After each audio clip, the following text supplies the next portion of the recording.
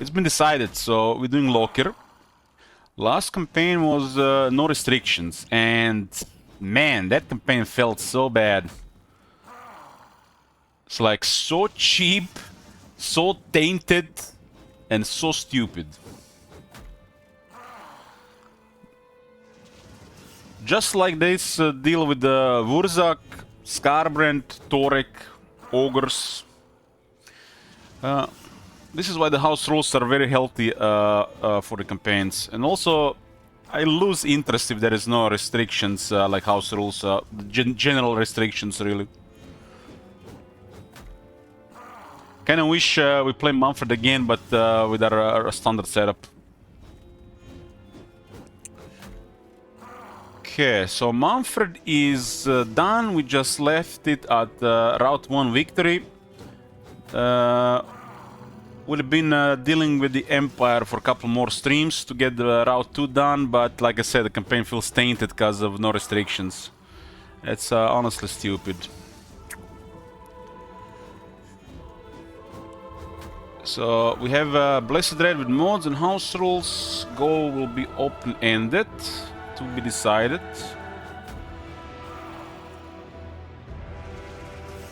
This is updated.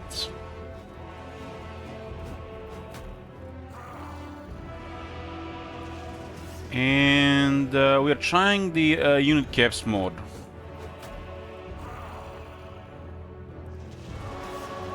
I have to update the mod as well. Huh? Mod list. Gotta add one more to collection here. So the one was it's called unit caps for all. Add to collection mods. Done. Okay, it's updated. We have a command and mods command. To me, like I said, the campaign feels tainted because of no restrictions, Amir.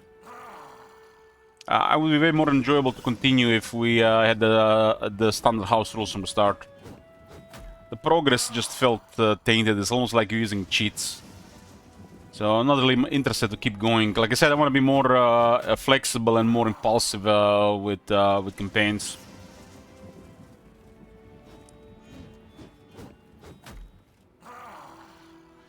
Title, max difficulty, Blessed Red. Who cares max difficulty here? I'm not trying to attract sheep here. They can either watch or they can fuck off. Okay. So you can already see here capacity is a part of faction effects. And Blessed Red has extra capacity for the Black Ark Corsairs and for the Feral Manticore. I haven't played Loki yet in Warhammer 3, so this is the first one. I liked all the elves, but the Dark Elves are my least favorite. It starts in the northeast Gran Kate. So, specialty is a sacrifice to Anathema, improves Corsairs and Charybdis units. So it's a right to buff Corsairs and Charybdis. This doesn't really sound like anything special. Income from slaves plus 5%. That seems rather minuscule. Every owned major port will allow the recruitment of a Black Ark. That's unique.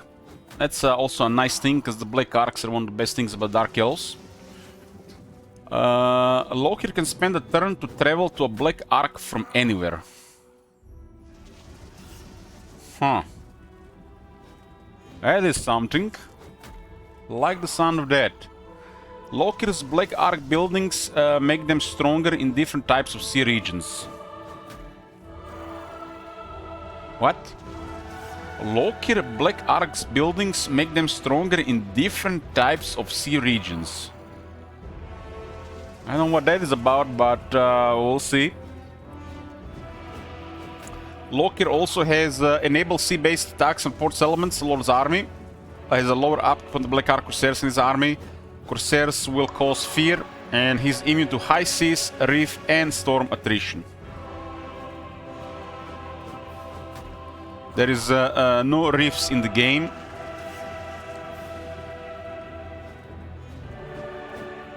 Not really, I think. Or maybe they're just like one or two. I think landing on the Maelstrom might count as a reef attrition, but when you're on the top. But that place is working weird. I might have done the wrong thing by changing that position. But the reefs used to be common in the world. They are no longer around.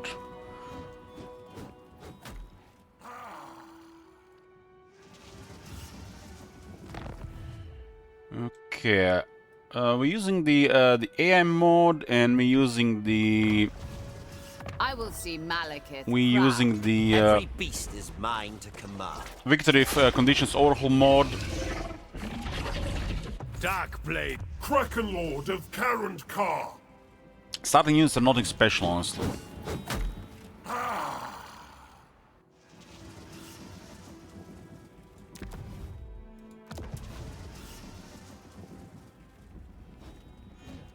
Okay, let's go. We are back to our standard house rules, which I will mention one more time. Other than this, there'll be no restrictions for this campaign. The goal will be open-ended.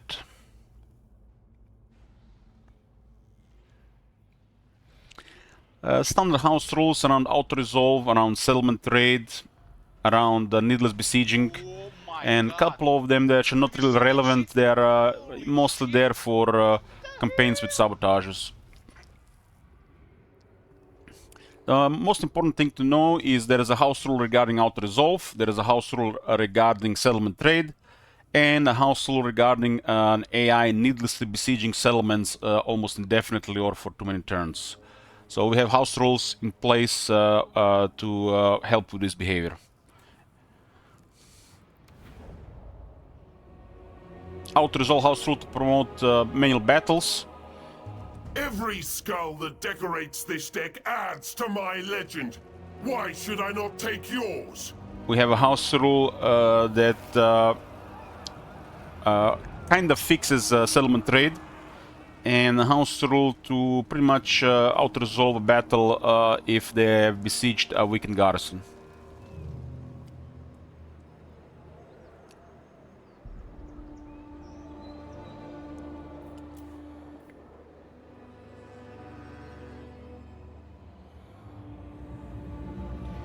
So what does this say on the Path to Glory? Path to Glory sometimes can deliver some additional information that doesn't show otherwise. Loki Felhard benefits from several unique advantages for his Black Arcs.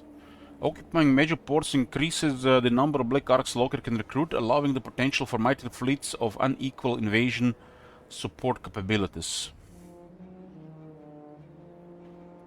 The Blessed Red's armies within a Black Arc's range can receive bonuses from its buildings based on the vessel's location in certain sea regions. Loki's travel to Black Arc campaign ability allows him to be transported to his nearest Black Arc on the following turn via the button above his character info panel. Take control of the sea lanes used by Loki's arch-rival, the High Elf Sea Patrol Aisling, as part of the Blessed Red's campaign objectives. Capture slaves to receive slaves is the pretty much the rest is the Dark Elf stuff. So Loki also has a unique provincial diktats, and the slaves and Shadow Widowmaker is all Dark Elf stuff. This is my first Warhammer 3 Locker campaign. No! I'm surrounded by fools! So where is this Locker button there? Ah, there is here. Travel to Black Arc.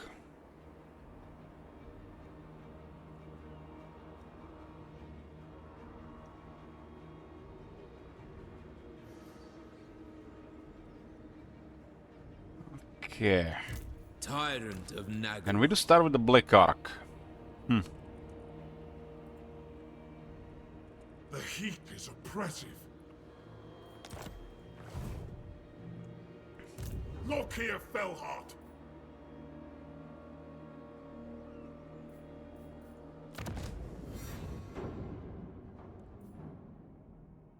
Dreaded Duelist. 22-second buff for 24 attack and defense. Loki does have impressive stats for fighting. And it has only cooldown of 60 seconds. Makes it a good ability. And he has the Merciless Slaver.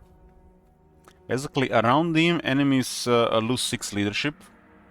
These type of abilities are usually at -4.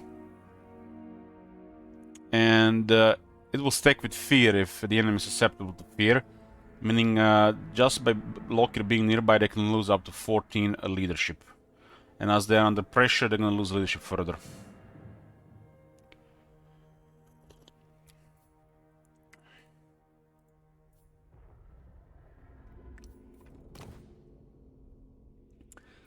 Loki was one of the most lackluster lords and factions back when it was released.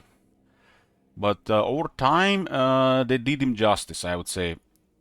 We'll see how it feels, how he feels in Warhammer 3.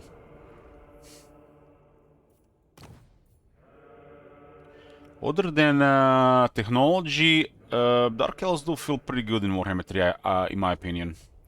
They need to completely rework technology. Has his Black Dragon Maelstrom on rank 18. And the fact he has a Black Dragon and still this ability makes him really strong for fighting. Because Black Dragons have high damage. So this thing is still old crap stuff.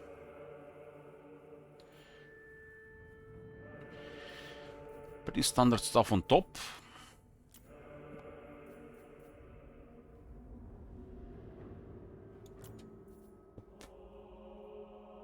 His first Legend Lord skill is bonded by blood, control +5 local province, loyalty +1 for new recruits faction wide, and campaign wound range +5. So, if you guys have been watching Manfred campaign the last couple streams, this is the Legendary Lord skill tree. This is something Manfred doesn't have 10 years later.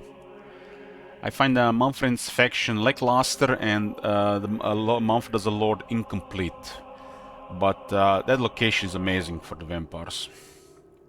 So I like his faction. Corsair Noble, +4 leadership, +8 attack, and doubles the Black Arc Corsair armor-piercing missile damage. So it's a little bit better buff for the hand bows than the regular ones. The Black Arc Corsairs used to be like barely average on the level of the White Lions. And the White Lions received a couple of buffs, and they both lacked health. And the Black Arc Corsairs still lack health. I think they just need a little bit more health. White Lions definitely went far over the years. Can't complain about White Lions anymore for sure. Although it would be better if there was a body, you know, a more elite unit. This is basically just a spammable bulk unit.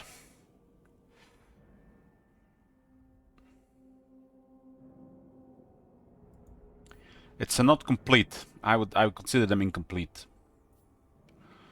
Ahead of the Tide, +10% damage, grants Vanguard deployment and stalk when unmounted. Oh my god! Have you seen that shit? Holy shit! Vanguard deployment for Corsairs in the army and stock for the Corsairs in the army. Ooh, interesting, interesting.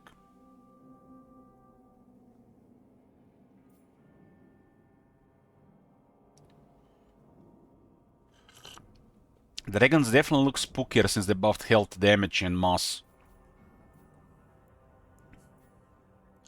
And this is very interesting, because this is basically...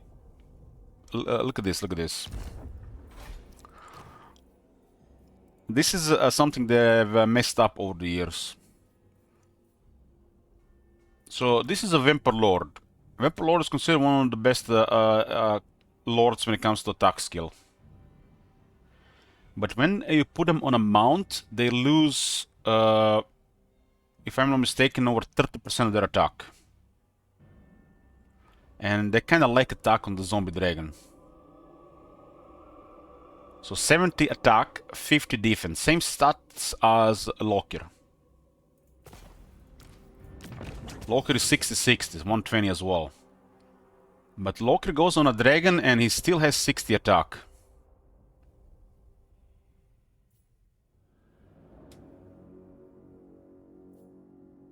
And this is basically Blood Dragon. Blood Dragon copy pasta.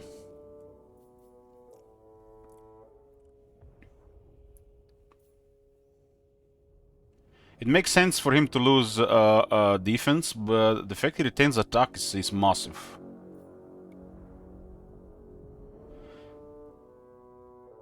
The dragons have a lot of damage. Especially the High Elf and Dark Elf dragons.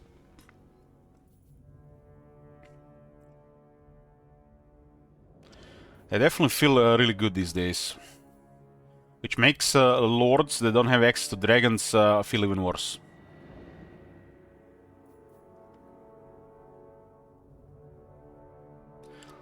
Locker is on those fighter lords. For me, myself, I find a lot of fun playing with fighter-specific lords and try to just make them stronger.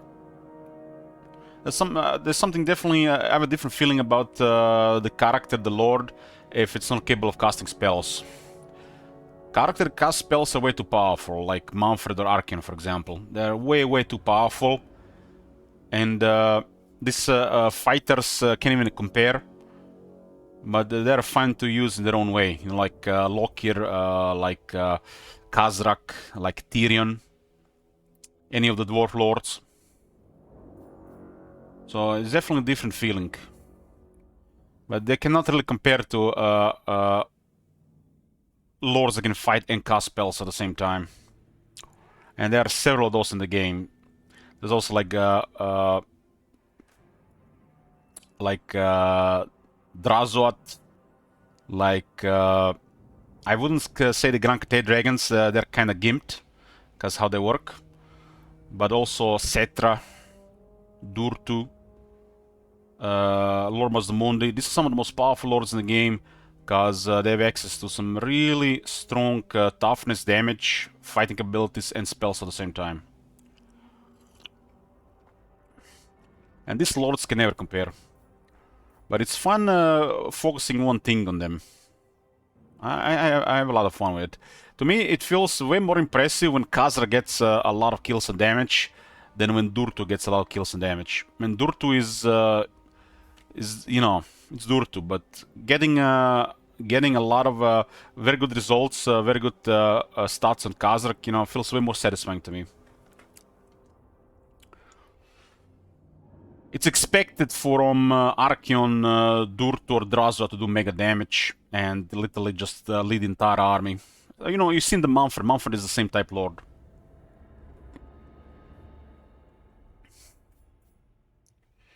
Master of the Blessed Dread gives an additional growth for the Black Arcs. Okay, that's cool. More income for ports and more bombardment for the arcs. Okay, that's unique. Nothing crazy, but I like it. This will stack with upgrades, right? So look here, Black Arcs get an edge. I seek the warmth. And there is Slaver at the end. This one is kind of boring for a Legend Lord skill tree. This is too weak, and it's missing a line. They need to double this. 25% and 10% and another stat. This is terrible. This as a Legendary Lord skill is terrible. Double it to 25 and 10 and add another thing. And then it will be acceptable. Luckily you don't have to take that skill too much later.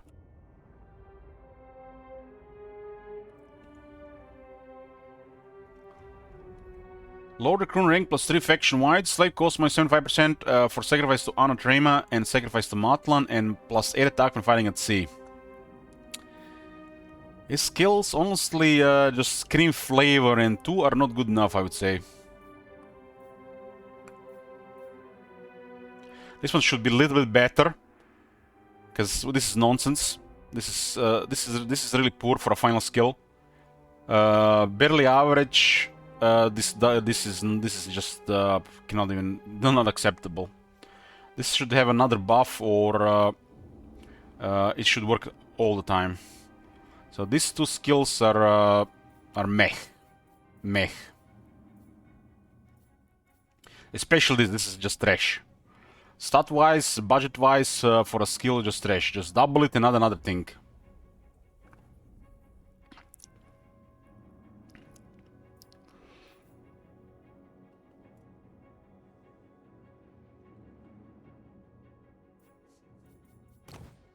His weapon has sundering attacks, 10 attack, 15% weapon strength, and 20% sacking, huh? Will set bonus as Sailor Dread, +1 control all provinces, and melee attack +6 and fighting at sea. What the fuck is +1 control to all provinces? This should be like +2 or +3. This is nothing.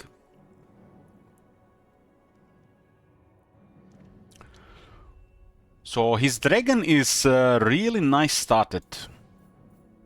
Spooky Dragon unlocker, for sure. Spooky Dragon.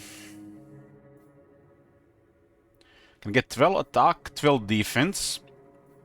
This skill really needs updating. This is another one skill that's been completely forgotten, really crappy as well.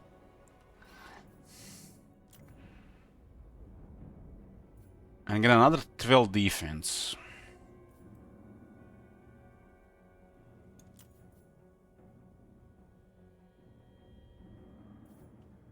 So he gets a really spooky dragon.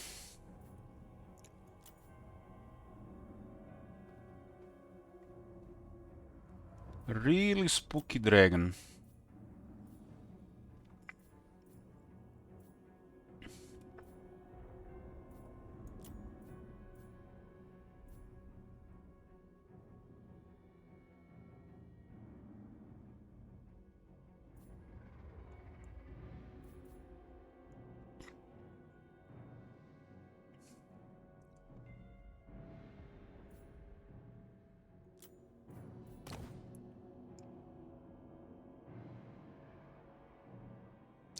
His armor grants 15 armor, 10 defense, and regeneration.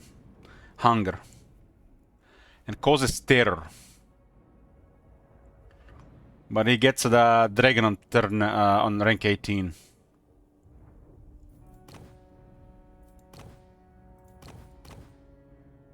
This one is also terribly outdated. Very good AI item though. Because the AI cannot manage gear, and having these properties for the AI is acceptable. Makes it one of the better ones for the AI. Unfortunately, this does not beat Armor of Destiny. It does not. Since the AI cannot really optimize gear, having an item like this for the AI is pretty good.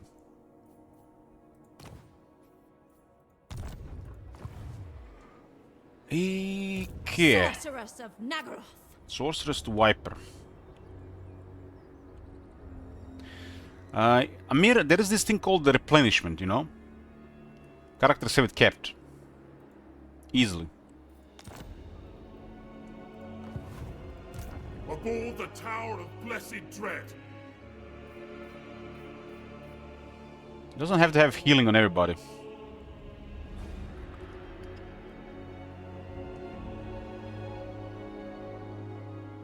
The only problem not having healing is if you expect to take over half your health in damage every single turn.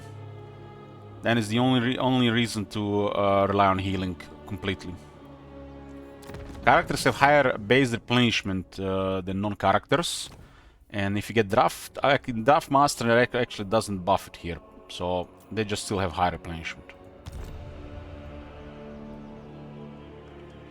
Usually a skill here on most factions for more replenishment.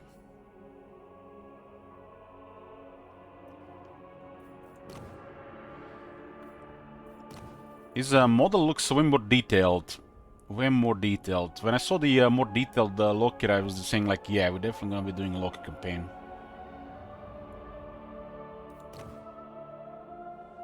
Healing is amazing, but doesn't mean you don't have healing, you suck.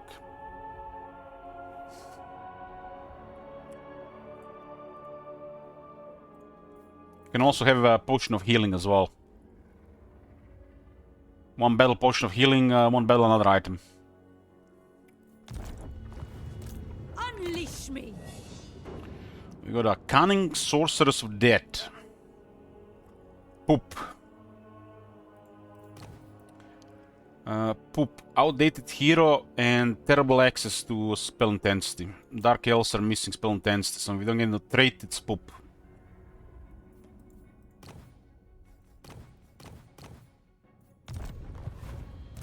Tyrant of Nagaroth.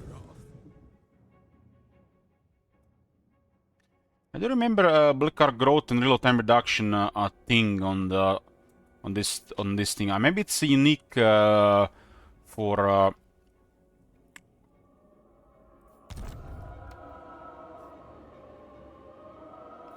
Locker. Is this every Black Ark for Locker or just the starting one?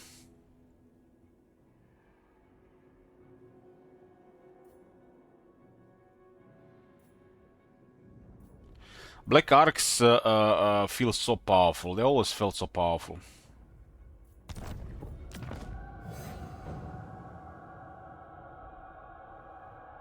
So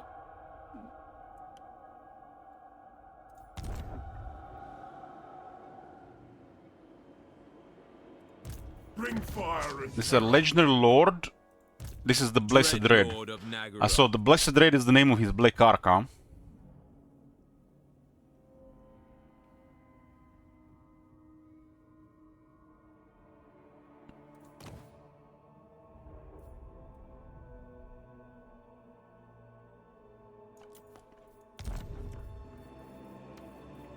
There's a landmark here for movement. You can capture more slaves and get better sec in the area.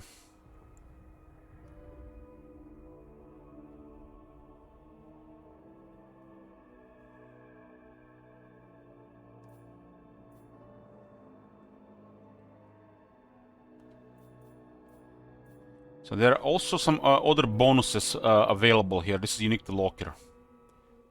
This is really good. So it's, let's see. When this Black Ark is in a sea region near jungles, income from looting, sacking, raising settlements plus 30%, armies in circle of influence. When this Black Ark is sailing in a river region, armor piercing weapon damage plus 10% for Black Ark Crusader units, armies in circle of influence. So they had to assign areas of the world just because of this. Maybe it was already assigned, just not showing.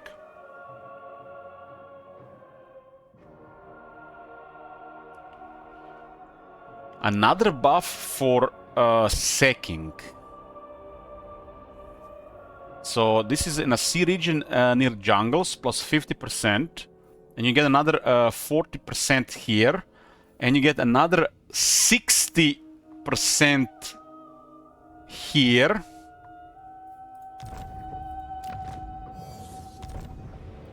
sacrifices to Mathlan.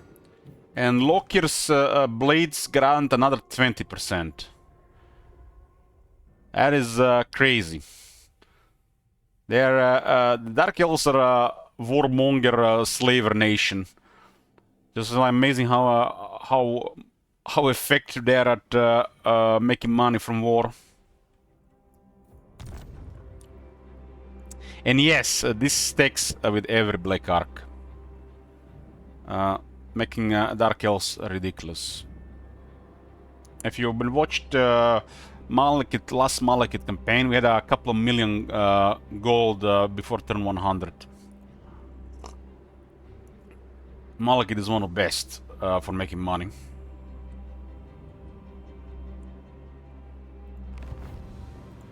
Ply the cruel seas.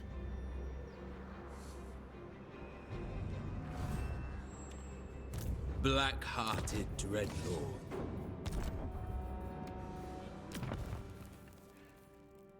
Yeah, this is Warrior's Hall. This one, if we are in Northern Sea, generates slaves. And this is called... Sea gives comfort in it the is the effect that says Lockier's Black Ark buildings make them stronger in different types of sea regions. But how can you tell which one is which? When you mouse over the sea, it doesn't tell you what is it about. Lord of the Black Court.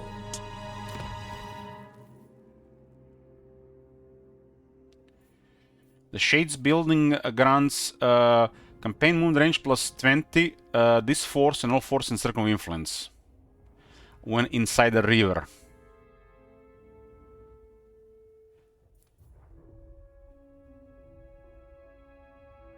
Damn.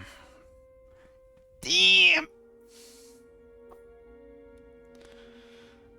The Shrine of Cain has near Ulton or the Eastern Isles. So basically, seas that are adjacent to I guess adjacency with those climates, I guess. This is the adjacency with temperate islands, right? Melee attack plus 10% and weapon strength plus 10%. Druki hate high elves, so they get extra attack and damage against high elves. So we are sailing adjacent to Ultuan or the Fep Islands. We get a big buff to attack and weapon strength. That's quite a bit, actually.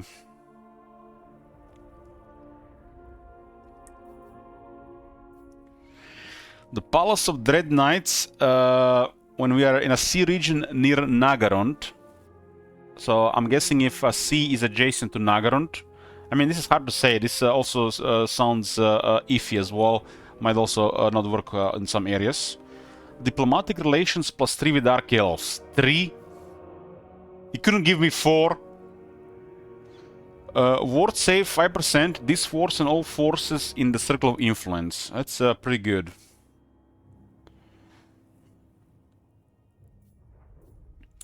The Dragon Tower, when in a sea region near jungles, makes the monster and beasts cheaper to recruit. If this works, it will be in green. So if you have a condition met, it will be in green. Weapon strength plus 10% for Harpies, War Hydra, Charybdis, Black Dragon, Feral Manticore, and Bloodwreck Medusa units. This force and all force in circle influence. So sea region near jungles.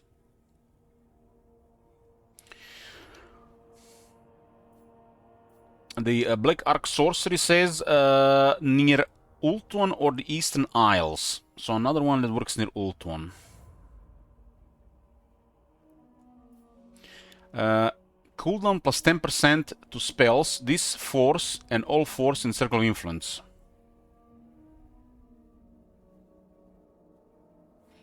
So it looks like hopefully it's just a typo. Hopefully just a typo. Because this means the spells will have a longer cooldown.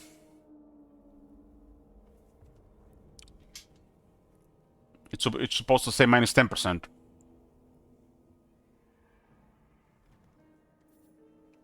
These are the bombardment abilities to upgrade. And anything else here? Tier 3. When this Black Ark is in a sea region near Nagaron, change to gain a magic item 5% per turn. I wonder how it does work with multiple Black Arks. Will it increase the chance to get a single item, or will each one try to roll its own item?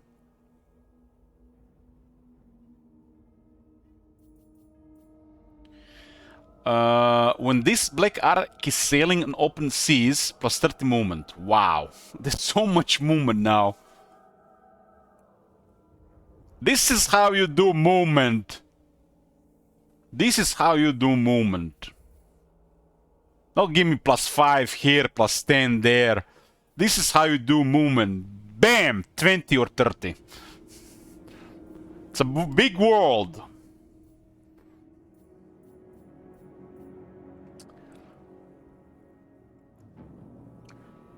Northern Sea regions, casualties captured plus 10%. And we're near Ulton or Eastern Isles, bonus to leadership for infantry units. A lot of these things seem like they might not work half the time. But if some of them work, it's still cool.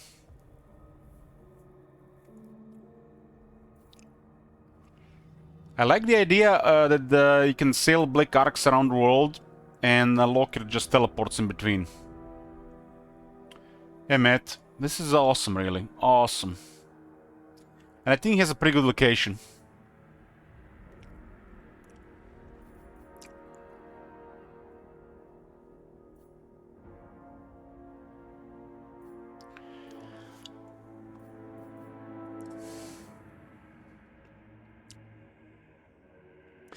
They worked in my head when I played him.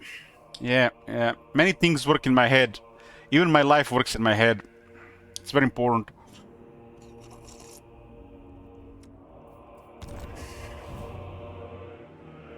Unrestrained power.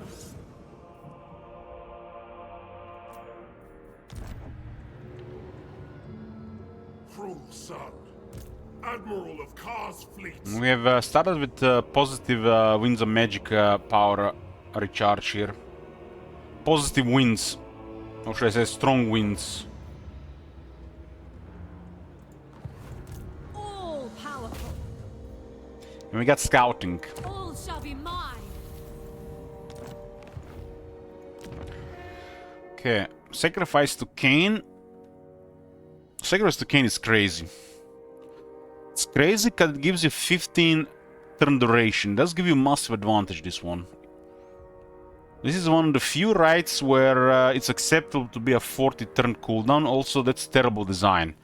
This should be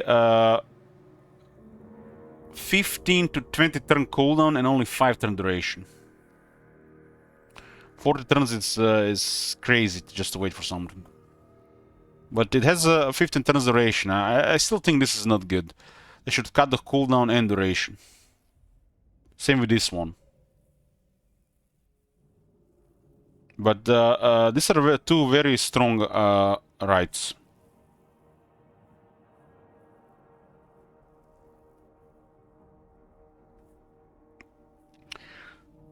Sacrifice of Anatrema.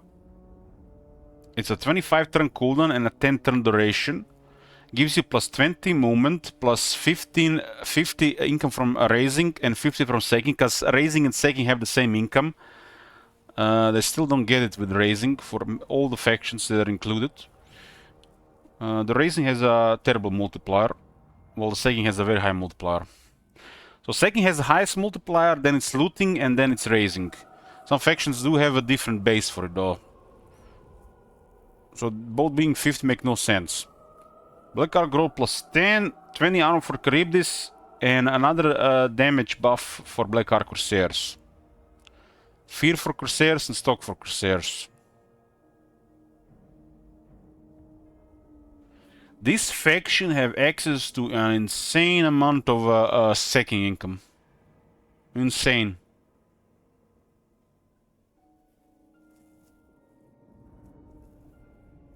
Loyalty don't really do anything unless you have a terrible RNG and you're failing at campaign. So this one is just for control. They all cost 800 slaves.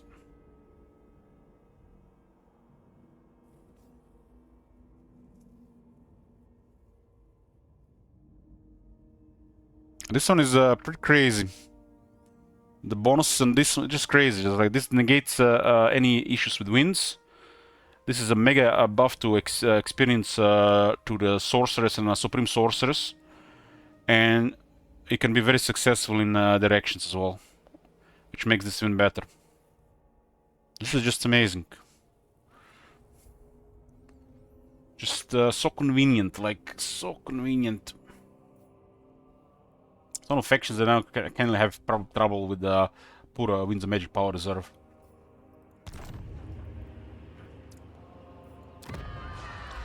Our capital is Haichai.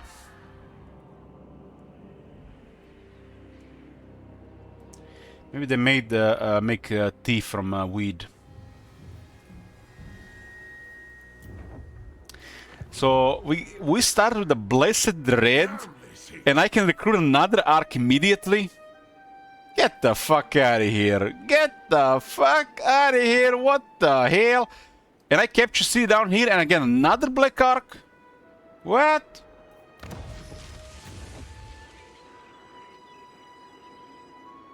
That's crazy. This guy can have 2 black arcs on turn 1. What the hell? Cruel and deadly.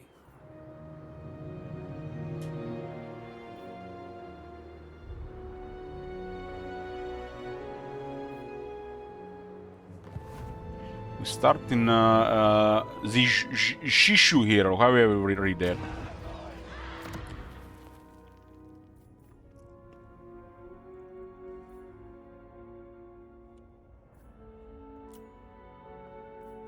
There's a landmark here. It's called the Wreck of the Talon of Agony. Cost you 100 slaves and 500 gold per turn. 1 turn to build and 5,000 shekels.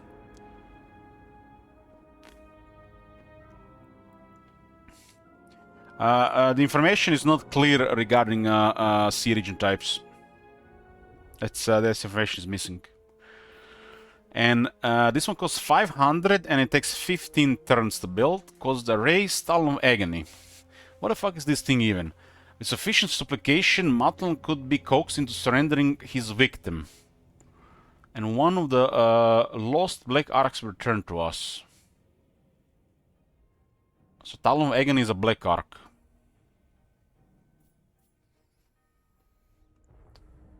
With a sacrifice that will echo down the ages, the Druki proclaim their mastery over the sea itself and reclaim what their ancestor had lost to its cruel embrace. Income from raiding plus 15% faction-wide, 100 slaves per turn, and army ability, number of use plus 1 for all black arc bombardment abilities, all armies. This is so poor for a tier 5 landmark. So poor. At least it's 100 slaves per turn. Attend me. The black arcs already have a good number of abilities, so this is already solid. And Lokir already gives additional +1, which it's more than enough. So this doesn't seem like a good thing. This doesn't do anything, and so you basically just get 100 slaves per turn. It's very expensive to get those slaves per turn, though, because you would lose 15 turns of this as well on top of cost. It's a pretty poor landmark. Pretty poor. This effect doesn't really matter. This is not good enough for tier 5, and this is terrible. If they add a 0 to that, might pass.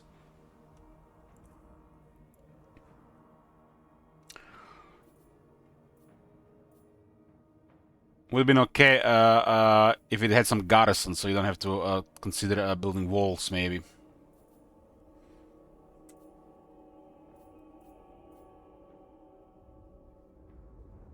The province itself is terrible. 2 region provinces are not good for the Dark Elves.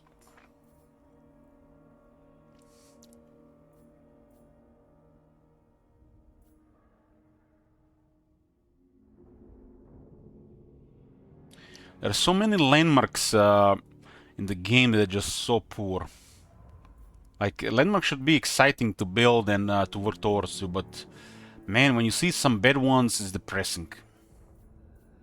Opposite of what it's supposed to be.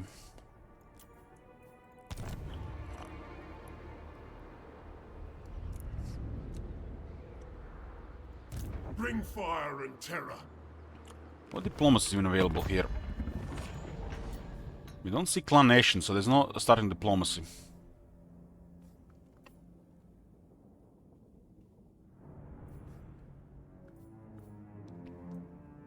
Early game, clan nation might be terrifying, but we might work with them. Okay, before we do the battle, let's see what the victory conditions bring.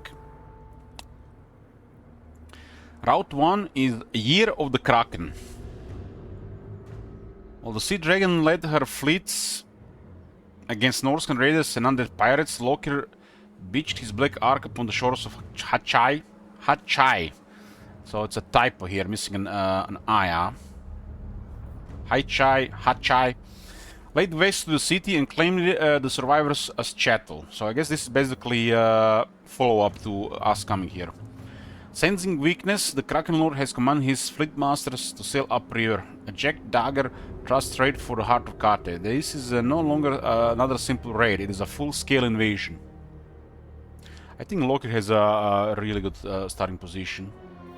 Like one better in the game. Maintain control of the following 16 provinces, either by direct ownership or through vassals and military allies. So it wants us to occupy Grand Kate.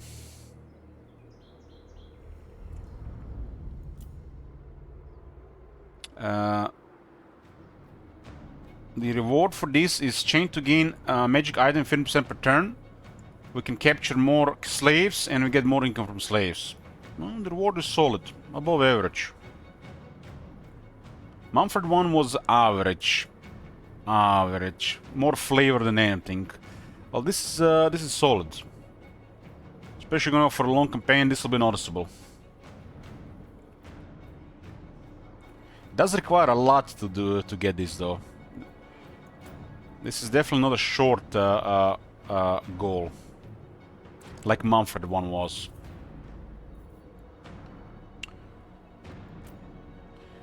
Route 2, a game of rivers. The upstart Beastal Rakard had laid claim to Karamkar, the black heart of Nagrod's slaving empire. Lokir will suffer no pretender to sit upon his rightful throne. Once he has reclaimed the city, Rakard will have nowhere left to run, save into the Kraken's maw. Build the slave traders' palaces in the Karamkar in there to begin the game of rivers. Oh my god! Have you seen that shit? It's a landmark in the Broken Lands. What the hell? There'll be a dilemma for a called Endgame. When Druki play their game of rivers, they play it for keeps. Rarely do such contests end without bloodshed.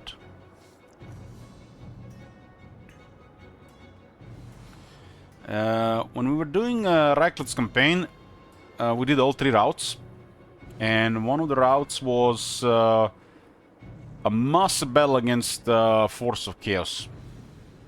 So we can probably expect maybe more quest battles like that.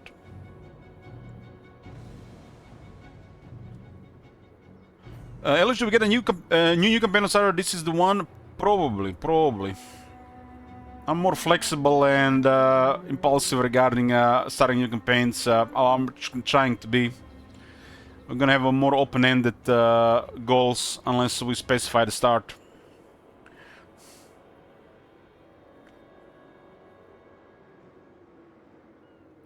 Is Mumford done? Yes, we just left it at Route 1. Okay.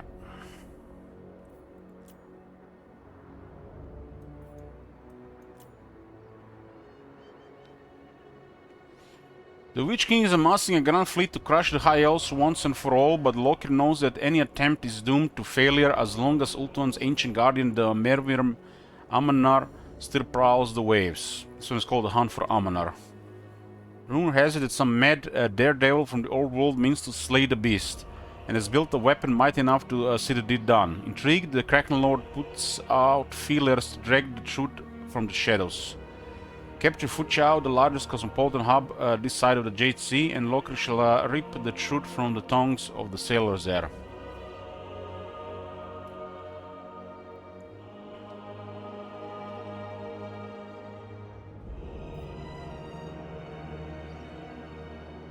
So this sounds like the Progress's quest. Like a chain quest.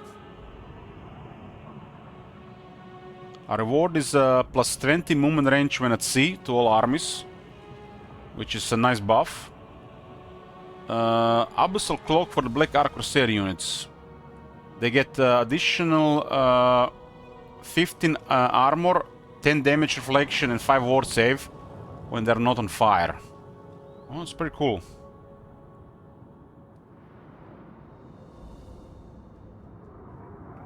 Another buff for the Black Car growth.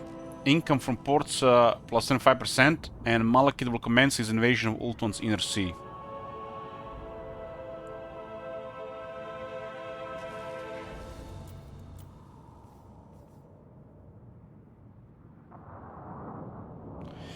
Well, to unit be on a fire, they have to get hit by flaming attacks. I ended the Mumford campaign, like we said, it was an open-ended goal, but that campaign felt tainted because there was no restrictions, no house rules or anything. Just feels cheesy and cheap to play it like that, so I didn't feel like continuing. The house rules we have set regarding a couple of things are important, really. So just left it at Route 1.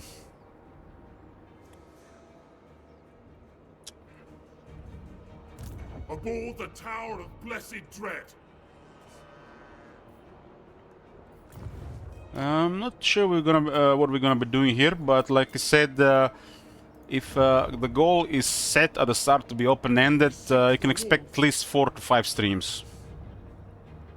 So this campaign, same as Mumford, 4 to 5 streams. Unless I change my mind. Comfort in the heat.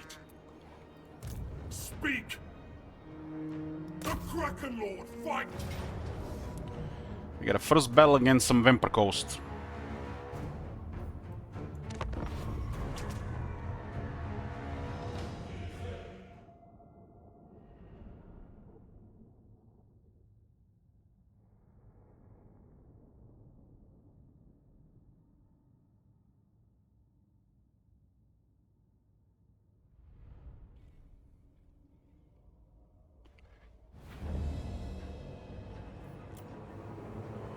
For the first time, we're also using some unit caps mod, so we'll see how that works out. Feel my wrath. Doesn't mean if the mod does something you want that they're actually gonna do it right, or it's gonna be how you want it.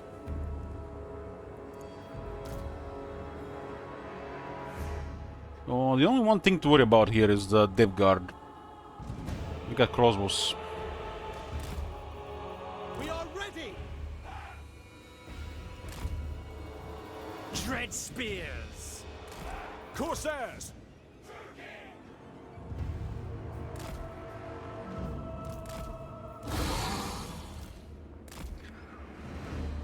Corsair handbows! So the right side can't even do much harassment. These guys have to stop to shoot.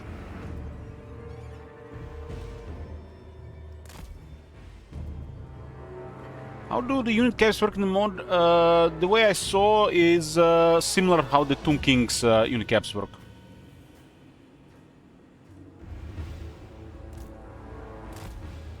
Dread spears!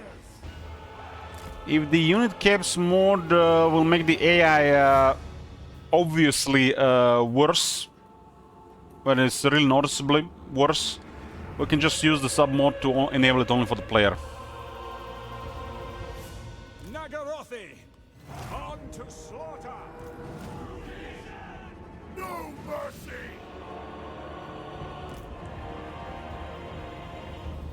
Advancing!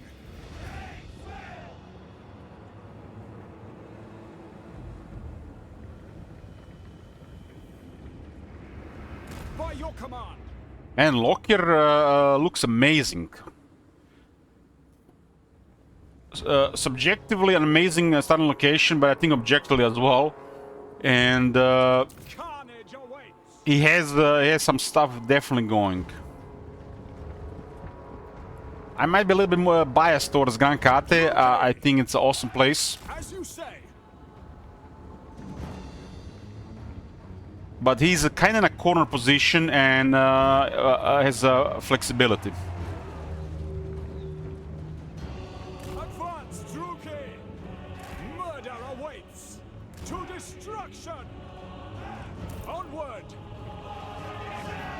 These guys have the same voice actor as some of the generic voices from Medieval 2. Going. Hey there, bro. These are the Black Arc abilities. As long as they're not upgraded, you can activate all at the same time. If they're upgraded, you have to wait between activations. Corsair hand bows. Upgraded is still the way to go, but not a priority. Blood will flow.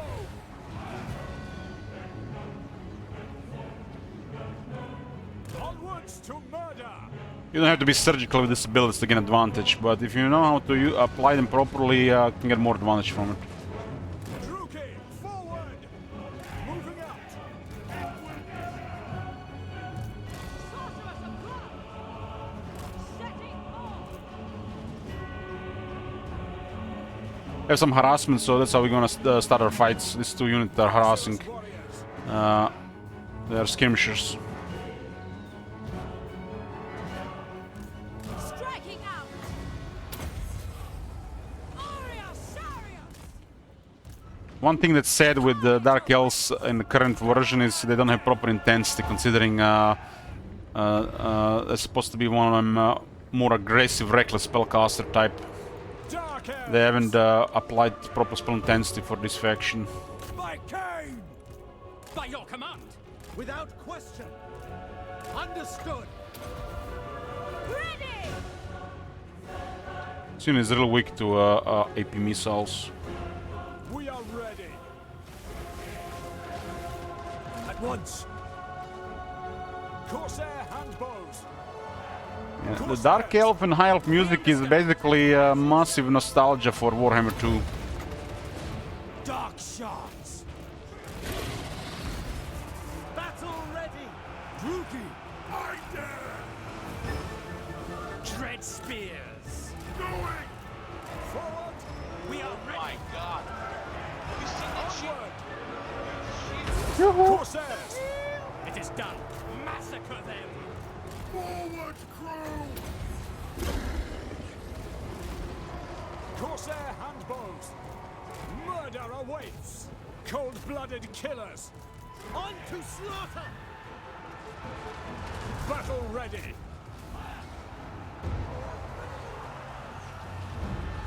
Death and plunder!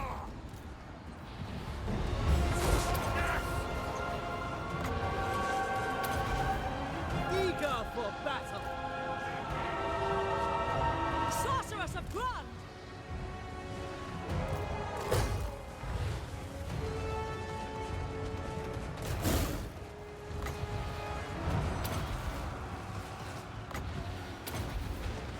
All powerful!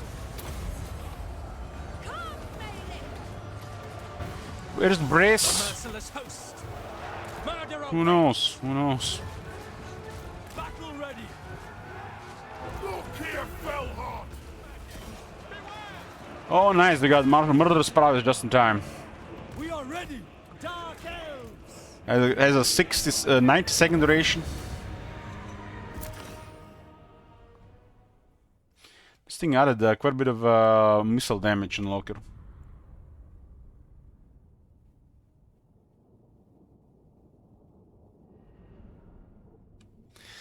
You gotta play Ungrim though. It's like Karakadin is just terrible faction. Looking at that city gives him brain damage. But Ungrim is awesome.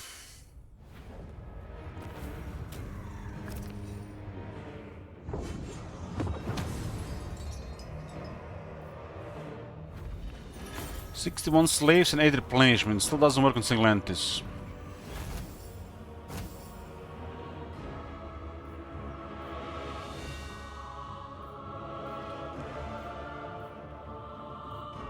We must fill the slave decks. We need 800 slaves to activate the right. Look here, Fellheart. Sacrifices to Mathlan. It's because there's a Warhammer 1 version and Warhammer 2 version, and then there's a Twisted Warhammer 3 version. They don't all use the same thing. It's how they didn't standardize it across games. So Warhammer 1 factions had their own version, Warhammer 2 factions they had their own version. So basically Warhammer 1 factions had a replenishment that applies to everybody, but the base was worse. Warhammer 2 faction has only applies to non-single entities, but it was more generous. And then in Warhammer 3 they use basically all and generous. But they retain from the old factions how it worked. If there's a replenishment, it should apply to everybody, right? One day they might fix this, but it is how it is. Ply the cruel seas. Bring fire and terror.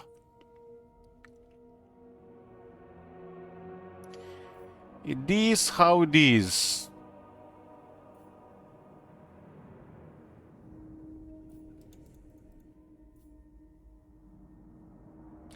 This guy doesn't even have that many skill points, huh?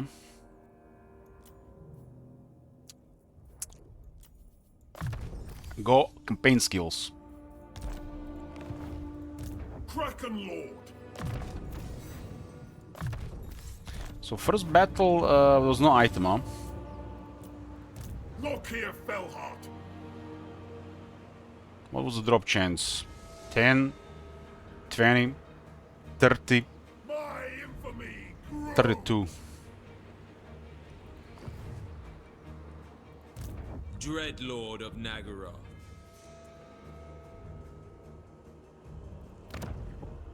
So Fu Chao is the next thingy here. The chill winds blow. 2 black arcs on turn 1. Lord of the Black Court. Dreadlord of Nagaroth.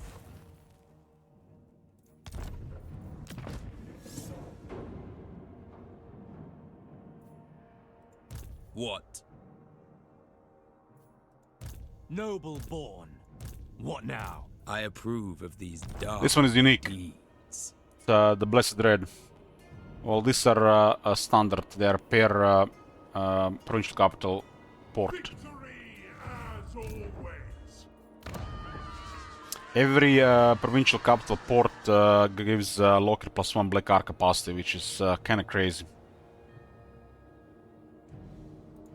Cruel and deadly. Dreadlord. Dreadlord. Dark Elf lore magic is trash, right? No, no, it's not trash.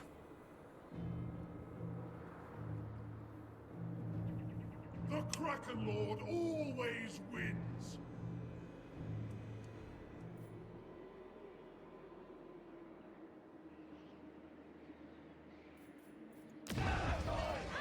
No, no, you just have to own the city and you get it. You just have to own the city and you get it. Dreadlord of Nagaroth.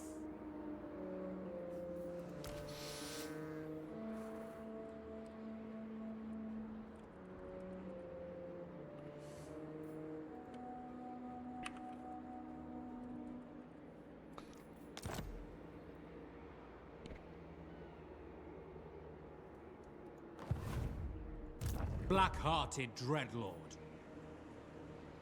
Going ashore. Well, we heard that there are exotic slaves in Grand Kate. I mean, being a Dark Elf, probably the best slaves to get are in China or in the East. Even before Grand Kate got released, there was an actually an ancillary mentioning this. It's available to Norska. Malevolent Lord. Hey, 54. Why the feels weird, man? I am victorious. Black-hearted Dreadlord. The ocean awakes. We're getting new original content from the CA, guys. I read about it yesterday. There's gonna be a new lord, which means new faction, although it's not clear if it's a new faction, but we assume, because every lord leads a faction. And we're getting tiger people.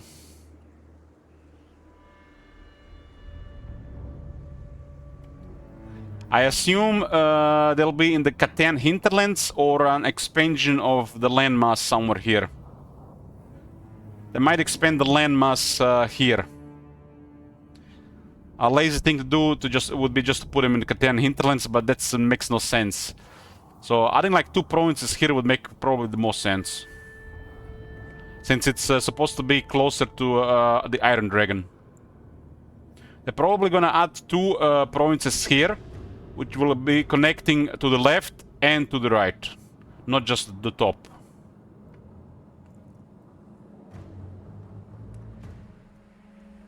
I mean, I'm hoping for 2, but there might be just 1. I mean, it's still at the border of Gran Carte. So far we know it's going to be a female tiger. She tiger man. Hold on. Scratch that. It's gonna be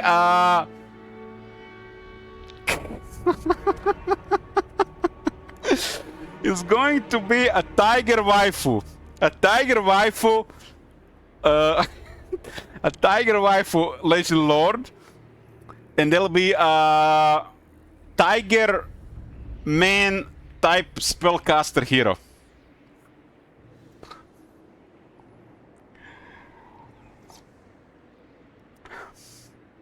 And there'll be 3 type of tiger warrior units. I assume in the form of what I expect. I expect the tiger units to be something like the skin wolves, maybe just better started. But the variation among them will be like the beastmen minotaurs.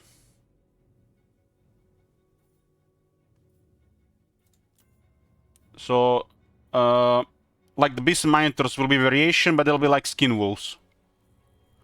There are also going to be anti-large hero from the sound of it as well.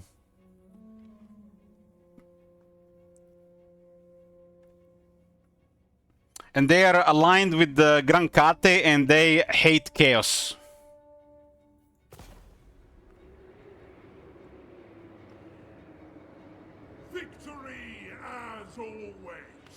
So it's not really like some new races here,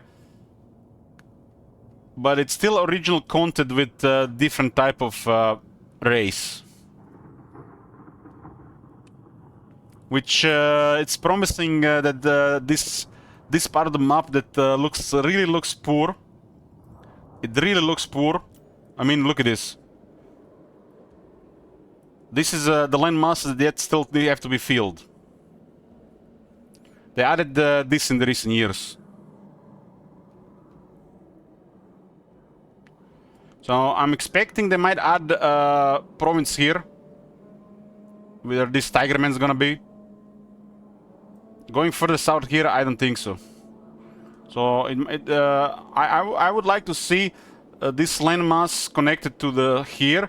And it has left and connection to the right, so this area with 2 more provinces would fit.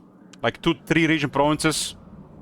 I hope they don't just add another generic 4 region province, no resource or anything.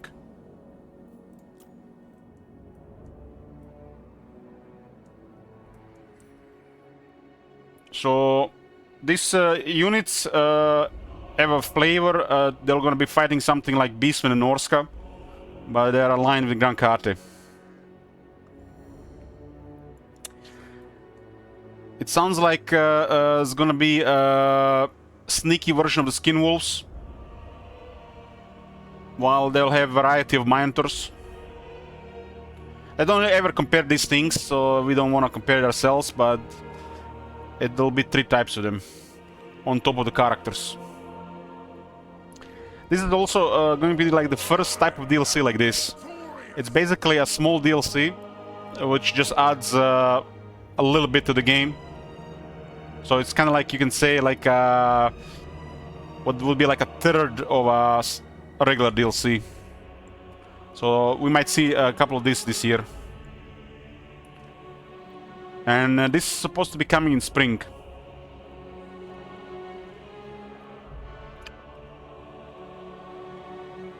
Admiral of Kar's fleets. Tyrant of Nagaroth, such slaughter awaits.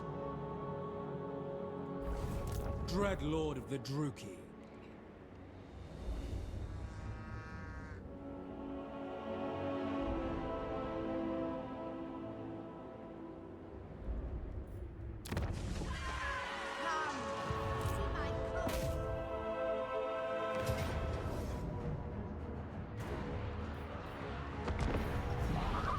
I don't think these type of units will work well with guns.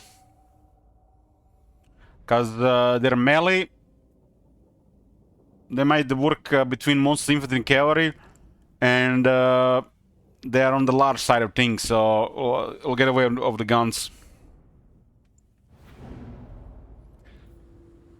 But you can definitely expect something like skin wolves with a variety of minotaurs.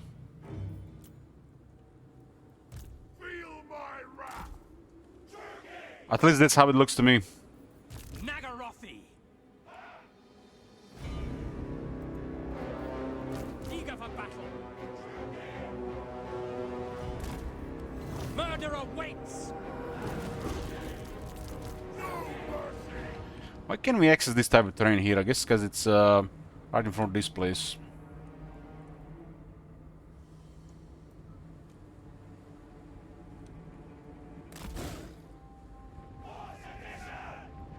I'm looking forward to the voice acting. It's probably the most exciting thing for me. We're getting another female character, and it's gonna be a tiger. So I'm expecting some good voice acting.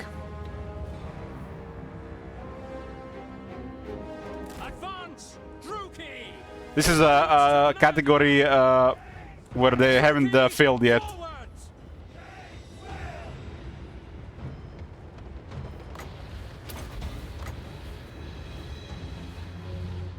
Corsair handbows. Forward. Hack, cut for the king. I guess we'll exchange missiles here.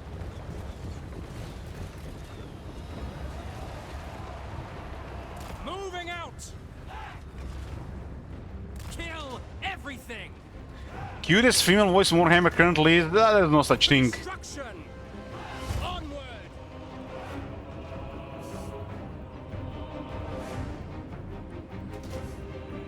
No such thing. Attractive, sure. Cute? I don't think so. I don't think we have cute. Slaughter. But attraction is subjective, right? Carnage awaits. Going. Onward. Blood for Cain. Advancing. On to slaughter. Onwards to murder.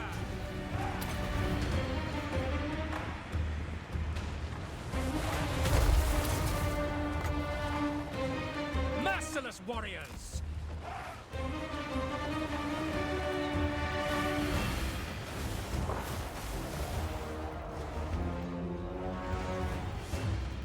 Forward. Going.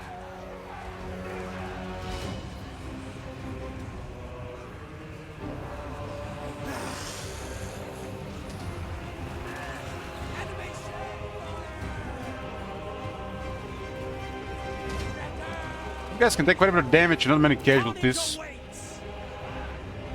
But still, the 7th range makes them terrible for skirmish unless the enemy can fire back. With pleasure. Moving out. This is some of the worst units of the game, so it doesn't really tell you much. Battle ready. Battle ready. Druki, forward. Dark shards to destruction. Eager for battle. Advance! The merciless host. By Drakira. Corsair handbows. Glorious destruction. Onward! Corsairs feel good to meet a real army. Well, they're easily replaceable, so doesn't matter if they die. My blade hungers. The merciless host. Cold-blooded killers. Bloody murder.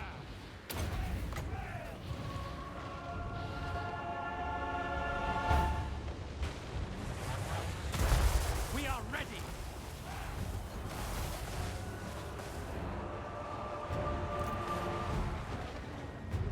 Corsairs! Orders understood. Advance, Druki! Bloody murder! Look here, Fellheart! Elspeth is cringe. Kill And everybody knows who I like. going!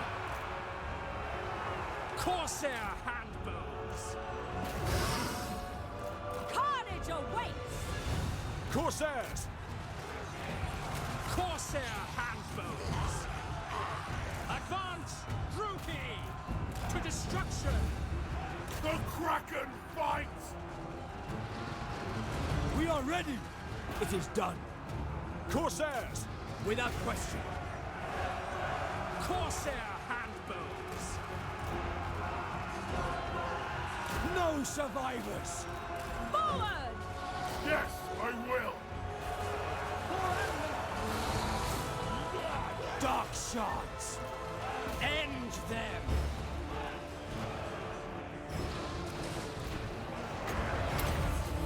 Elfrine and Aha! Corsair handbows.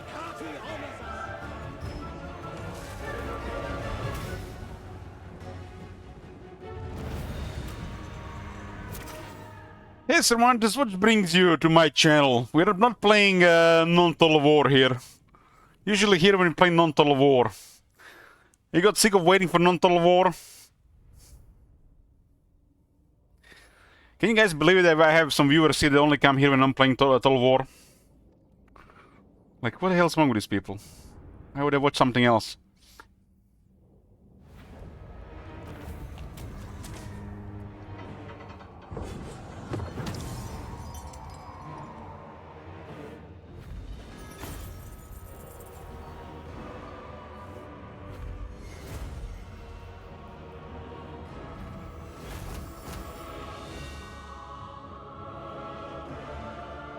You know, guys, last time All Might was here when we played Red Dead Redemption. I'm sure if somebody requests a Flavor of the Month game, All Might will be back. At least for one stream to comment how great that game is.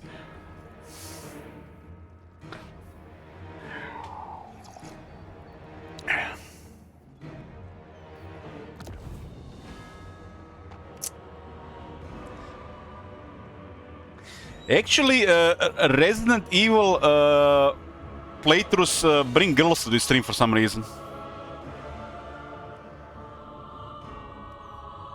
What's up with girls in Resident Evil games?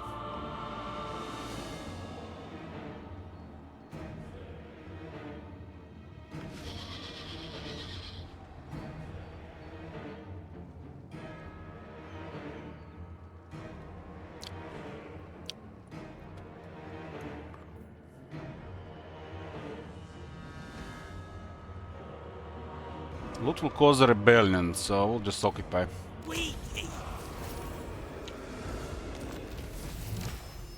Got a potion of toughness. Look at this, potion of toughness on capturing the first settlement. It's a healing item.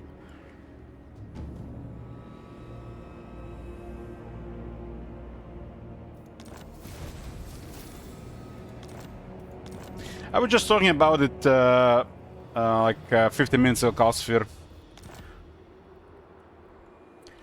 I'm excited to for the Lord units. We'll see. The Lord and possible map expansion is what excites me the most. Because I was just thinking how this looks so horrible here. Like, you know, there's missing parts of the map. Look here, Felhart. So Lokir Felhar has unique dictates. And it's not what you think. It's a messed up word. It's a messed up word. It's an edict. It's a DLC Lord, Slim Forest.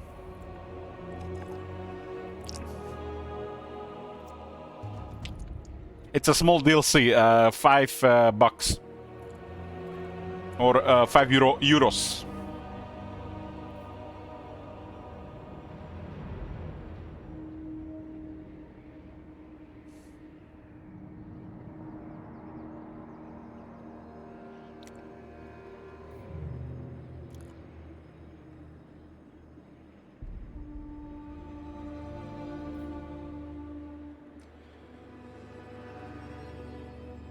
First dictate is wear out the oars. For 200 slaves, companion women range plus 40 whilst at sea. Armies in nearby sea regions.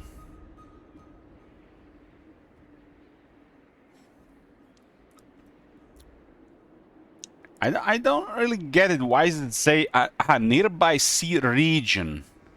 So it's gonna apply to the northern straits of the Jade Sea.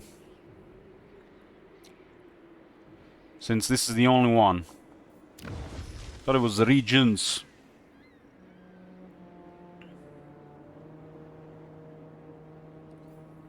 Shipbuilding. Growth plus 20. Black Ark growth plus 5. Arms in nearby sea region. So they're flavored towards Lokir's faction. Doesn't make these things any better though.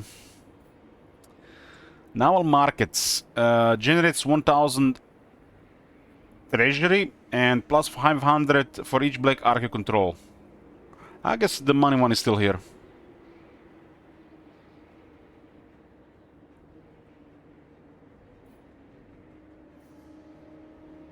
Okay, now market is cool, because we can only get 2000 for this. That costs 400 slaves. Right now we need slaves for rights. They cost 800. Okay, let's check recruitment here.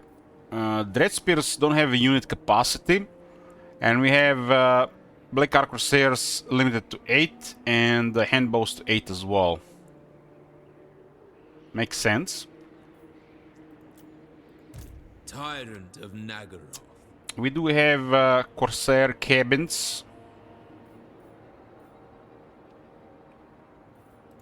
Tyrant of Nagaroth. And we have plus 6 from being a Blessed Red. So that's where the 8 is coming from. Dreadspear is the generic unit of the Dark Elves. They have no limit.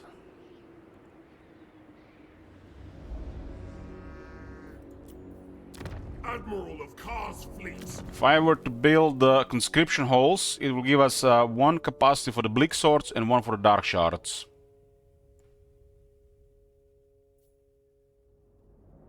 Tier 1 is 3 each. And tier 3 is still at 3 each, but provides other units.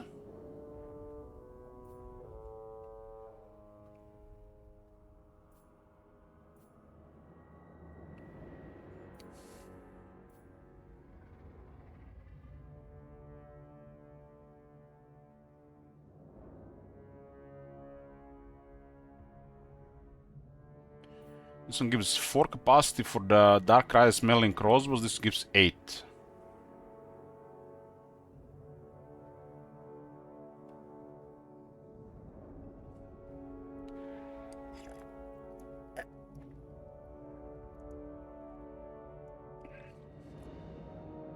Bye-bye, Savants.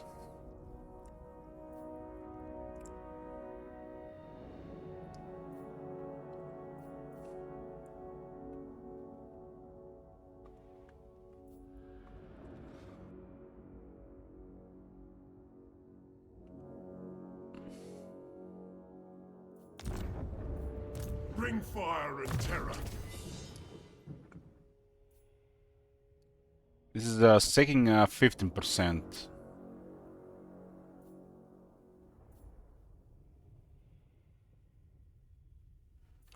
Locker is our main army, so this is where we're probably gonna be getting most of the stuff out.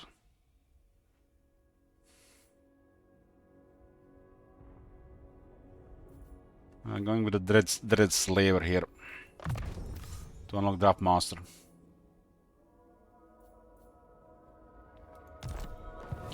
Ply the cruel seas.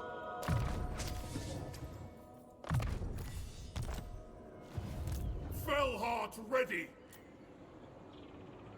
So we can recruit locally and from the Ark. And they're pretty cheap for Locker because there's a 50% up reduction on the Black Ark Corsairs. You can get another 10% up reduction here, another 8 here, and another 5 here.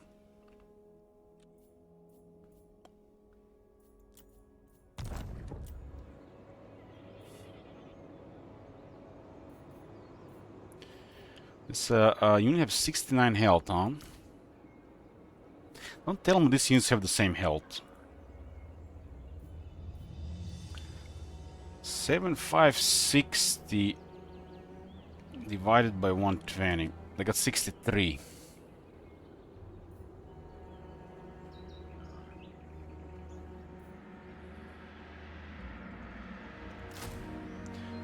When you mouse over this thing here, it should tell you health per entity as well.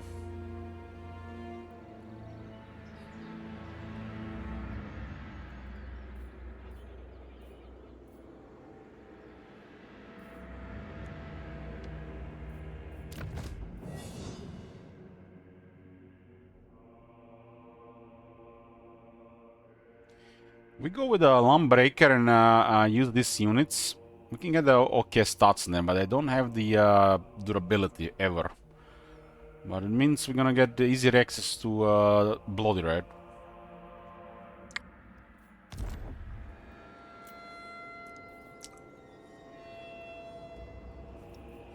So 32 attack and 28 defense, 36. So 4 attack defense. They're at 25, 10, 8, 25, 7. So still have okay damage for being a shooter as well.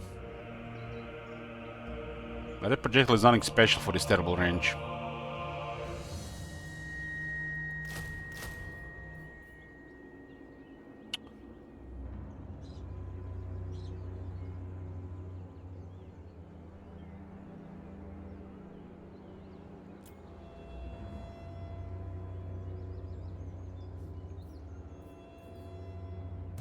Noble born. We gotta use the Black Arks have no access to this side of Karte.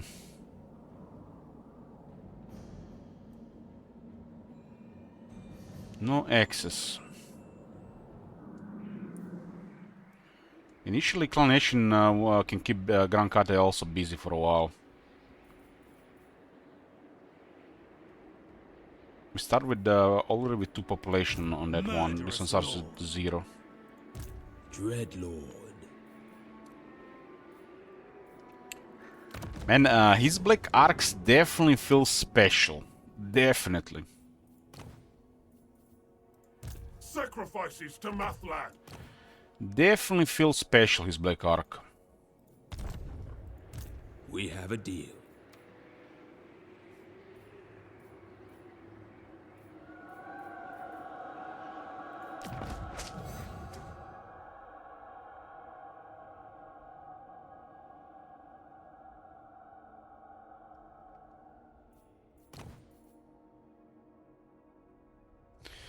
But, this guy is still gonna have a better sided army than Locker. This is why the Locker skills don't make no sense. At least they should mimic some of this stuff here. Aboard the Tower of Blessed Dread. So his army has 8 more attack when fighting at sea. Tyrant. Meanwhile, this army has 5 attack and 10% more damage, just like that, with everywhere.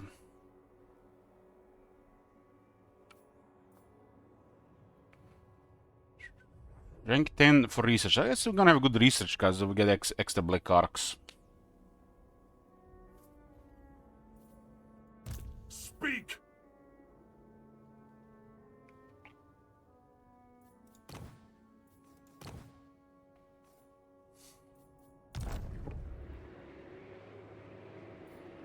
Bring fire So and terror. the arc guy counted as low recruitment this turn.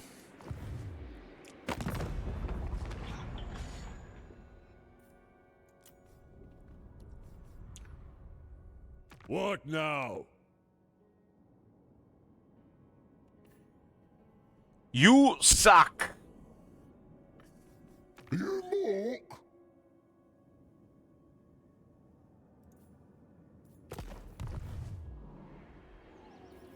Black-hearted.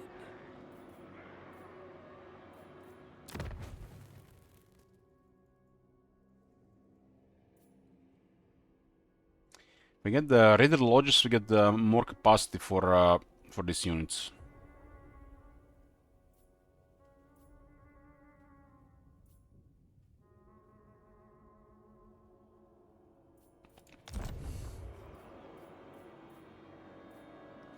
Doesn't look like we ought to get this, because this building does provide some other stuff, and they fixed this, it works now.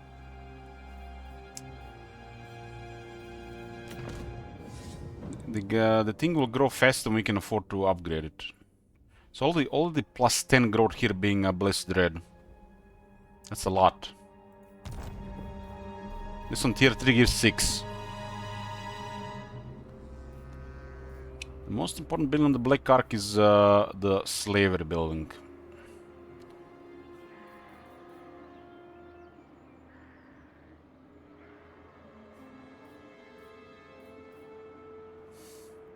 Lord of Fear. On the regular Ark, you didn't need that building. Murderous lord.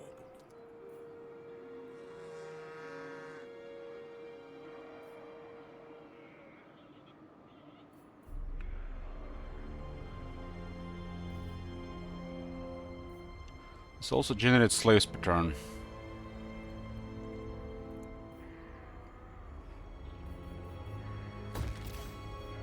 We have only 2 pops, so we can do one thing here. Let's get the upgrade here.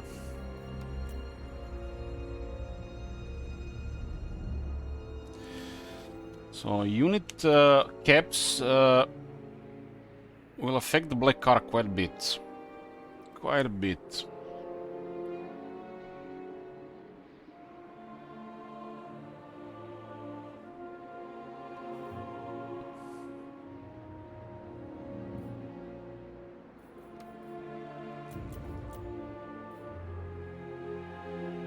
This thing is adjacent to the coast.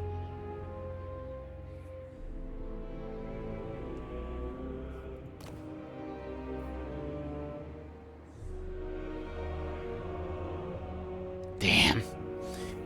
Damn.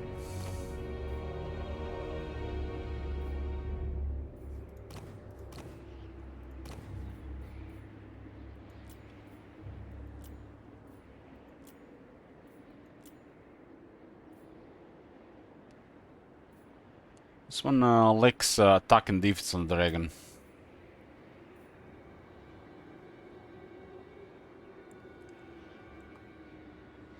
They have so much good stuff these days on the trades for the Dark Elves.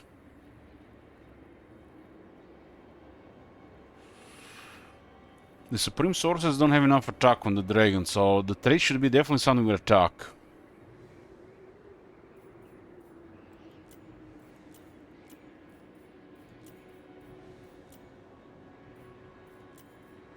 A level and grants 15 attack. 15 attack. Supreme Source gets a dragon a little bit later. And it's kinda big deal. This one also grants 8 defense. It's like 16, 18 stats. 18 that are also necessary versus 15.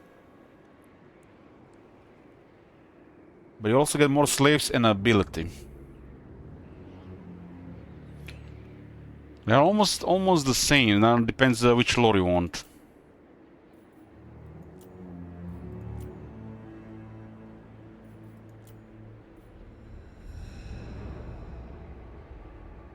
I gotta say, the Lord of Dark Magic is better than Lord of Beasts, for sure.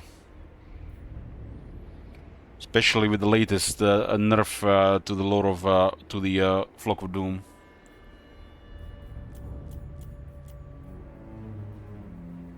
But no intensity, man. What the hell? Supreme Sorcerer, Supreme Doodoo. Where is intensity at?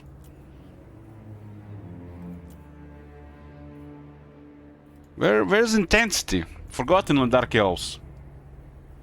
It's been a while back how it has lower duration than before. 6 seconds on regular casts, 13 on the overcasts. It's still good if you had some intensity.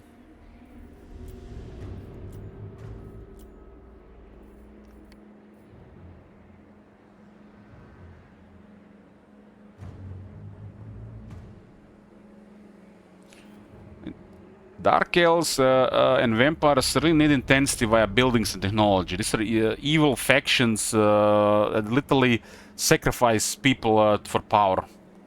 Where's the intensity for them?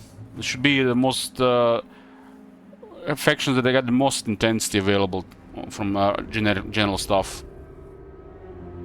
They have the two most evil types of magic in the universe.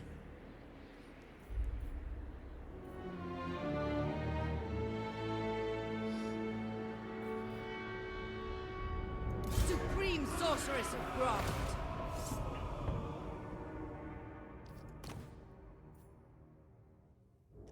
So with Malevolent, it will have higher stats on the dragon than current Locker stats.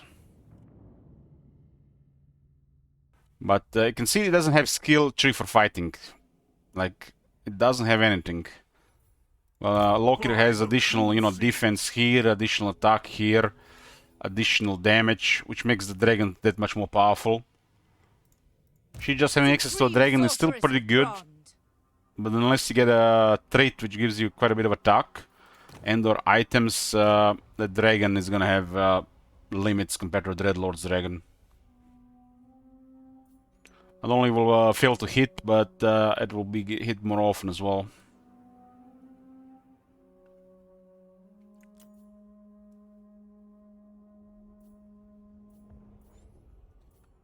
It feels bad these days with the Supreme Sorcerers having no intensity.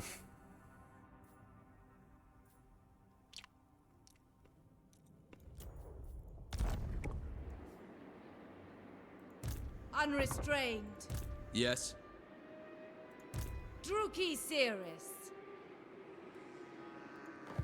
I wanna take these Corsairs. Dreadlord of Nagaroth. Intensity is still missing across the whole game. Like, Demon Princes don't have it. Vampires don't have, and Dark Elves don't have general intensity. Everything is just so borderline. Doesn't even fit campaign for most factions. And then you buy a DLC Lord and she gets an item that gives her 6 intensity. What the fuck?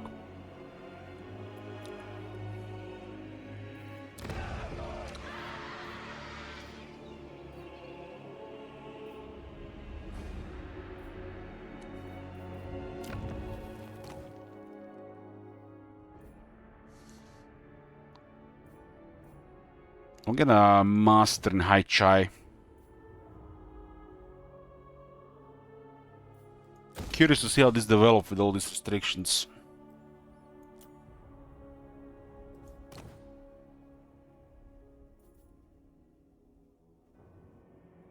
This is one of the best income buildings in the game. The best!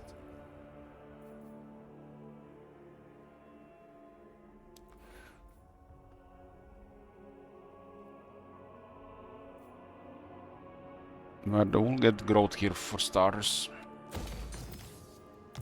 Small province. What is this required? Highborn hostages commandment.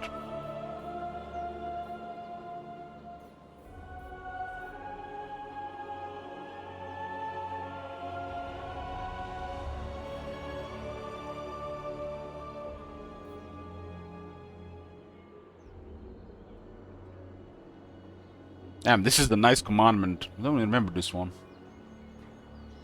Enemy hero action success chance minus 25% for in the local province. Ambush success chance plus 20%. And chance of intercepting an army using tunneling dispatch and rollers plus 25%. That's a nice nice one. Like, that's 3 different things. And they don't won't be doing much, but it's a good amounts and they're all together.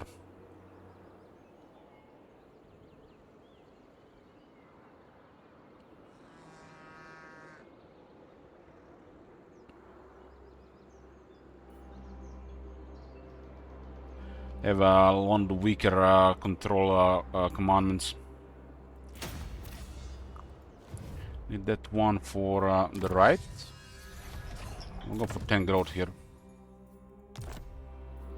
Sacrifices to Mathlan. So need a technology rework. Need the skill trees reworked on several characters, and need more intensity around the faction. That's where the Dark Elves are lagging. Tyrant of Nagaroth. Admiral of Kar's fleets. Lord of the Black Court.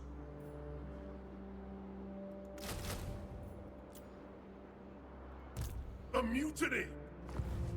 No mutiny here. Or the Tower of Blessed Dread. So we go south here. I feel like this is too ambitious considering our treasury. Let's go. Let's get income here.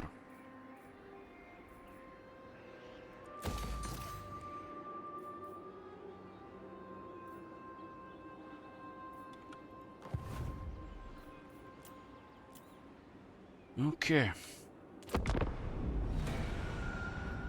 Coast makes the most sense here, since we had the Black Arcs.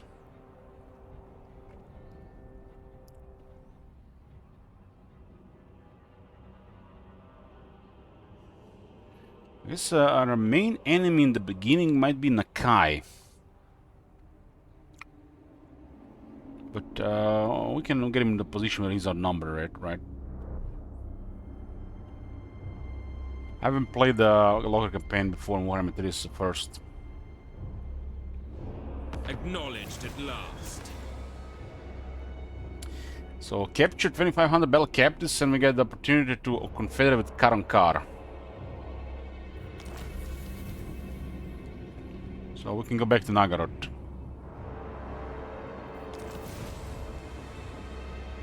Occupy Shi Long and he gets red blades. It's actually quite awesome reward. That's on the other side. We also have met the puppets. They captured the fortress. Don't look at him. There's nothing going on under that helmet. Keep your eyes on me. You know what I find strange? The Dark Elves and the Warriors of Chaos have only a 10 aversion. Isn't this strange? Norsk as well, only 10. I have same version with greenskins as well. Same version with the undead. But 4 times higher with the Grankate.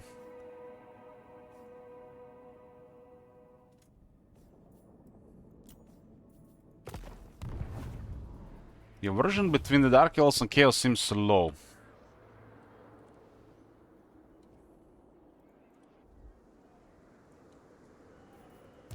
Obey. Definitely be at least 40 as well. I have an army here. How to say in what place? It looks like it's here actually. By the cruel seas. And the winds immediately went from strong to tempestuous, from +5 to +10. Sacrifices to Mathlan.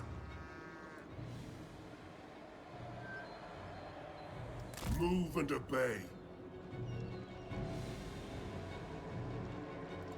I am denied. So they get over 20 units here. Attend me. Black-hearted dreadlord. Chosen of Hecate. Tyrant of Nagaroth. What? So ever since the Ogre DLC and rework, the Black Arcs actually get very nice experience when you build buildings. It's really noticeable. It was a great change. Because they did it for the camps, so they did it for the Black Arcs as well. Black Arcs were a little lagging with experience, but now when you build buildings with Black Arcs, you actually get quite a bit of experience. Vicious dreadlord. Dark power. What now? Sail, damn you. Enchantress. All hands. Faster now.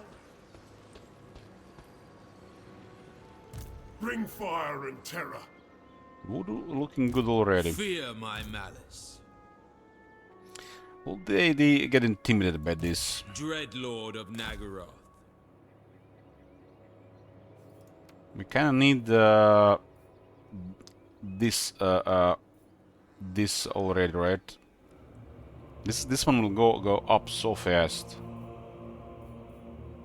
I admire your dark. There's so much potential for staking this stuff. Such slaughter awaits. No! I'm surrounded by fools! Lord of the Black Court. Plotting a course. Black Arcs. Is it just me, guys, or when you're moving massive Dark Elf military, feels very satisfying? Some people are gonna say like a critical mass and you get mega military, but at that point where you can bully everybody, that's when it feels good to play Dark Elves. We have a deal. That's how playing Dark Elves should feel like. Should be no hope for your enemies.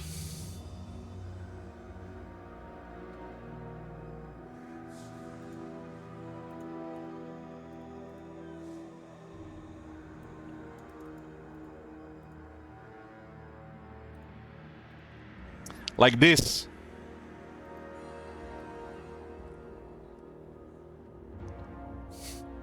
Like this. That was the last Malekith campaign.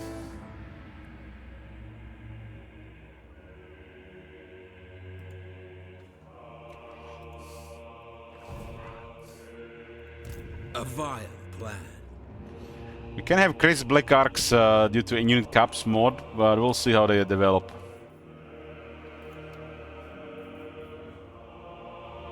This is also a master here, huh? The weak scream for mercy. Does this give you capacity though? This one doesn't give capacity. Black-hearted dreadlord.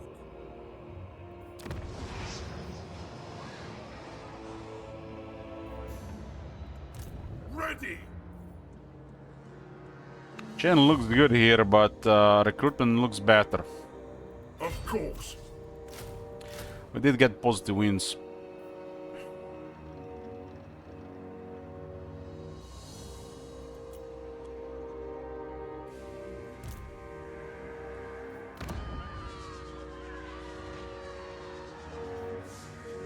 So this one is available but needs slaves. And we'll pick the growth building here. I get some money if needed. This is 2500.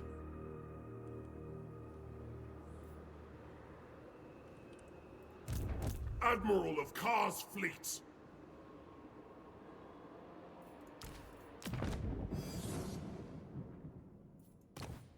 It's a bad trade for a sorceress.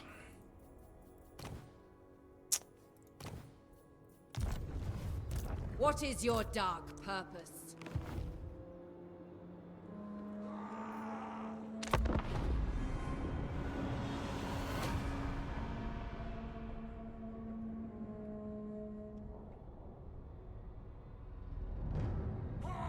She should never be in a melee.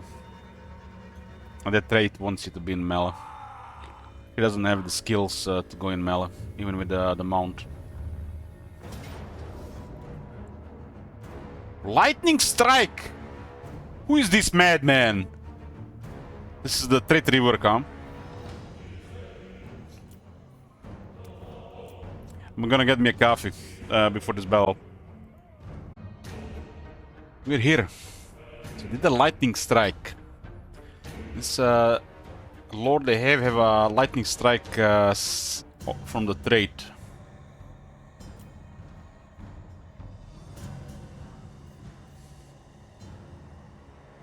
It's the one with the pistol.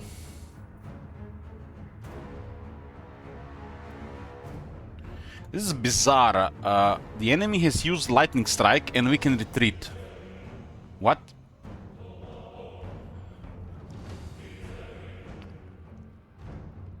On one hand, they cancelled reinforcements. And you can flee, but this means in theory that your reinforcements are then in a terrible position. It kind of makes sense, but it's weird.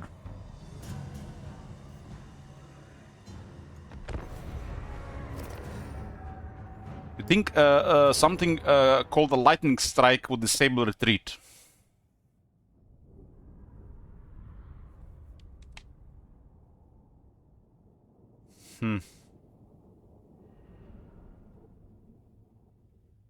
I guess it makes sense from the skill perspective, because decision for battle is before the ability is even available.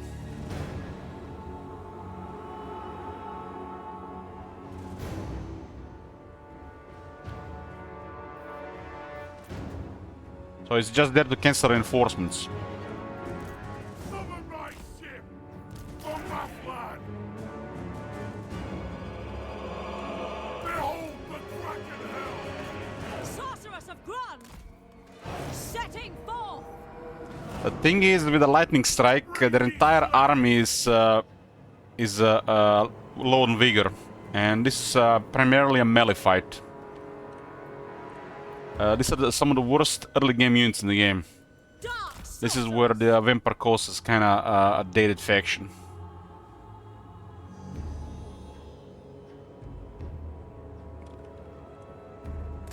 They have access to some powerful stuff, but it feels outdated. No doubt they'll see some improvements in time. This year it should be the year of the undead. They did some things with Tomb Kings last year, but Vampire Counts, which are, you know, the most popular undead, they're getting their big update this year, and I'm expecting this to be potentially one of the best DLCs in the series. We're getting Nagash, we're getting Neferata, we're getting I think Conrad, and Vampire rework, much needed. It's one of my favorite factions as well, so I'm really excited for this. I definitely want to play more Vampire Counts, but when I look at the technology tree and some stuff, it's a really big turn-off.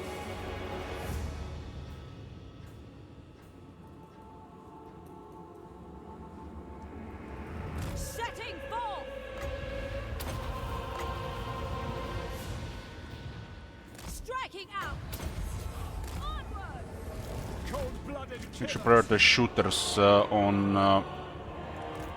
the depth guard. That's a really strong unit, but it's easy to counter at range. They have no defense against missiles. None whatsoever.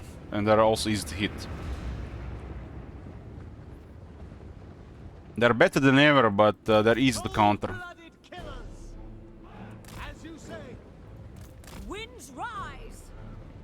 One way they can be countered if they have extra, right? Corsair handbows. Death. Forward! It will be. The Karen Car. I'll give the order. Onwards to murder. Slash. Kill.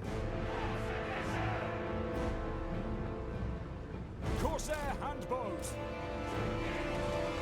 Advancing. Onward. I don't think Warhammer 40k being you know released will mean that this game is over. Carnage awaits. It's two different games, And death. and they already have an established audience and community on Fantasy Warhammer. It doesn't mean anything that this will stop. Murder awaits. This will be probably more popular for years to come unless they really deliver a good 40k game, which is not guaranteed.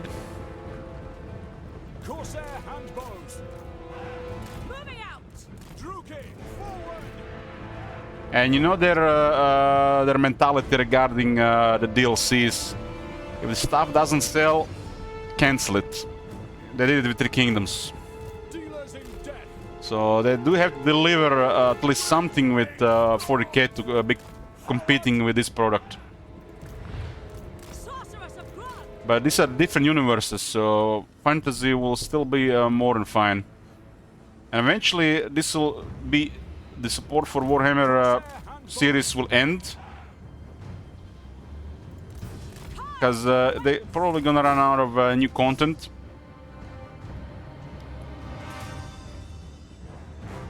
And the game will have their final version. Doesn't mean people will stop playing it over 40k. Corsair handbows. Senlu. Come, melee. Attack! By your command, without question. At once. The only reason why this series have received so much because it was successful and people were buying DLC. Dread spears. Death is coming. Servant of Hecate. Dread spears. People were not really buying DLC for Three Kingdoms, so they stopped support. Going. There's a lot of terrible 40k games that don't sell. Well, the Creative Assembly has some reputation and some titles behind them which might make their 40k game look very promising. Unless they deliver good gameplay, it means nothing.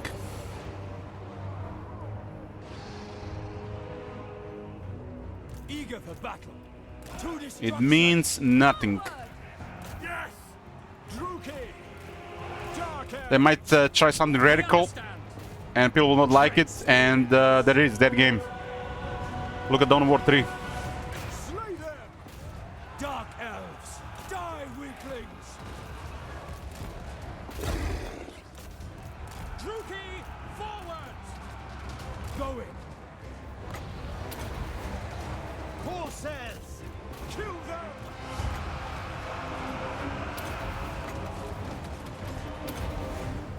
No mercy! For the king. Sorceress of Grun. Kraken Lord! Left side is too much pressure. Look here, Fellheart! Nagarothi. By your word! Fall back. Dark shards. Kill everything. Murder is mine! Dealers in. We had this one also on the left. This is why we got extra Dread Spears. Look here, Fellheart!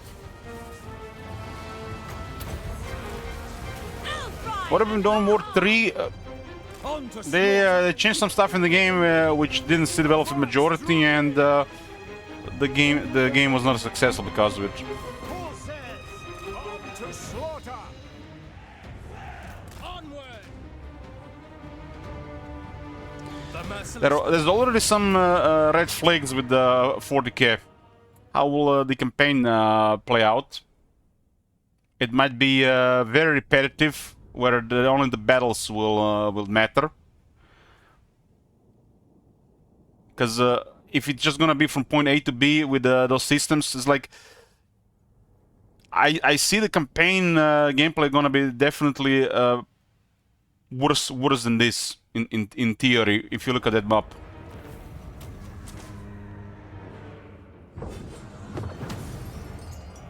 A lot of people don't really care about looking at the star map. They want to look at the map of the world. So it's gonna look worse. And if the battles don't deliver, it's gonna be a different story.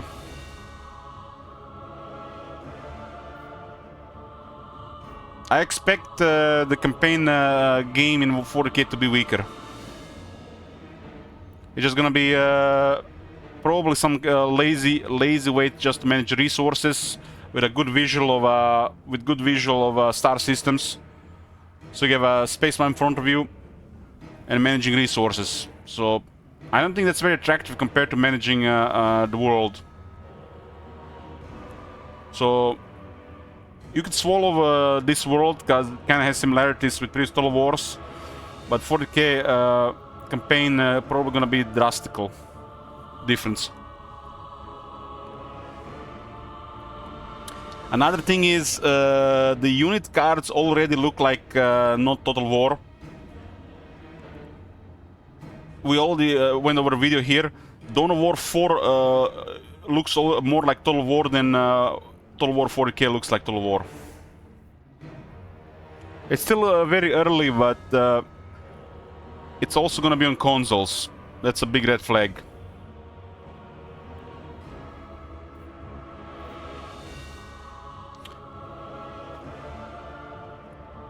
I really like the 40k universe, and I'm hoping it's successful.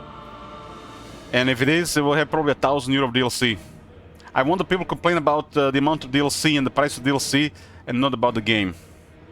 That should be the main complaint. All the future Total Wars are gonna be consoles from the looks of it, at least Medieval 3 and 40k. So unless they really deliver, they might not have future on consoles, and they might make things worse with the fans for a couple of years.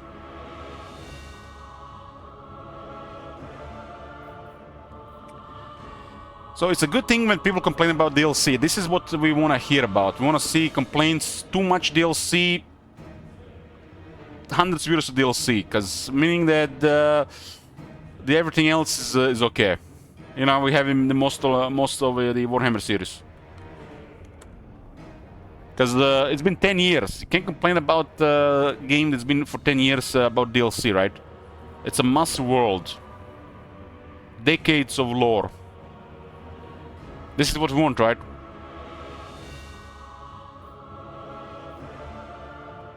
We must fill the slave decks.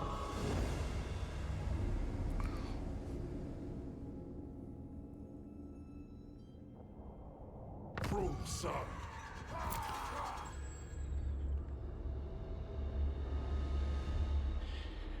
I fear for the campaign map, because if they have like from one sector to another sector, and then you just have a background space map, you know, the usual generic stuff, you know, like, I don't know, compared to Endless Space 2.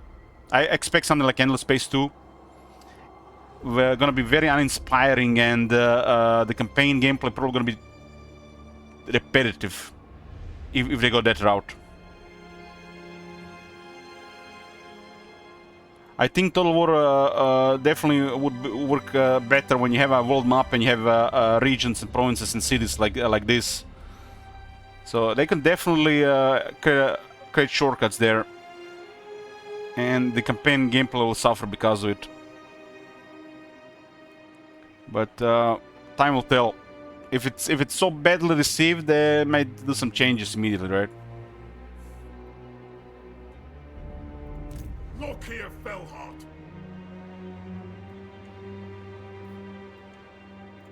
Supreme sorceress of Grant. To me, I am expecting Endless Space type, Endless Space 2 type sectors, and this is not a very exciting idea of a campaign for me. So hoping there's gonna be more to it. But if battles are good and gameplay otherwise is good, we can go get past it, right? The problem is the Warhammer has a, you know, for a lot of people, you know, they call the campaign shallow. But Total War always had a shallow campaign. There's very little depth to the campaign. You're either efficient or you make mistakes. And difficulty comes with making mistakes, right? There's not many systems to manage. It's pretty straightforward. So then we have battles after that. But to me, it looks like with both 40k possibly and definitely with Medieval 3, they're adding more depth to the campaign.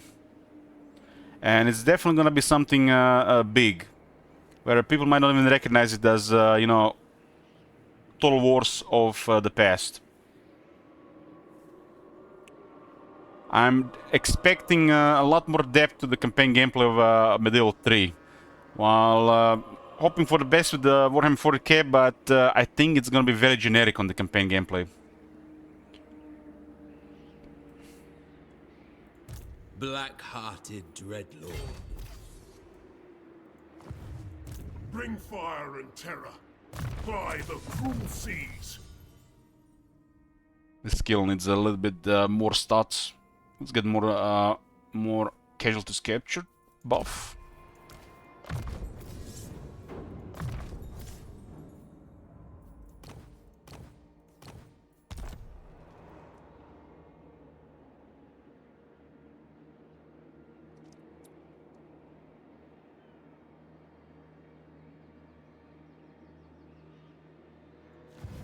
Dreadlord of the Druki. Well, 3 years late. In 3 years, boys, we might have this game complete. Copium. They're probably gonna be still milking the DLC and hopefully good updates. We'll have 40,000 Warhammer 4000, and we'll have Medieval 3 Total War.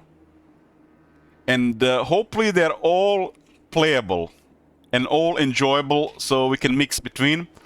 And of course, I'm looking forward to Heroes Old Nina as well. To me, future is definitely looking bright now, but it's full of copium and hopium.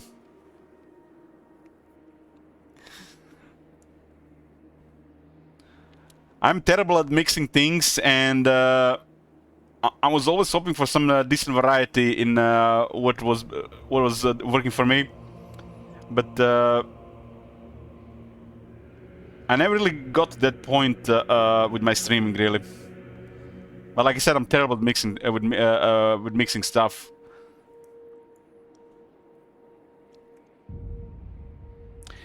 There is a teaser for Total War Medieval 3, Strapty. There's a teaser already out. But the game is probably like 3+ years away, while 40k is gonna be here within 2 years. Unless they delay.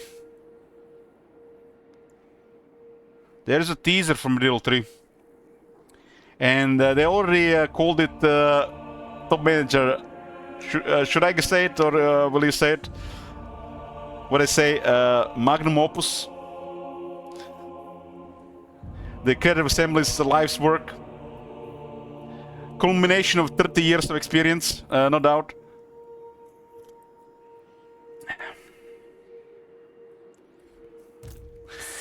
I think I'm more excited about... okay, guys, this might be a little bit toxic. But bear with me, I've been on Twitch for 10 years. The most exciting thing about Total War Medieval 3 is like I'm not even that invested anymore. I have Warhammer here, and I have 40k coming.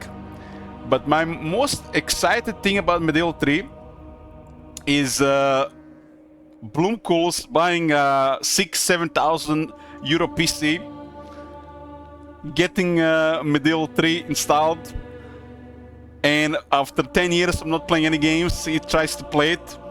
And he doesn't play like Total War anymore, and he's like, what the fuck is this shit? And just starts off the game. Man, the salt coming from Bloomcool's is gonna be amazing in Medieval 3, I think, because this is not going to be like Total War you've seen before. This is gonna have some similarities with Total War, but the campaign gameplay is probably gonna be turning off a lot of people, because they have to do drastic changes for this game. It cannot be a shallow campaign gameplay. It will not work for a big historical title anymore. The heat is oppressive. So they're either just gonna copy paste the Three Kingdoms and Pharaoh faction abilities, mechanics and stuff like this, and just recolor, rename, re-icon everything, or they're gonna invent engine from ground up regarding campaign gameplay with more depth.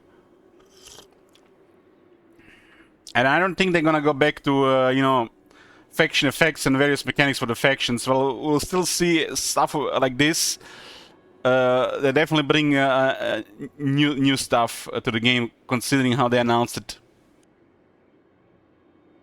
They know that the historical Total Wars need more campaign depth. They know this.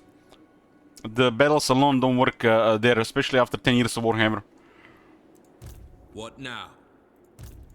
Aboard the Tower of Blessed Dread. This is -5 wins already, huh?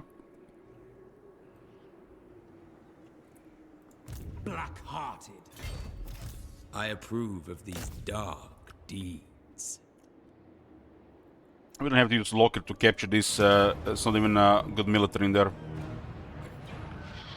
I serve the king. Dreadlord of Nagaroth.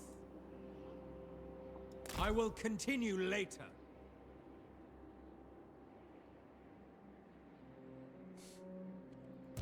Black-hearted The dreadlord. problem is, on one hand, they know they have to add more depth and stuff to this, but the games, there's a lot of players these days who don't really care about this. So they might overcomplicate things, and the gameplay might suffer if they don't get a good mix. The strategy crowds are very nitpicky. They're not easy to gain strategy players. Like, there's a lot of people playing video games nowadays compared to the past. There's even a lot playing strategy games, but compared to other games, it's a small player base. It's a bit larger than ever, right? But like I said, the strategy players are nitpicky with their games. The problem is if they change the game too drastically, it might make things worse. Because Total War formula works because it hasn't changed in a long time, right? They haven't even changed Warhammer series much, right, with Total War. But then if they create something new, like 40k and Medieval 3 that has nothing to do with previous Total Wars, just Total War in name, unless they don't do it right, they might get problems with it.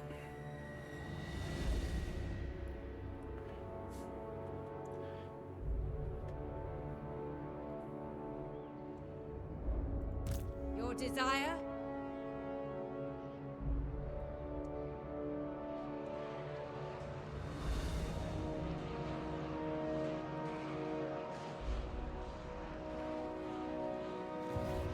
Sacrifices to Mathlan.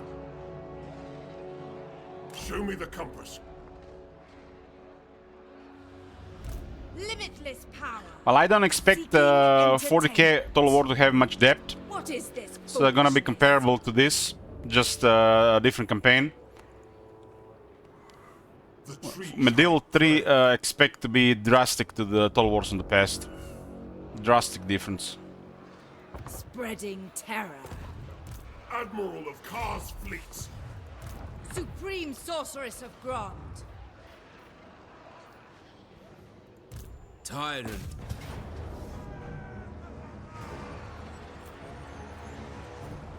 We will make them bleed.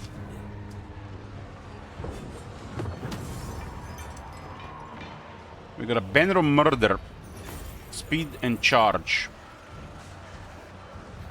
It's so bizarre. There's a charge bonus percentage and a charge bonus flat.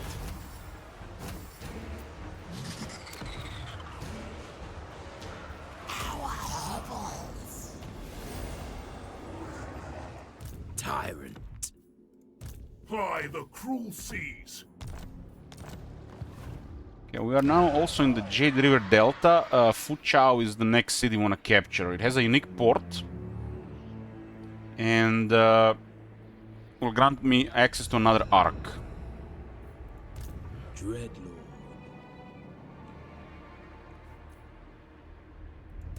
Lord of the Black Court. So it's unfortunate that that battle had happened at the border. We didn't drop corruption enough. So much death. Hey, jump troop. What? What? Plotting a course. Okay, leave the ark outside the city. Aboard the Tower of Blessed Dread. So we're not gonna get wins I here. agree. Corsairs, take it. Yes. We got the planishment instead. Dread Lord of the Druki. Bring fire and terror. We get the buff to replenishment from the Dread expansion. This used to be bugged for many years, but it's been fixed finally. A bloody victory. Dread It Lord even of works on the Nagaroth. arcs these days. A vile plan.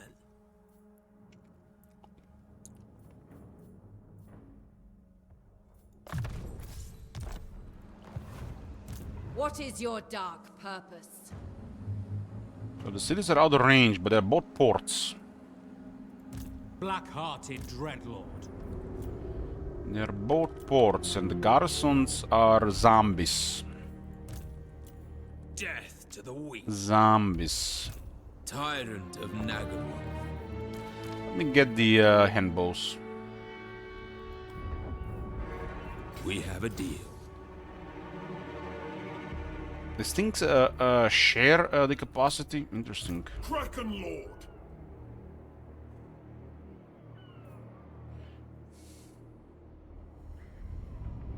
Revel in this glorious slaughter. Tyrant of Nagaroth.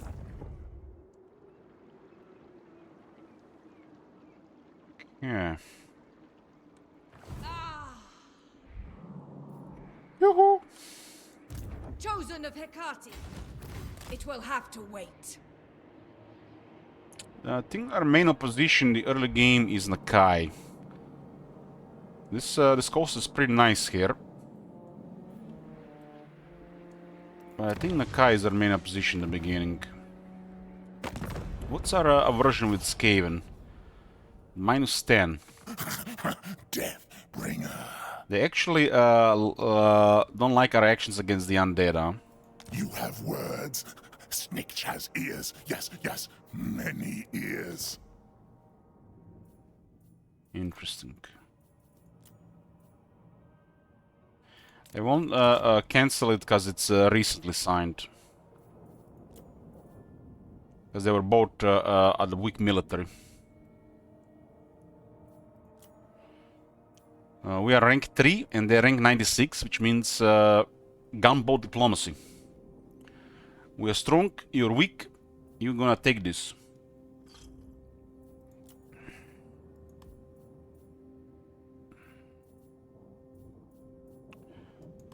Yes, yes. I think Ashen will just get trampled here. But they're a nice buffer for now. We don't want to go in this area anyways. There's no reason to fight a non-Gran Kate here until some of the Gran Kate is down. Our main enemies are Nakai, Gelt, Iron Dragon, and Storm Dragon. If we want to stay in this place.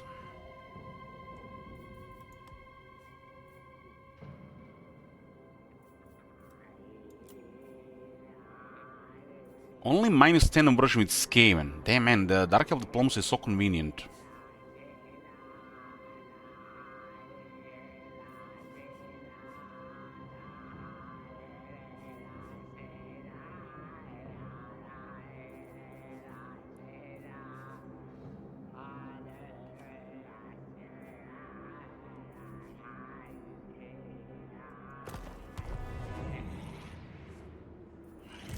Lord What about the of Kala? Black Court. We'll see.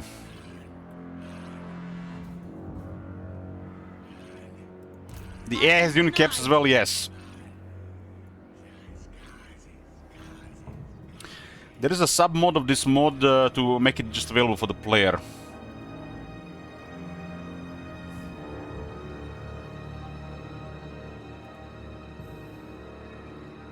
This is the mod we are using, called the new unit caps for all.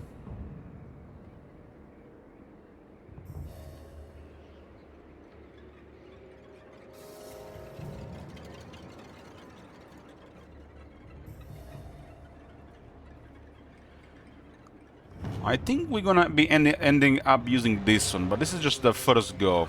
We'll see how it goes.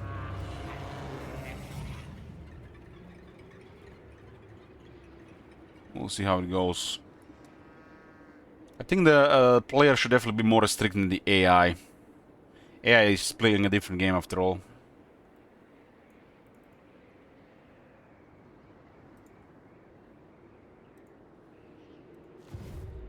Sorceress of the Dark Convent. What now? Dreadlord of Nagaroth.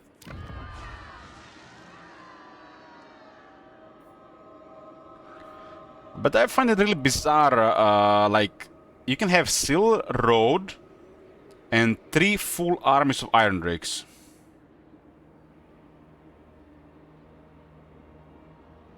Isn't it bizarre? For both player and the AI.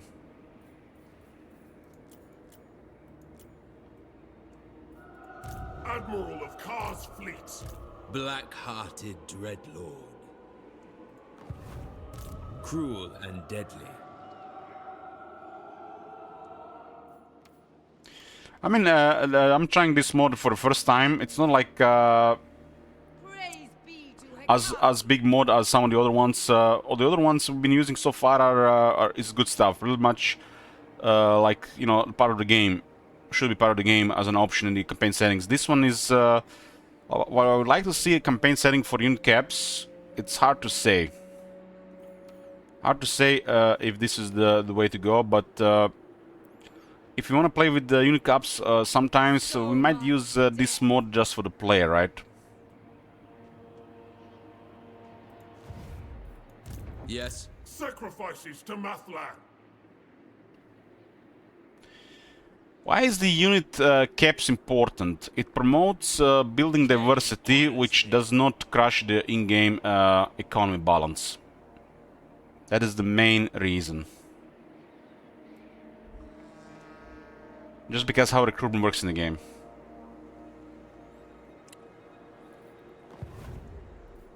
I command. Tyrant of Nagaroth.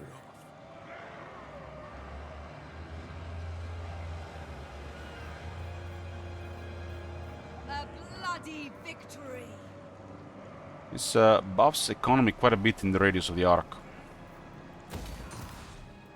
Lord of the Black Court. The Blessed Red is definitely stacked, and by that I mean the unique arc. It has 3 times the growth, and all this starts with a tier 1 landmark. My glorious. That is definitely a strong start.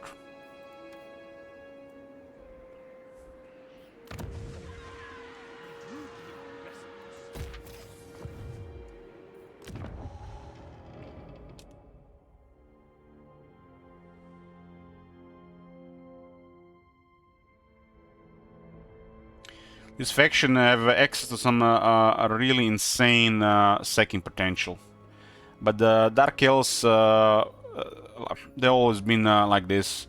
They're one of the best economy factions.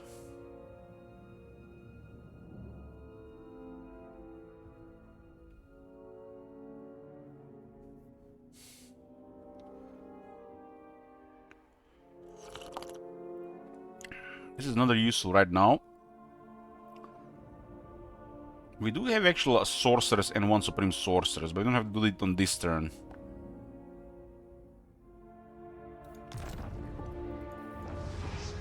I'll just pile up slaves for now. I might use them for economy or rights. I'm very close to getting a 3rd arc. I wonder if the Blessed Red will count as the black arc for the naval markets. Maybe it will not count the Blessed Red.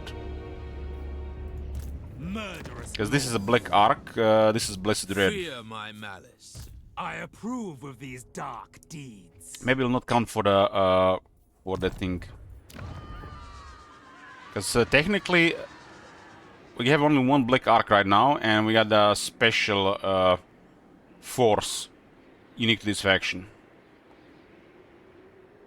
which is basically just a renamed Black Ark. Noble born.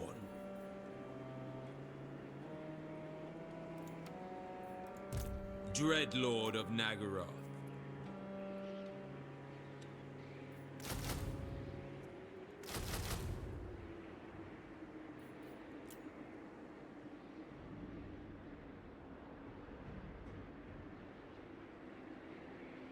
Aboard the Tower of Blessed Dread.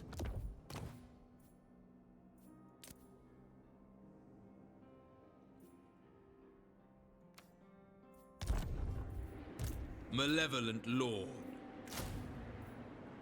These units are not very good without some tech and bell skill. It's a little bit different story with the Black Ark. Hear their screams.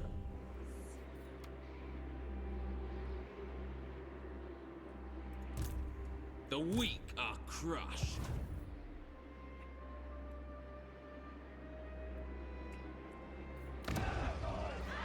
Cease your provocations.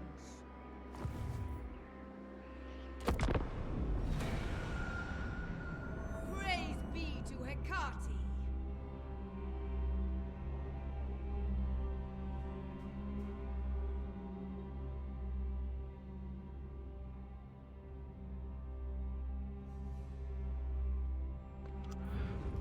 Manticore to living practice target.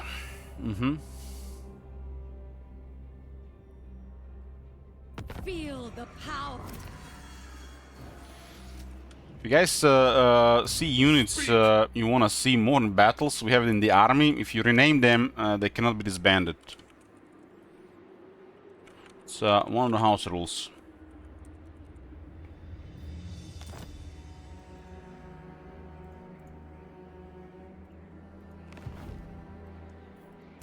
Black-hearted Dreadlord.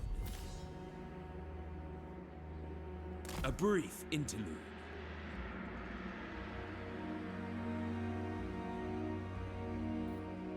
Wonder if they, when they revert attack, will they touch the radius of the arc?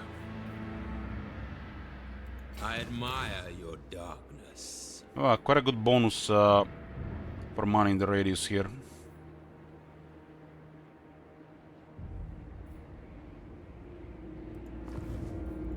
Kraken Court! I admire your darkness.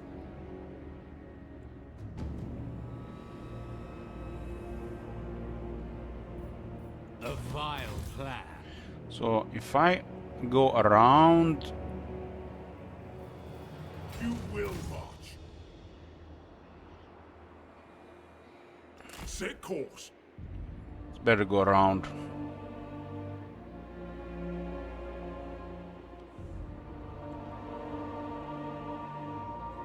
You look at it, this is a quite spooky amount of stuff you get at the start because of the extra Black Ark.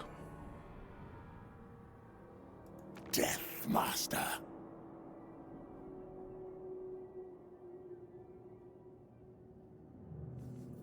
You go. What?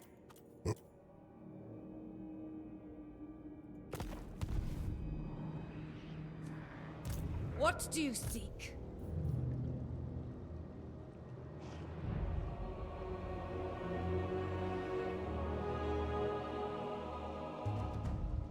No, this is just the influence, sort of influence on the campaign map.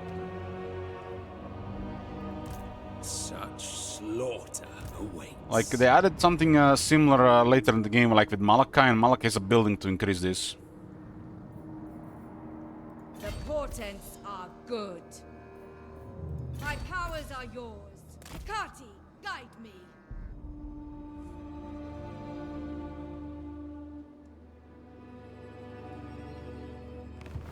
We'll capture the Jade River Delta on turn 5. Should give some base money going here. Should target this ahead of time.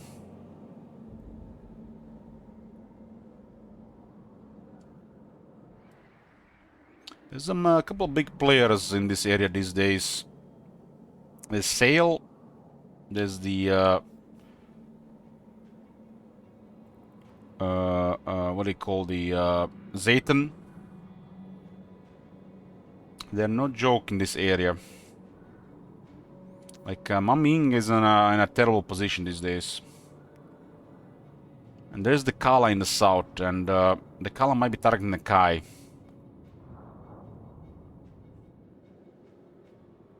Zayden was already a little bit of a menace here, especially if he didn't fight village. If you guys missed it, they did extend the map here. There's a province skill called Mountain's End. And there's a new Norska faction here, and they are scary.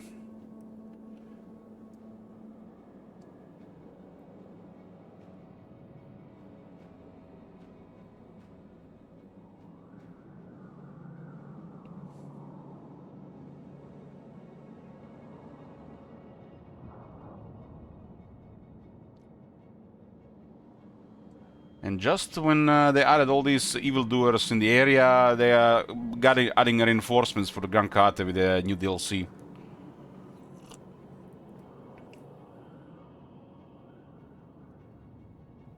I'm expecting this to be here, but who knows.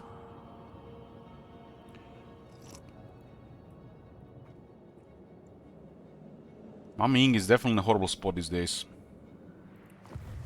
Feared by all. Lord of the Black Court. My dark heart is yours.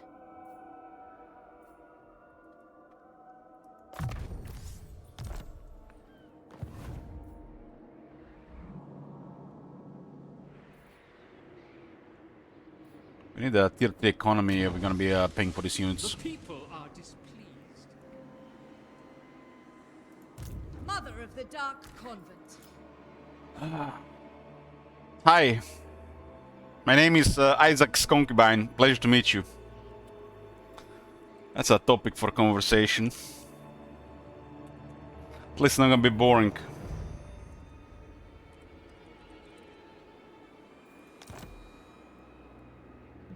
I guess it fits in the Dark Elf society.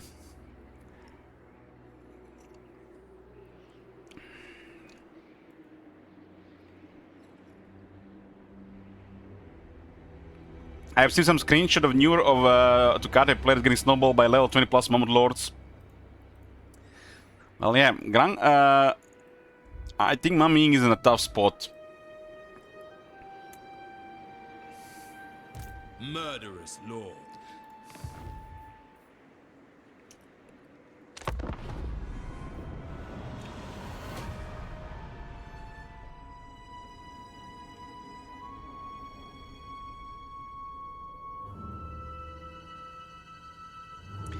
When we did the last sellout campaign, I was getting wrecked by Snitch with minimal sabotage. And that was before they added new lords.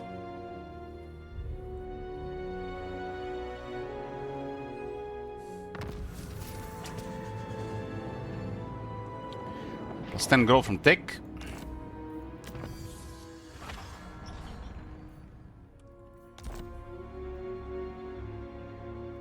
Attend me.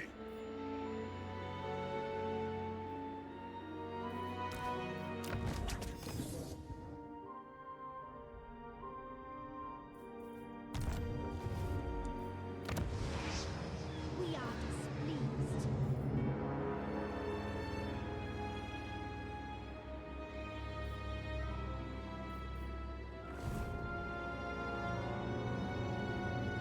No, that Manfred's campaign we played, I think Grand Kade was getting wrecked by Warhorse of Zar and the Kala. I have to interrupt here, boys. Be back in a few minutes. Loyal ally, the sea. I'm here, I'm here. I'm here.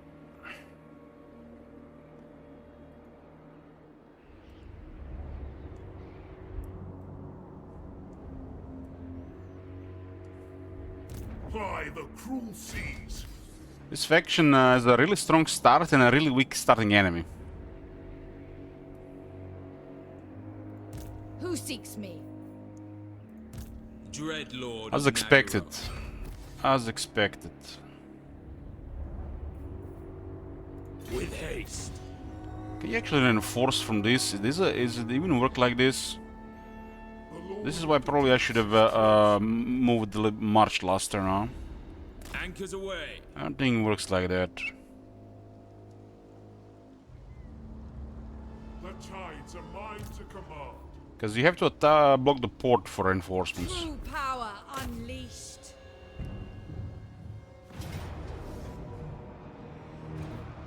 The weak shall fall.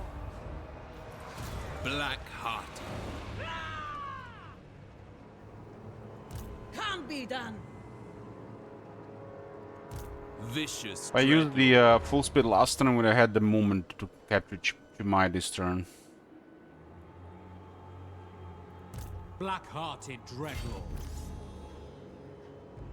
My plans must wait. The Dark Elves gameplay is around the Black Arcs. This is where they are the strongest. Black Arcs are basically moving fortresses that provide more resources and access to military. The downside is Dark Elves don't have global recruitment, which doesn't really do much for the player. Global recruitment is questionably useful to player, but it's really big for the AI. So it's a very strong mechanic for the player, but for the AI it's depends what version of the game it is. Sometimes, you know, it's okay, sometimes it doesn't even work. We have a deal. Obey!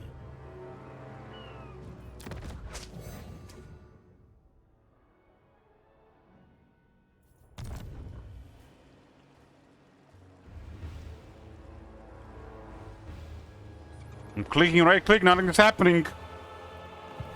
It is time! Bring fire and terror. Enable sea-based attacks on port settlements. This is not a sea-based attack. May their death be slow. A mutiny!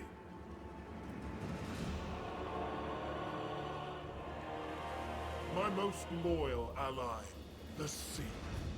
Trim the sails. Supposed to work like the Black Arc. The crack. Okay. So careful with pet finding on this.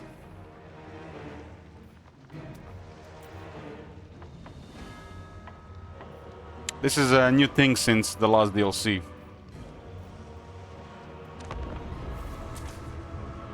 It's available to Aislinn. I believe it's available to Wulfric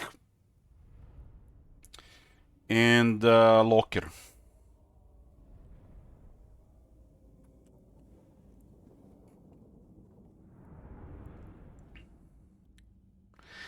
We have blockaded their port and we are disembarking to attack this coastal city.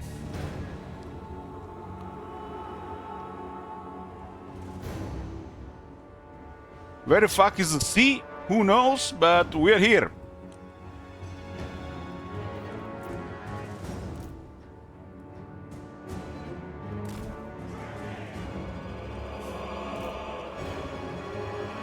Dark shots. Is this available also to Vampire Coast? Or they forgot about Vampire Coast? Also Vampire Coast? Okay, that's good news. I wasn't sure. Dealers in death. Dark shots. Dread spears.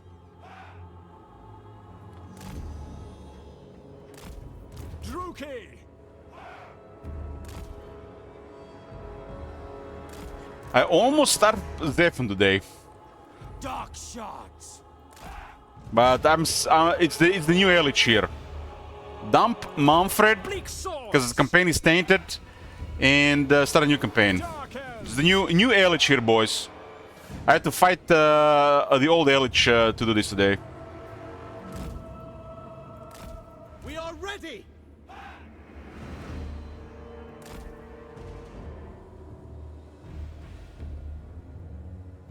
Murder is mine! Yes!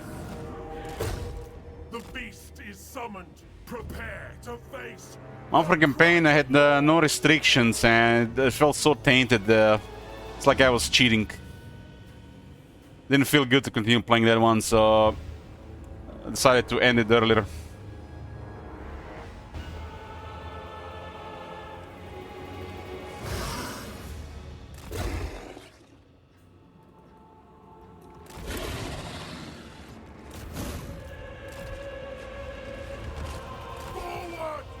House rules are important regarding settlement trade and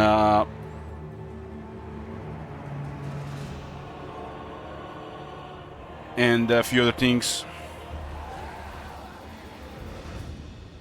Look here, fella. I miss the old Elich belly jiggle when he laughed. What? All powerful. I still currently have belly jiggle when I laugh. Still recovering from the last year's alcoholism.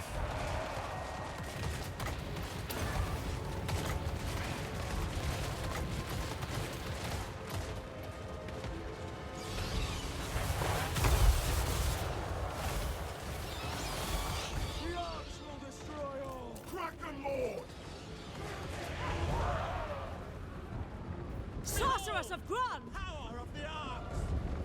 The Black Arts, the glorious!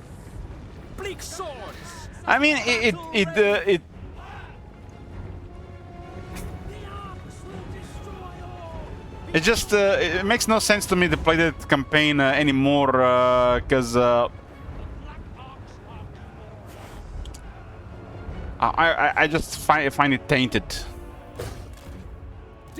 We had those house rules for a reason. Even we decided not to have it in that campaign. Didn't feel like good playing anymore that campaign.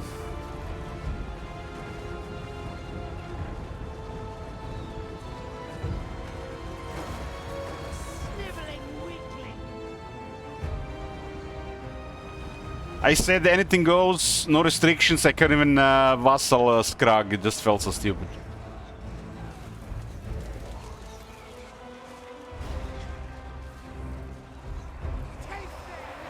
Dark shards! Massacre them! Eager for battle! Druki! It is done! Ready! Sarothan! Our sorcery is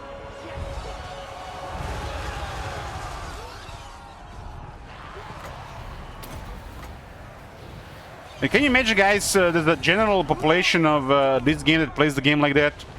Great spear! Every single campaign is about settlement trade opening. It's literally the go-to strategy to get a campaign set up.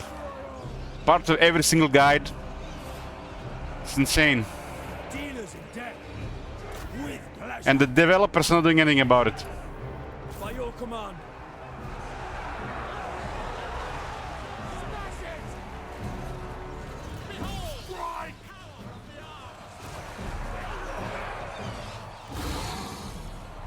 The Black Ark Corsairs! Sister of the Dark Convent!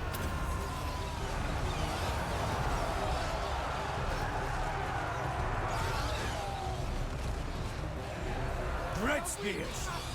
It just taints the game. I cannot play like that.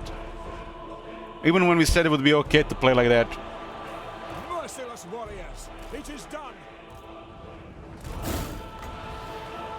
Dark sorceress! Aria! Aria! Aria! Corsairs! Merciless warriors!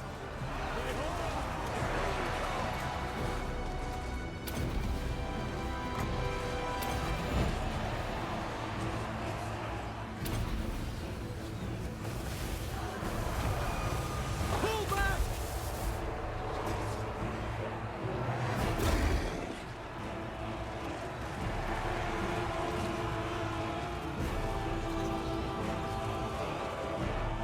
Yeah, this is ridiculous because the CA has been really active regarding patching out the abuses. Like, let's say, leadership thing. No survivors. But settlement trade, one of the most broken thing ever in the game. Not even comparable to the leadership draw penalty stacking, and they don't touch it. It's so bizarre.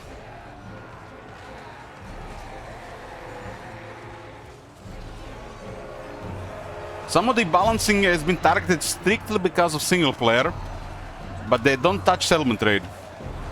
It's the most broken thing in the game.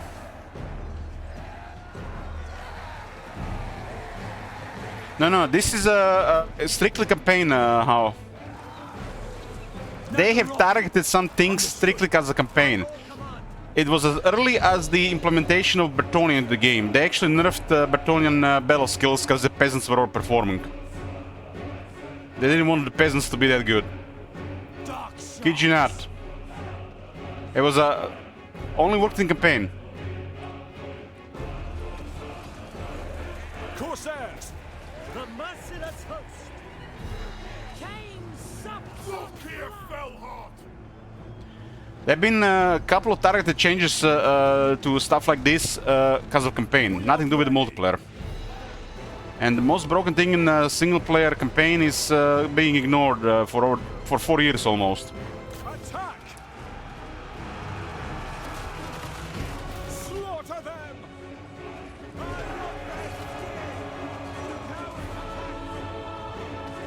Corsairs. It is clearly an opposite of what was intended to be for this thing to be used. Cold-blooded. And instead of any form of quality of life and tool in the campaign, it's just made for exploiting and abusing. Corsairs. I thirst. Come, Bailey.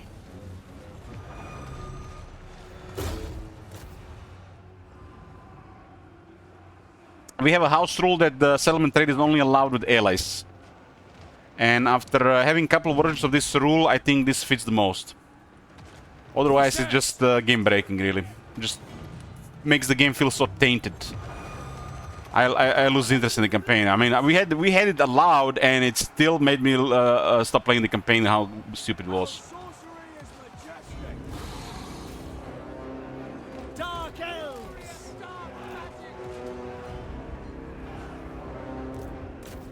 Any further progression and build-up of the campaign felt like it was gained without any effort or so any further effort to feel like it felt satisfying, you know. Massacre them. And the fact that I was able to also offer Skrag a settlement was playing on this stream for his entire treasury without anything else. We are ready. Yeah. Cold-blooded killers. Moving It out. feels so bad that I was planning to use it, and I felt bad about using it. How much it tainted the campaign. That's how bad it is. Take their eyes. By Drakira.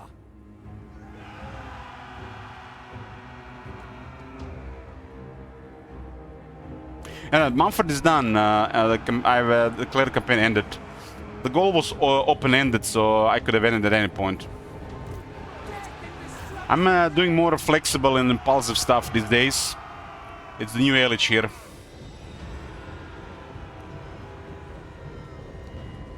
I said Mumford was 4 to 5 streams, and we did like 4 streams. Loki is also planned for 4 or 5 streams. I dare! Look here, Fellheart! Dark shards. Without question. On to slaughter. Corsairs. Battle ready. We understand. As you say. Cold-blooded killers.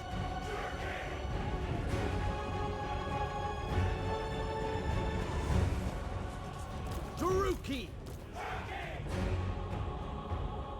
Advance Druki. Murder awaits.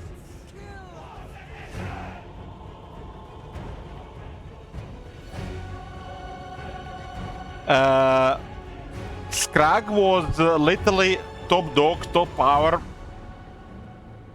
Mega size. Unheard of in such short time in ever in Mortal Empires.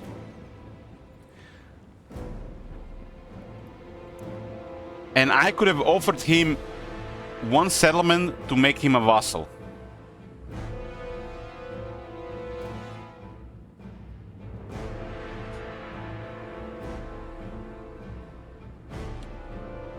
Does this sound you like a game mechanic to you?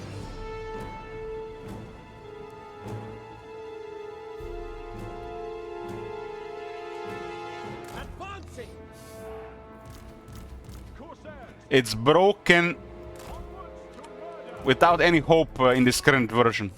Carnage awaits.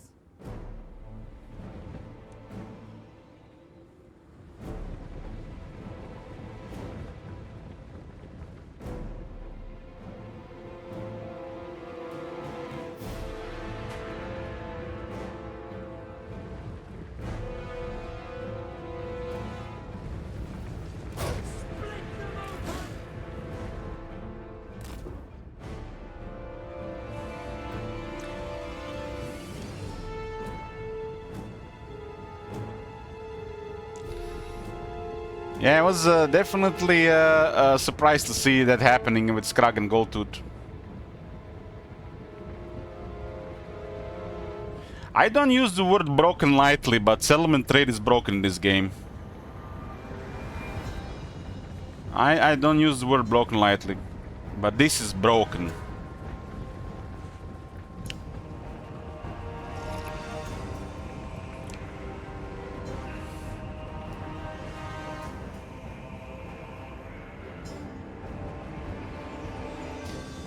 Dealers in death.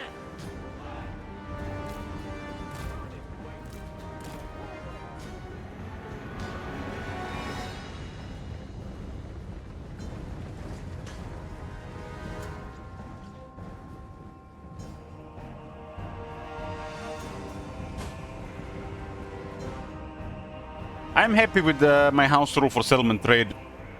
I think it's good for the campaigns and good for the stream. You guys do you with the settlement trade.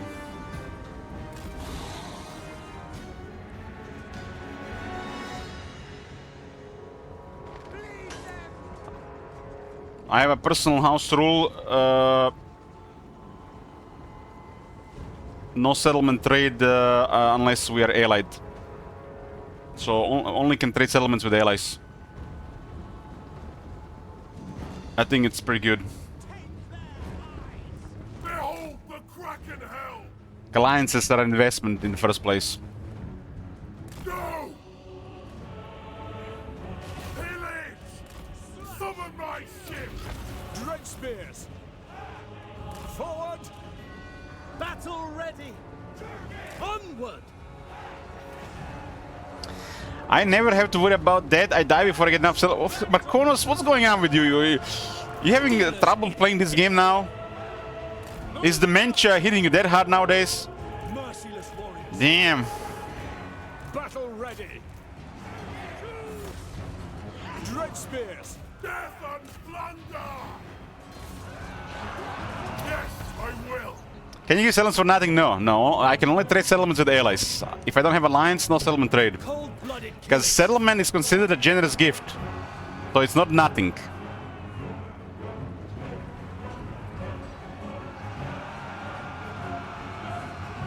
So you get something, you can get something out of it, and it's considered a gift at the same time. Merciless warriors. Moving out. Druki forward. I'll give the order!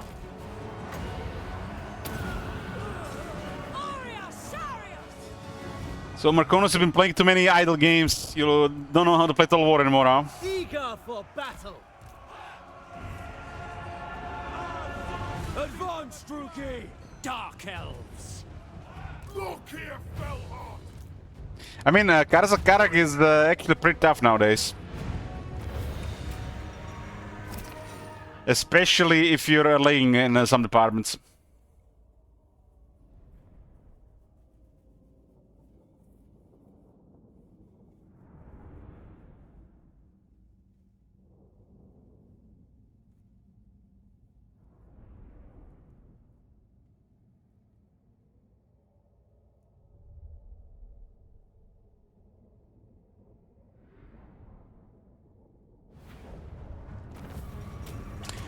It's not a troll Spartan. It's not a troll. It's the first of their character packs, the new type of DLC they are making.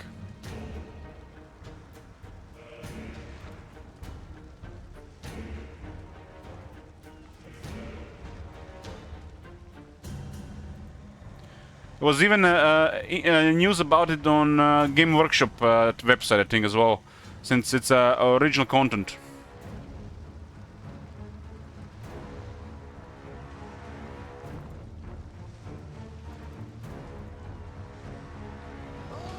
So you can see it here. Introducing Beshiva and the Tiger Warriors. So this is the first of the character packs. It will cost 5 euros, $5, 4 quids. You get a Legendary Lord, regular Anti-Large Lord, Spellcaster Hero, and 3 units. They'll have a unique campaign feature, Final Battle, Quest Battle. It doesn't say about the faction, but we assume she leads her own faction. And I'm thinking this will be a map extension below Guild.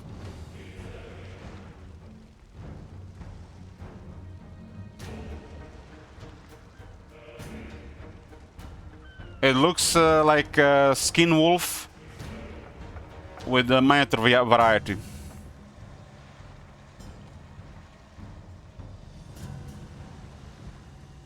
This is original content, so they had to make the lore for it as well. Haven't done, I think, original content for a while, I guess. But then again, Grakate is currently, I mean, they did it before Game Workshop, right? With the new stuff. They did the original content Warhammer 2, right? Celostra was original content.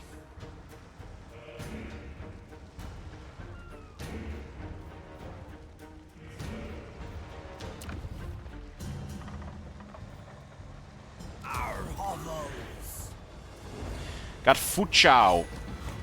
And it triggered the Stun Metal Harpoon. This is one of the routes for victory. Or objective, whatever you want to call it.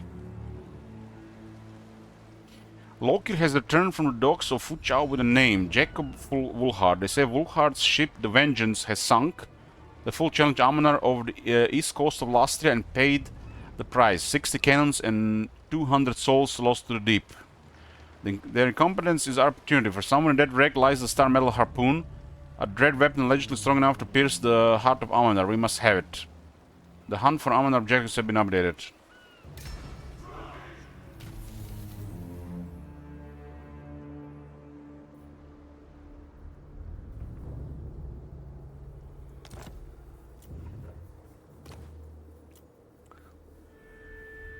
So we have to search for the wreck of the Vengeance by occupying, sacking or razing settlements on Lastria's east coast.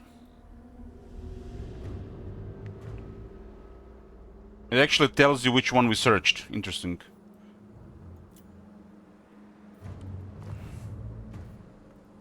Look here, Fellheart. This objective is around Ultron invasion. This is rivalry between Lokir and Rakard, and this is Gran Karte. So there's a bunch of stuff here.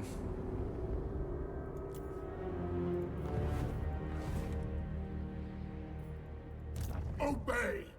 Ready.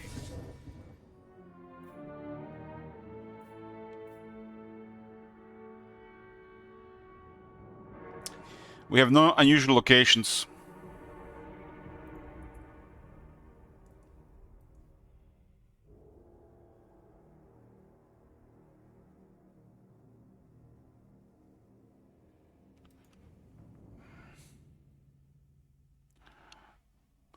So, Captain Morgan, are you here?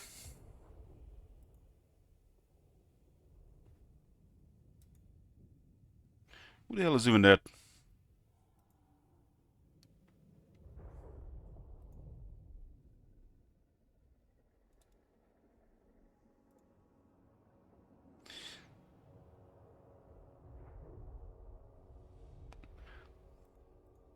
Hard to see who is sending you a message when it's like this thing.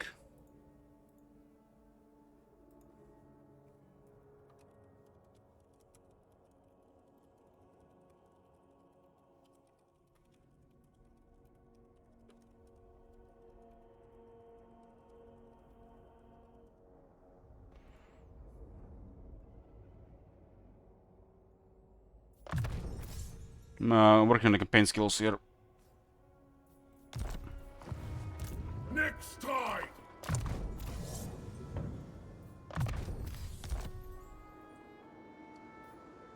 Winds are going down. Bring fire and terror. So this place is a provincial capital with a has a major port, and the port is unique. It has more money and buffs trade quite a bit.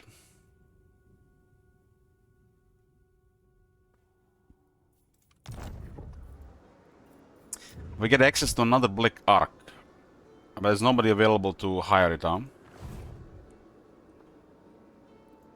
Can be done. I wonder who controls this place. This is a pretty good weapon to get. We should probably prioritize it. We have quite an advantage on the coast. Kraken Lord! We'll not have a lot of resources until start hitting like tier 3 plus settlements with arcs nearby. Bleak Sword to the dreadest of dread. We have lives to end. Can this even fit? The dreadest of dread.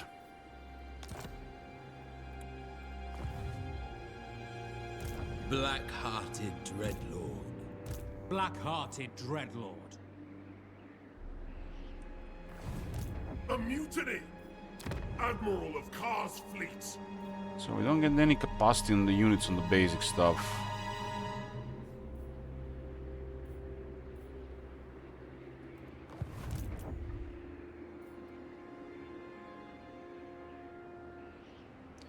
Next, the core army units, definitely the basic unit.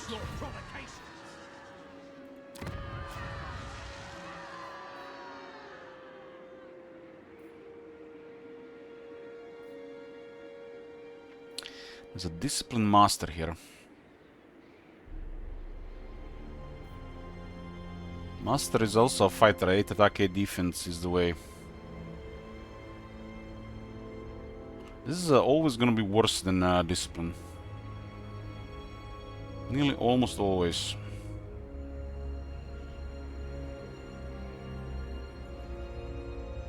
Maybe situationally with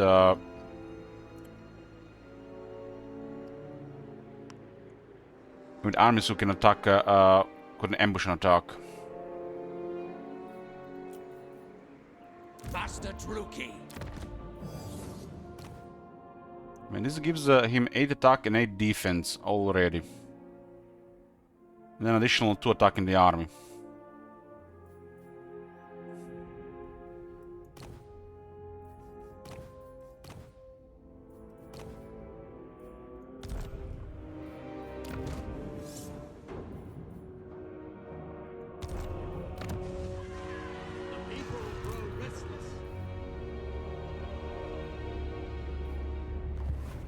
Ply the cruel seas! Grand cause. 1100 slaves and it's still positive. The people are I guess you get plenty of slaves from ports. So this is a big port and it's missing slave stat. Speak! So this is just the generic port. It's not the Dark Elf version.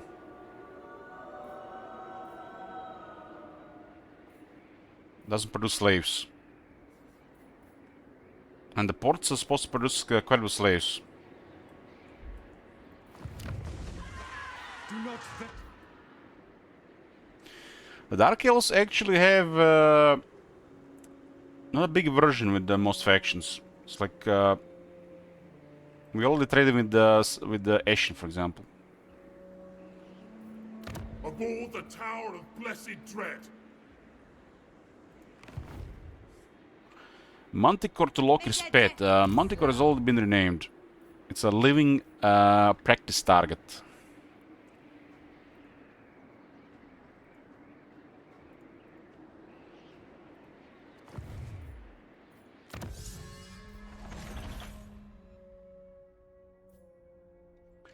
Let's go with the 15 growth here. Black-hearted Dreadlord.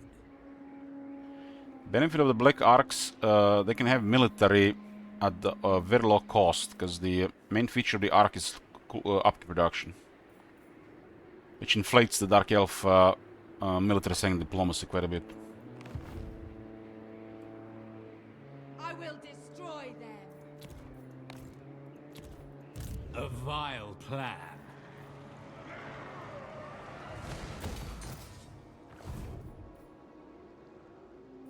Cower before my might. Top manager is mad. Boo-hoo.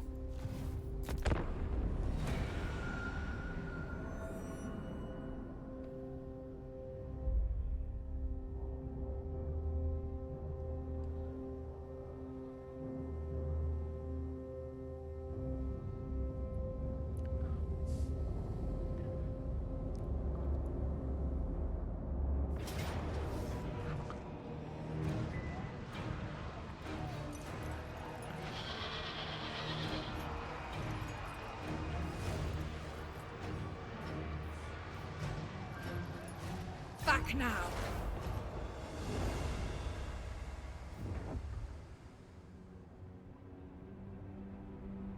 They didn't use Raise Dead.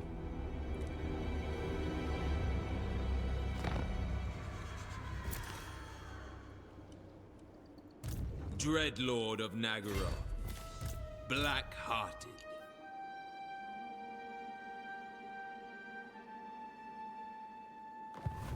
Yes?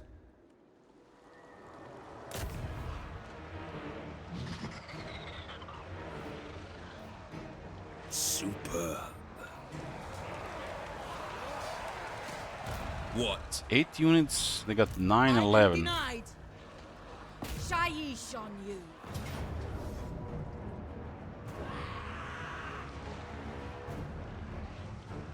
The weak shall fall.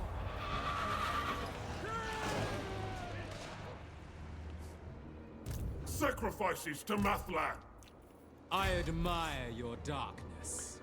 Can we even come here around? We can. Ooh. May their death be slow. This is another port city, huh? Celestial Lake. That will buffer clanation here. Fear my malice. So this guy has access to 3 ports here. Immediately. Admiral of Cars. Look at this, I can get another Black Arc. Can't even afford it. Vol 3 Remastered. I'll play just for nostalgia's sake. Yes? I love the radio in that game.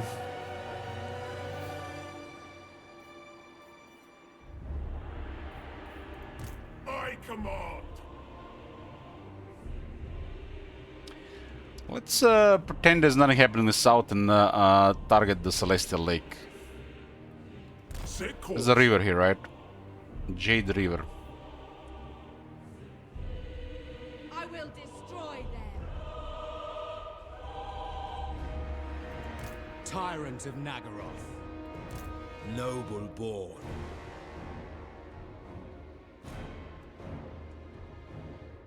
None can stand in my way.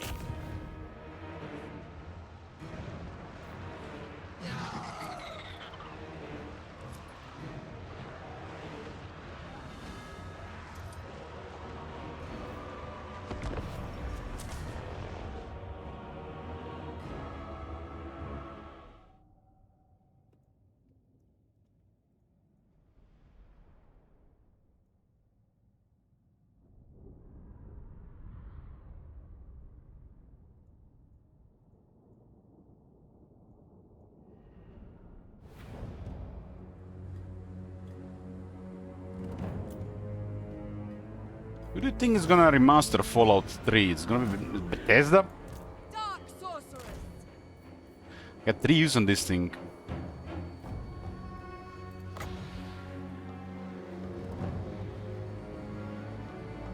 Emma, that trait is something else.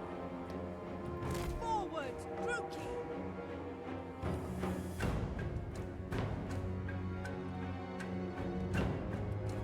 Seeking victims.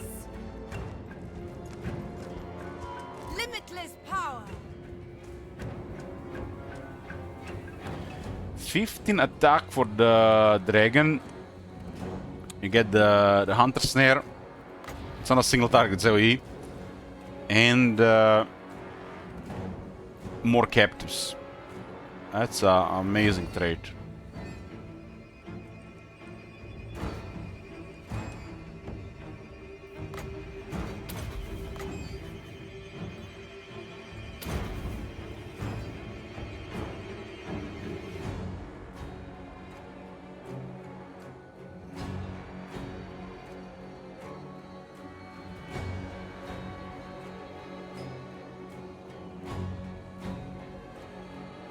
Ever onward.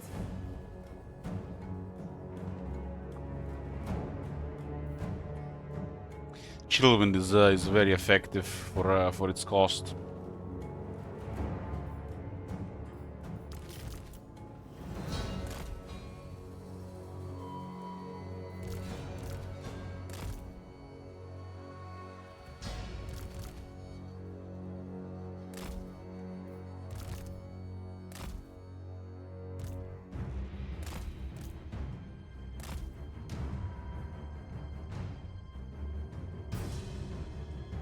Yellow will kill all the units in one shot, what?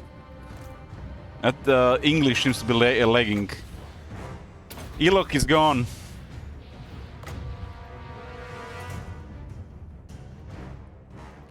There's no more Elok. There's only miserable Elich here now.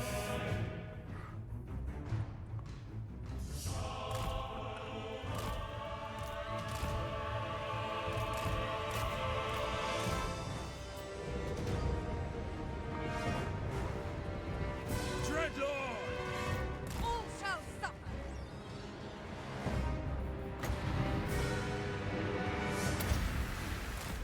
Come to me. Tyrant! Advancing! Corsair handbows! Striking out!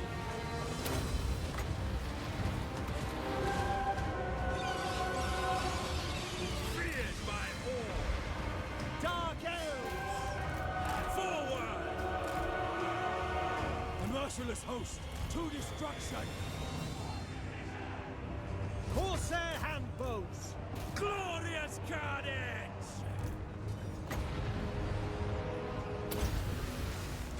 Summoning destruction.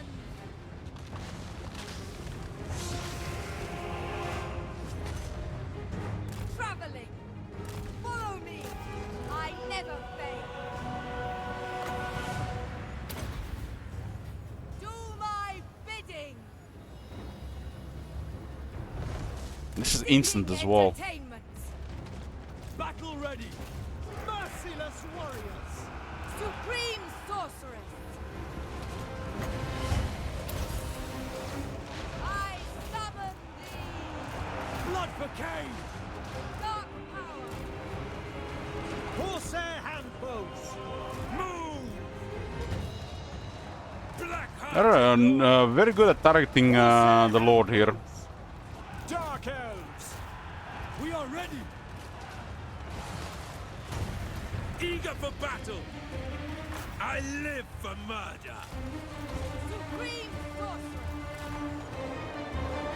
Eager for my blade hungers! Battle ready! Supreme sorceress. On to slaughter! Death is coming! Foul sorcery. Dread spears! On to slaughter! Fell This is sorcery. 1/5 range.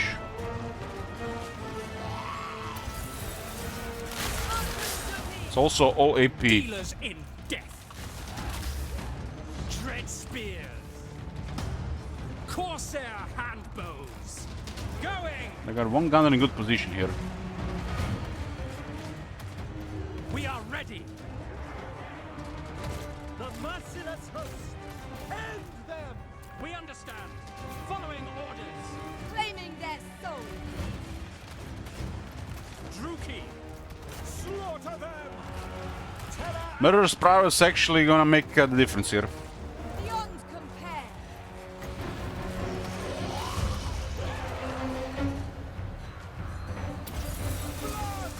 Summoning destruction. Druki. Nagarothi. Forward. Advancing. If anybody gonna summon Elok these days, it's gonna be the top manager. Onward. Battle calls. Terror and death. Dread spears. Battle ready. Dread spears. Druki, forward!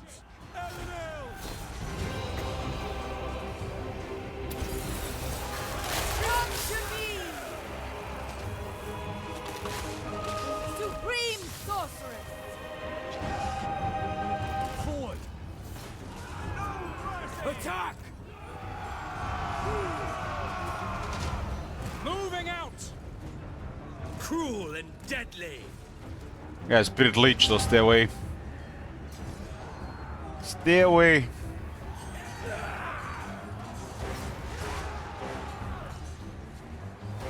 I've been sober almost 90 days. Dreadlord! Corsair handbows! Supreme sorceress. Attack! Corsair handbows!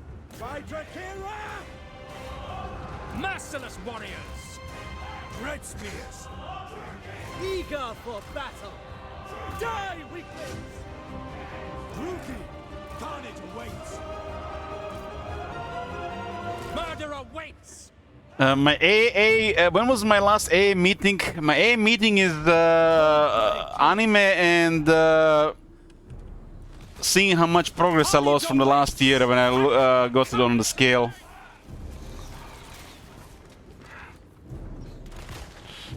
No mercy!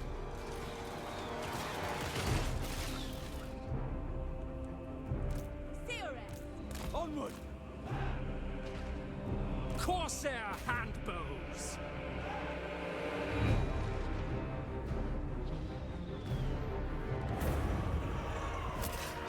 Matt says that Crave seeing some chaos in other people's lives. I'm not surprised, Matt. I'm not surprised. Matt is an agent of chaos.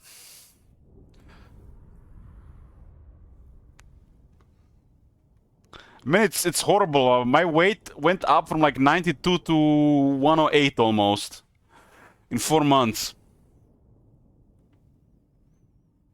And it took me 3 months to just go back to about 94 on low carb and 100 on regular and creatine.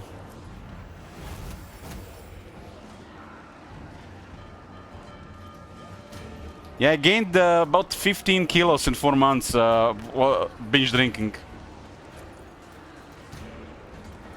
Having a toe injury for 6 weeks didn't help either.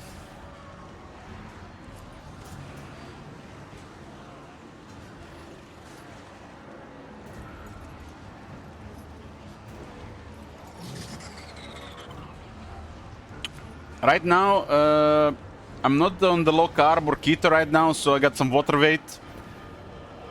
But if I switch back to the standard, probably around 93, 94 kilos.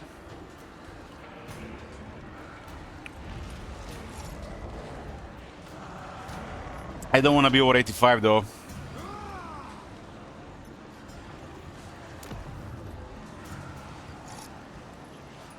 I mean, Heretic, I had like 35 bottles of whiskey in 3.5 months. That's just pure energy. with liver sabotage.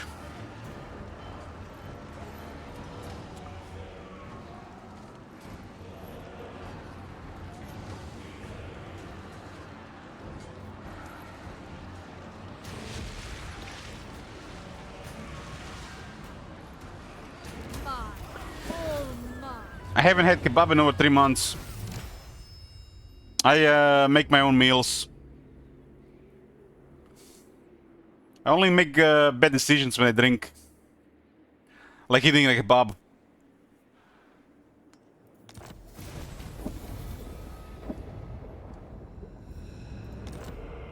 Cloak or Twilight, that's an awesome item. Man, look at this. Heck, just missile resistance alone is awesome and has so much stuff.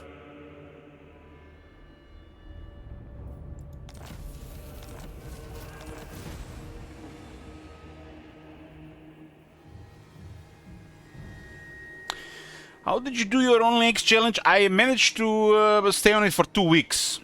After 2 weeks, the texture of the eggs was starting to become difficult, so I dropped it. It was a hard thing to do, because I usually convince myself to stay on something and don't give up.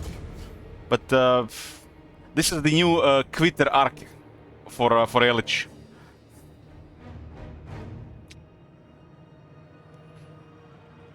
I did lose some weight in the process, which was good though.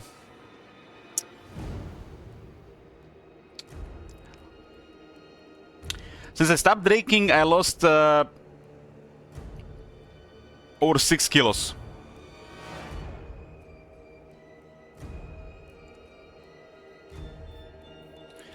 By my calculations, by June I'll be back to my old weight.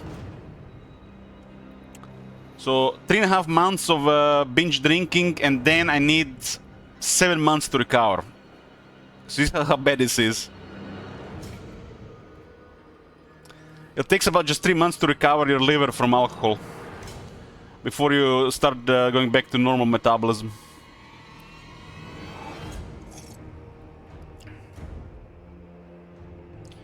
So yeah, makes sense after that much drinking to need 7 months to go back where you were.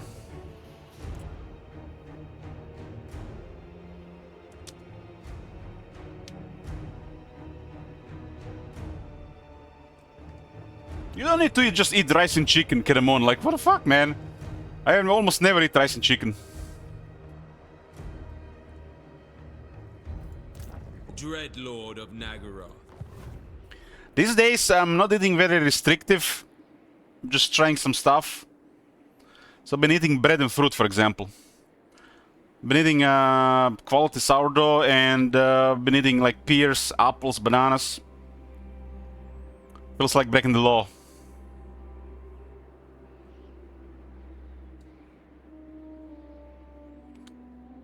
So, for example, I started today with sardines, garlic, sauerkraut, and kefir.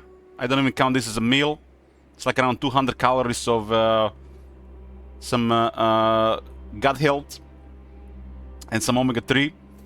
And the first meal was some sandwiches on with rye bread, chicken, some chicken type ham, some cheese, and eggs. I try to have at least 2 to 4 eggs every day.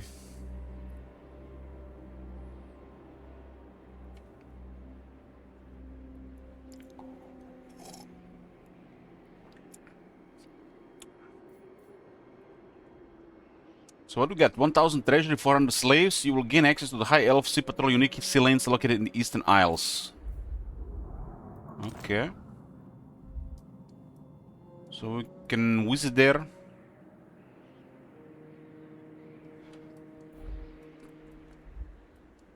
But I noticed since I started eating more carbs, I'm not even that much. On most days under like 150 grams, my body started to retain more water, which is normal because glycogen, right? But it shows more in my face. Titan Jones have reminded me that a couple days ago. My face looks more puffy when I'm on like regular carb diet. I literally lose over 3 to 4 kilos of water weight if I don't eat like that. My face looks much better.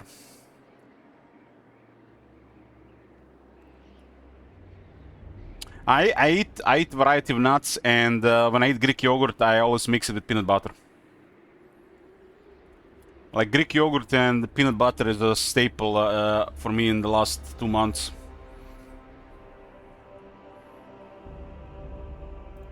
Dreadlord of Nagaroth. Look here, Fellheart. Cruel and deadly. Tyrant of Nagaroth.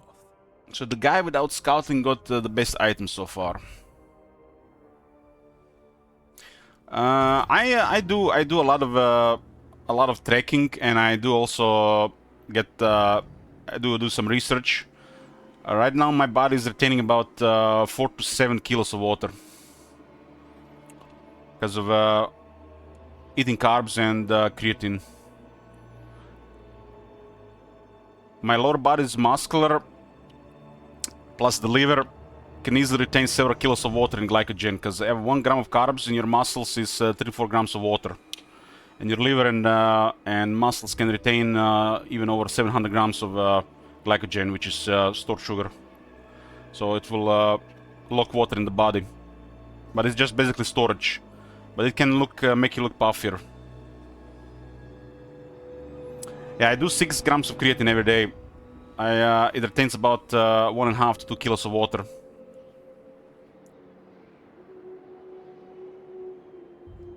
But this is all just the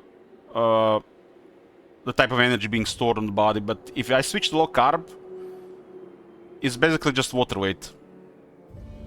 And I'm back where I'm at the lower weight. I do look better, but I'm more restricted to what I'm eating. But there's a very interesting thing with me here. And when I asked the Google AI, you get a response like with that was a sharp observation, you know, like what I sometimes comment on. If you eat carbs, you retain more water, more sugar in your body, which is your energy that's used for muscles mostly. And then you are when you're doing exercise, you have to move bigger load, which helps with the calorie loss and the building muscle. So it's another angle to look at, with all that extra weight being retained from being on the regular diet. Because extra 5 to 7 kilos of water weight is noticeable. It's like a weighted vest, right? And it's basically just water in cells.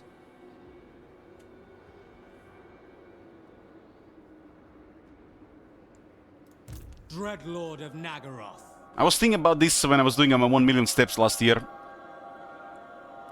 Would have been basically like walking with a 5+ kilos weight vest if I was on a different diet. So if you eat carbs like about 200 grams a day, which is standard, and you use creatine, you literally have about 5 kilos of water weight if you're over 80 kilos.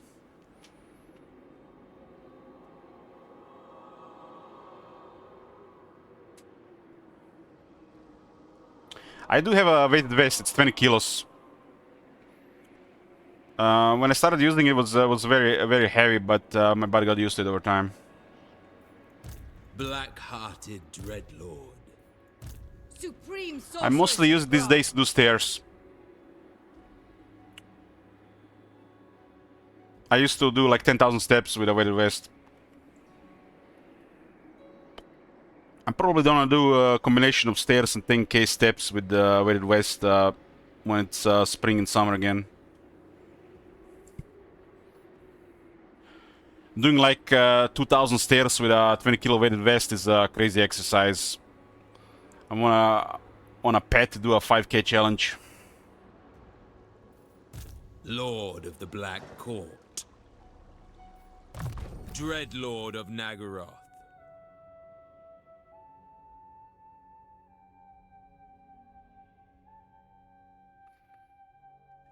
50 number when defending and 5 AP when defending. Bring fire and terror. Got 639, not enough to get more troops. Therefore, something on Eastern joints? No, nothing. When I was really heavy, like over 120, 130 kilos, when I was in a real poor shape, my feet and ankles would hurt from even just walking regularly. But now, after a couple of years of exercising, nothing really hurts. Only get sore muscles if I overdo it. If I overdo brisk walking, I get sore shins. And if I overdo stairs, I get really sore quads.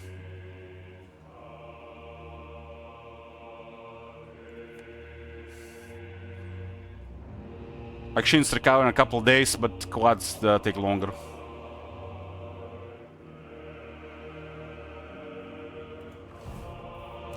We have a deal.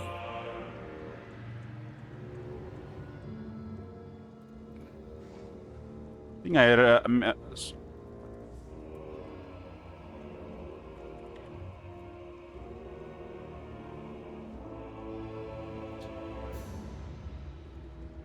I remember the day when I did 2000 stairs with 20 kilo vest. Took like 2 hours. I had some crazy soreness in the legs for 5 to 6 days. It was a nightmare trying to sit on the toilet and getting up. It was really hard. Like the first day, nothing. Second day, a little bit sore. Third and fourth day, hell.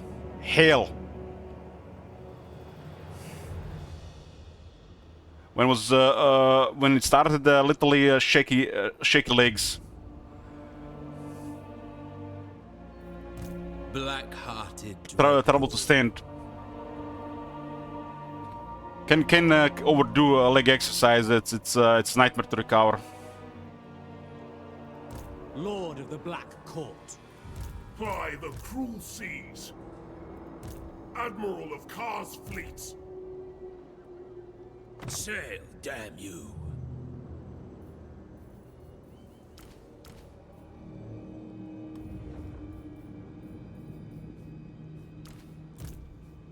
I have prevailed.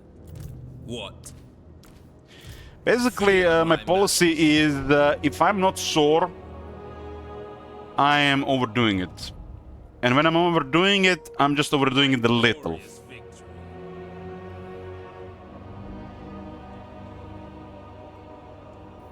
So if I'm not sore at all, I try to walk a kilometer under 9 minutes.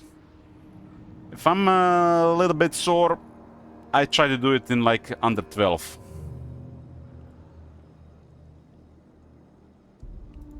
What now? Can't do it crazy all the time. Especially not on this weight. Cain honors me.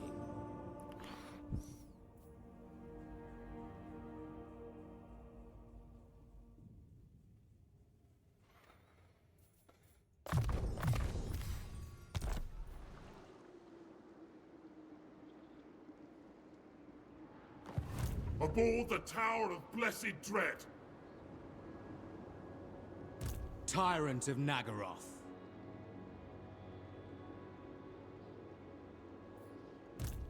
Attend me.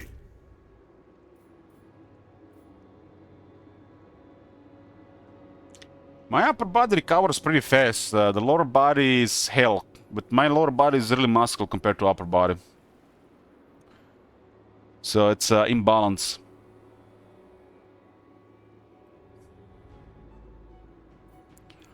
I guess I could do way more work with the upper body before it gets damaged as much as the lower body.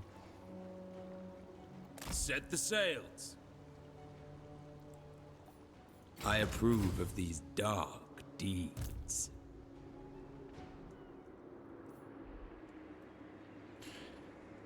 If you have a really muscular lower body, brisk walking uphill is pretty crazy. Gets your heart going like crazy. They call it like the cheat for people who have a really muscular lower body. Because the heart has to work so much harder for people who have really muscular legs when you're going uphill, especially at a faster pace. Vicious Dreadlord. Lord of the Black Court.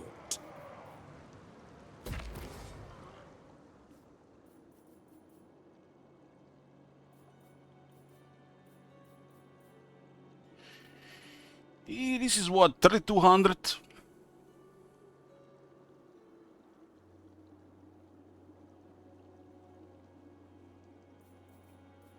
I got me two 15 kilos dumbbells, which I do some exercise with during the week. It's about 33 pounds. I've been using this for a while.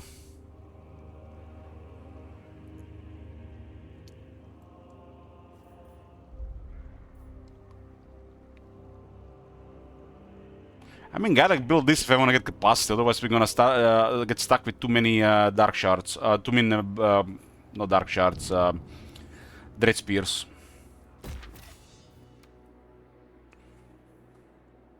This replenisher didn't used to work on the arcs. The weak are crushed. General. This province next would be pretty nice, and it kind of serves a buffer to clanation. And there's another port there. Once I get some tier 3 stuff, money-wise, I think I can afford another arc. But I'm losing on growth, huh? Tyrant. The black arc doesn't really cost anything. Enchantress. Dreadlord of the Druki. I admire. It's turn 6, we got 3 black arcs. Okay, I was waiting for this. We could capture this as well. So let's see. This could be the economy. So we have 2 black arcs and 1 blessed red. So this ought to be 2500, but it could be just 2000.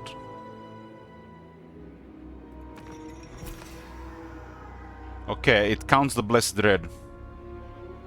This is how we can get a good amount of money in the beginning.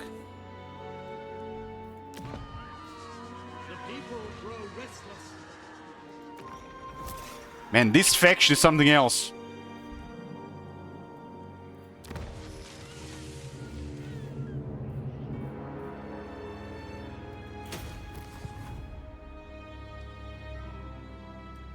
Fight battles, get slaves, sell slaves. If people are developed,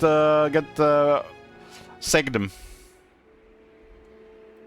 Black-hearted Dreadlord. And the more black arcs we stack, the more we can get out of it. And considering how this starts, there's really nowhere to go other than with Vlocker. Double time. A brief interlude. Black-hearted Dreadlord.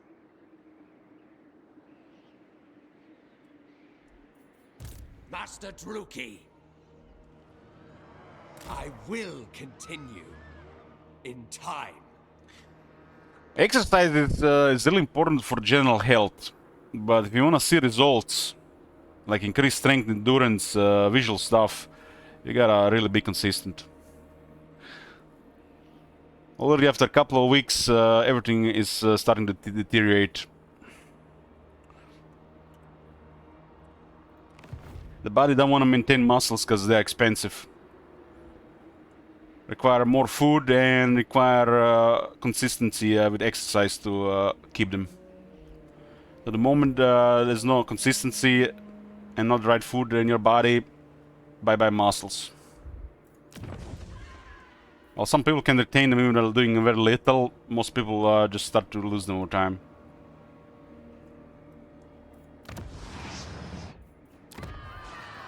We are displeased.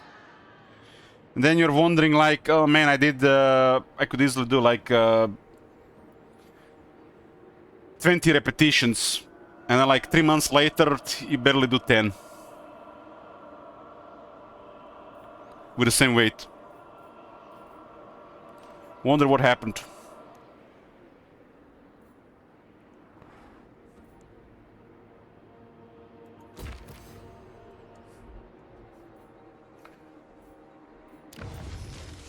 Cease your provocations. I don't want to get another master here, but we kind of have to keep this building now. I mean, without the unit caps mod, you just build these, get masters, and you remove it, right? Now you have to keep it for capacity. But it's currently only available in that province until we get it, this building here. Your darkness. So, Black Ark will provide you the units to recruit, and you will have pretty much everything else here. But now we have to actually keep this building so you can actually get these units.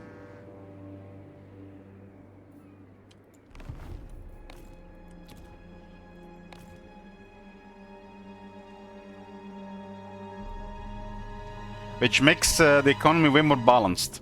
And this is the purpose of a unit caps mod, why the unit caps are important for games like this. For a more balanced economy, otherwise you just prioritize economy, nothing else.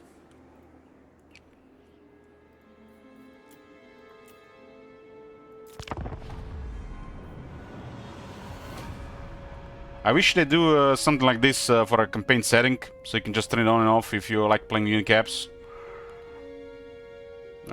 It should definitely be an option in the game to enable something like this.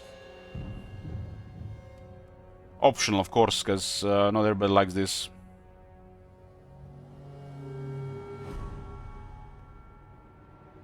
There are a couple of factions that have nothing to build if you don't build military buildings, and military buildings don't do anything, like for Vampire Counts.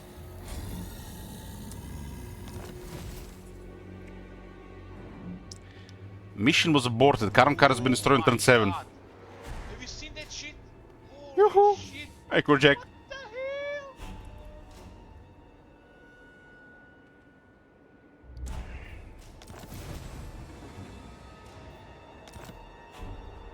Ready. We are the menace of the sea, in this case, menace in the river. So we started up here in the plains of Shen, and then we have captured the Jade River Delta, and now I'm going for the Celestial Lake. There'll be 3 major ports, which means 3 additional arcs. And then we just continue warring the Jade Custodians towards the Red Blades. That'll be the plan. Dread Lord of the Druki. Getting arcs ahead of time, even if you can afford them financially, is get their growth going. I will continue later. It doesn't mean you have to build or recruit units. Growth is important too. Dreadlord of Nagara. Black-hearted Dreadlord. Such slaughter awaits. And nothing to see here. We're just traveling around. A vile plan. Murderous lord. Set the sails. Kurjak the 9. Who? Master or the Admiral? Yes. A brief interlude.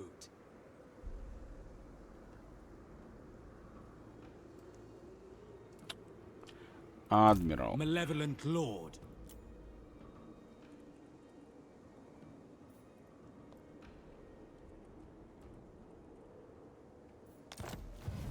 What is your dark purpose? This one does cost a little bit extra, but it's only what, 260 and another 145. It's we'll survive. Ever onward. It's gonna be our next general. True power unleashed. We need tier 3 regions for money. Until then, we can use the naval markets, use the slaves to get the economy. With this one, this will provide 3,000, which is really good. It's really good, especially to just get some extra money going.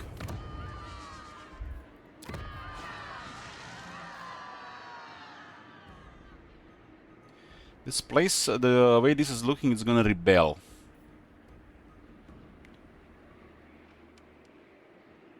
There's no commandment for to clear corruption faster.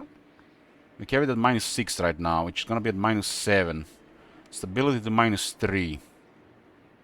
We gotta have highborn hostages.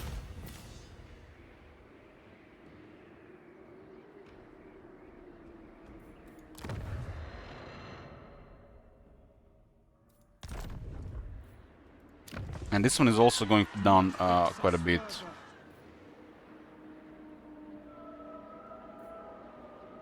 The Dark Elves have extra stuff on control. Every faction should have this extra stuff. The extra stuff is around slavery here. So, on low control, you use more slaves for buildings. On high control, you use less.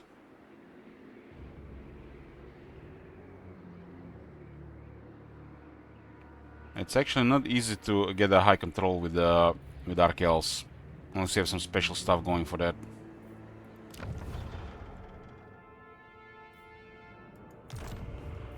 So this one costs like 5,000 gold to get control going on. Or we have to send somebody back. I guess it has to be sacrificed to a Tartu.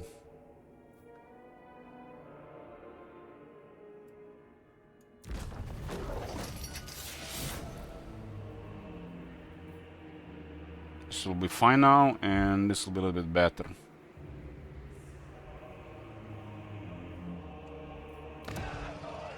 In this place, there's salt here, It's a little bit better than the first income building. This is a 10-unit garrison, this is a 8-unit garrison.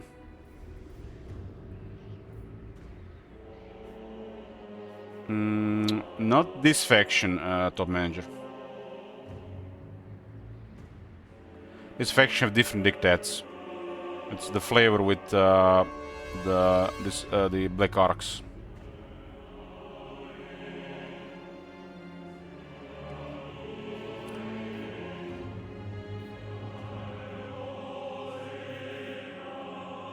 I guess the capital makes the most sense first.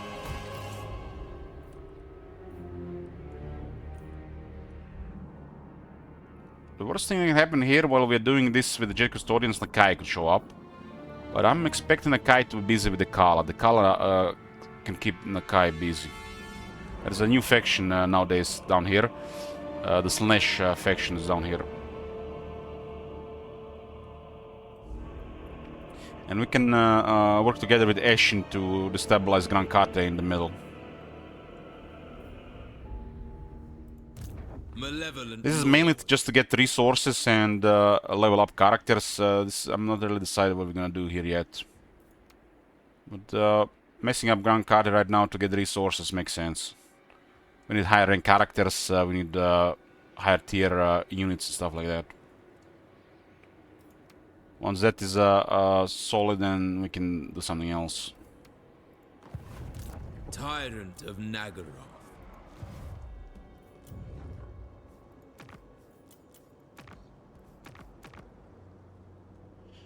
Plan is to attack Jet Custodians and go for the Red Blades. Gotta occupy this element here.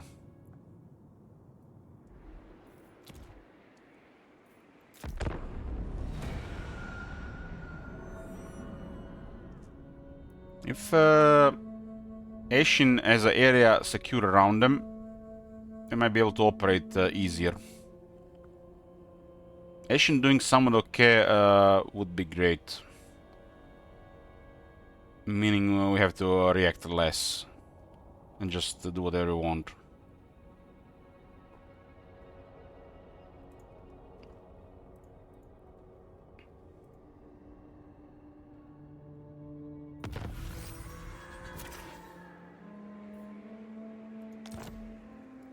I survive my rivals. Jet Custodians are getting attacked by the Chinese vampires. Cease your provocations.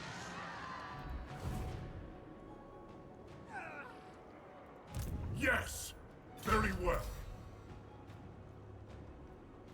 The movement in this river is horrible, really.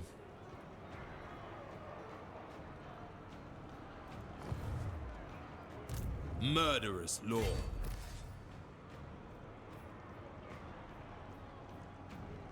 Sacrifices to Mathlan. And these are all cliffs. Other than this.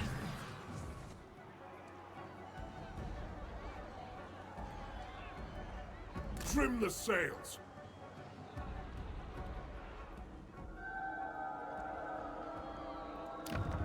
This is gonna be a tier 1 settlement. Noble born. Ply the cruel I guess I could have captured this turn by transfer units because the Feral Manticore is siege attacker for some reason. Speak. Lord of the Black Court. Plotting a course.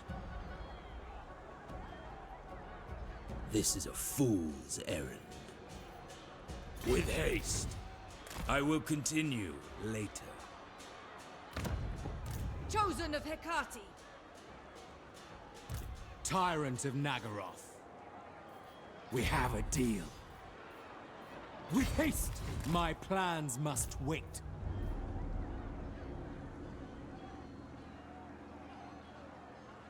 Anchors away! What do you seek? It will have to wait. Bring fire and terror. My lord, I'm going.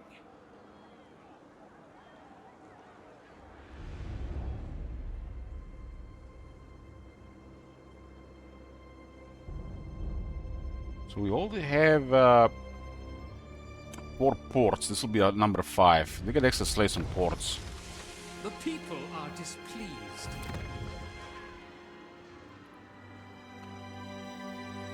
There's good money on tier 2 industry. You get 500 income. First knowledge gives you another 3% and local has plus 5%. It's even slightly buffed.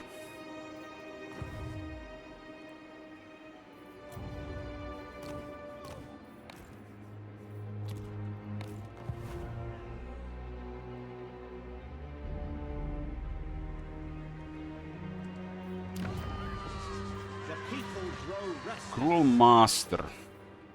Why a master? You mean this thing here? It looks good, yeah. Shame this is Lord's army, right? Does it work for the hero differently? Should say owns army, right? I haven't tried this, but it looks good, yeah.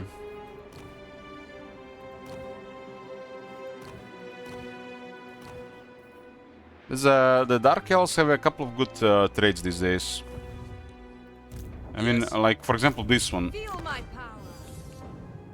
Supreme Sorceress is lacking attack on the Black Dragon, and now we have a trait with 15 attack. And 2 other effects are very good as well.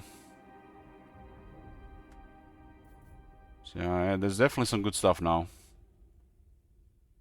Makes even the Supreme Sorceress Dragon pretty good because you get this 15 attack. This Black Dragon has a lot of damage.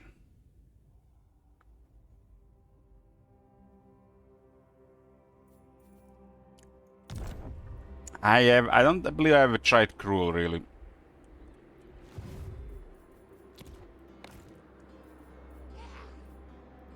I've gotten discipline on this one.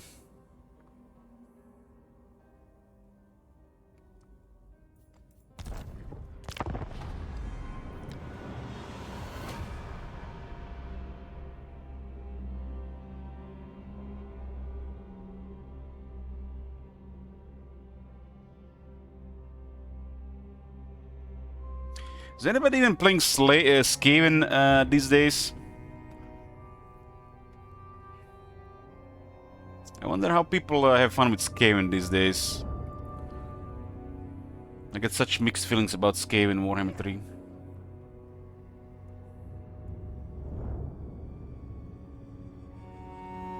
Other than Naked Claw, of course. I mean, Clown Molder is passable as well.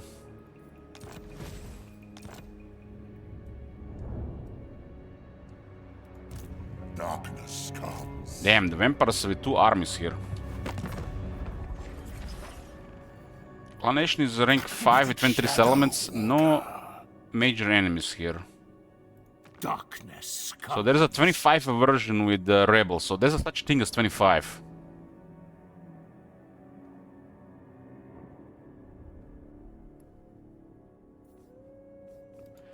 Jade custodians are beaten on this side. You dare. It is an imbecilic thing to bother me. Others who have end up as my puppets. Leader of men. Entire Grand Card is gonna dislike this. You are little needed here. I have wars to fight.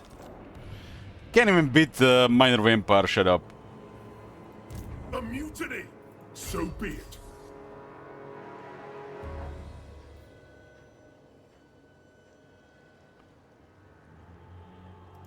Lord of Fear, we have a deal.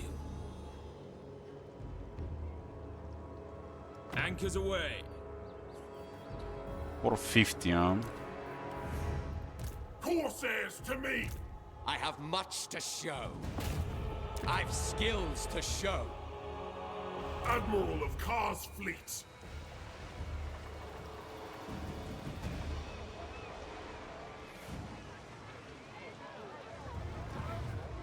Aboard the Tower of Blessed Dread.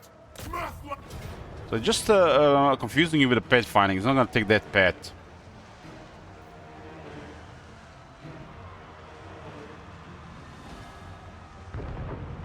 I could have captured this last turn.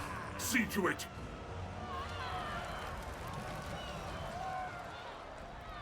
Sorceress of the Dark Convent! Attack, you fools! We don't have the armor to even get a positive result here.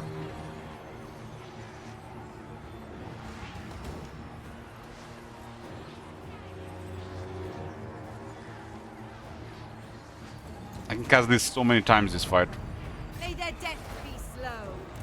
but it's not enough. Yes? I approve of these dark deeds. So looks like we're gonna have to go to those vampires. I think they might be controlling the settlement for the Red Blades.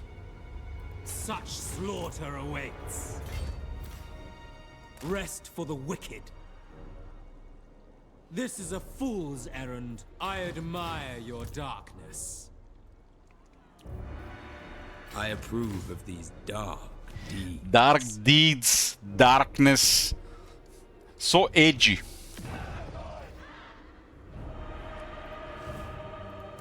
Sacrifices to Mathla.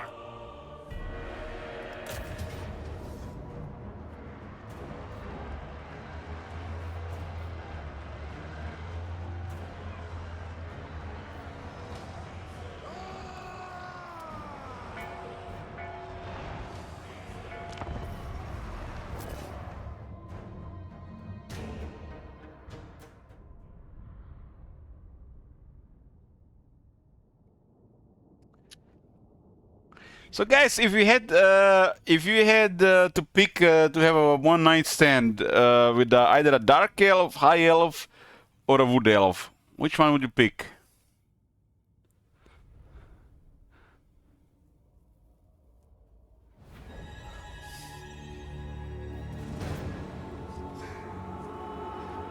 I don't know. The dark elf option seems so dangerous. Wood elf might even be more dangerous than the dark elf. So who has balls here? I feel like the wood elf would be more dangerous than dark elf to have a one night stand.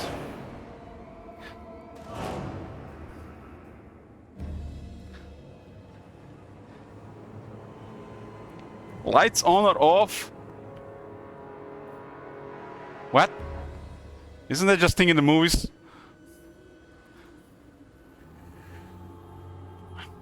I take both wood and dark elf. Oh my god. you won't be able to walk. We are ready.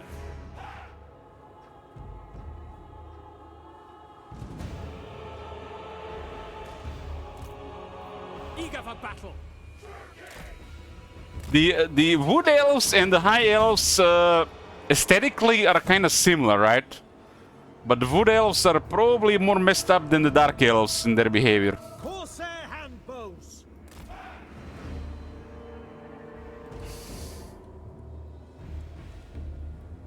Dread spears. I have to go with boring here. I'm gonna pick. I would pick high elf. I would pick high elf. Dark elves. Corsairs. Corsair handbows. I think both wood elf and dark elves are crazy options. Blades, dogs! You have to be on something to pick them.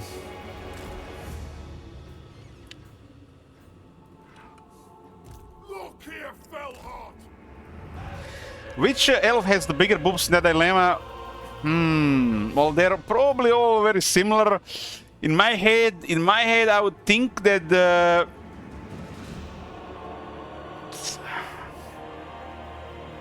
I feel like the dark elf would have the bigger boobs in that dilemma. In my head, at least.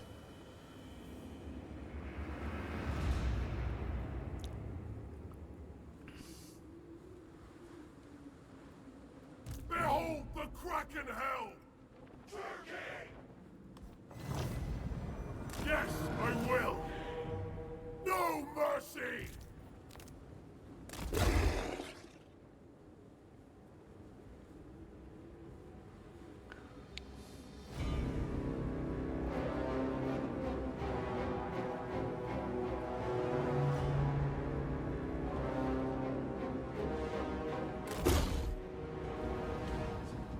Druki.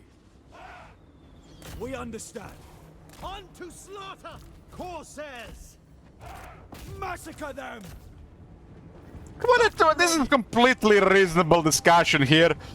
Not even the top manager should complain about this one.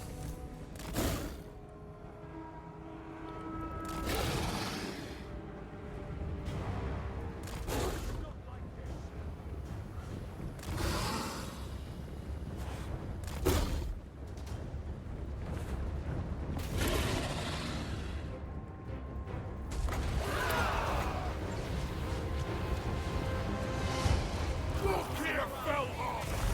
I'll give the order! I'm there. Come, melee! Druki! We I don't understand. have to worry about density here. Ready. Behold the power of the arts. Eager for battle. Cold-blooded killers.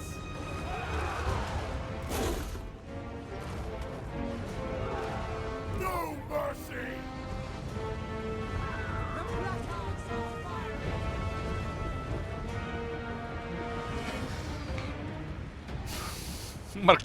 Marconos is using a timeout here. Understood. Marconos doesn't like Skaven for some reason.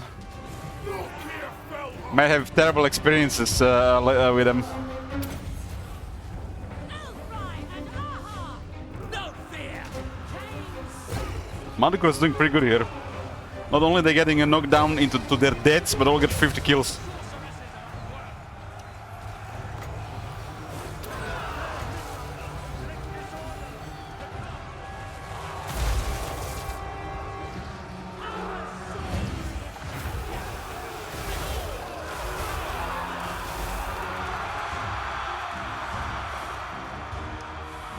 Dread spears.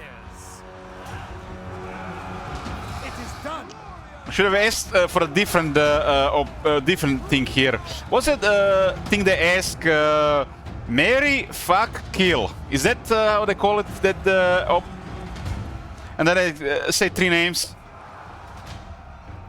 Marry, sex, kill. Marry, fuck, kill. How do they call this that game?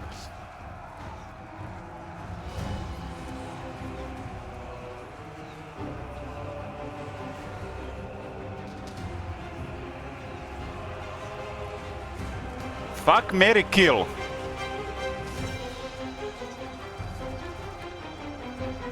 Nagarothi. That's probably harder. Probably harder. Dark Elf, High Elf, Wood Elf. Who would you marry, who would you kill, and who would you fuck? Dark shards. Going.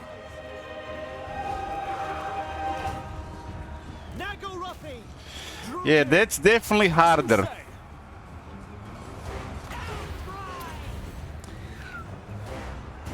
I have to go with marry High Elf, fuck the Dark Elf, and kill the Wood Elf.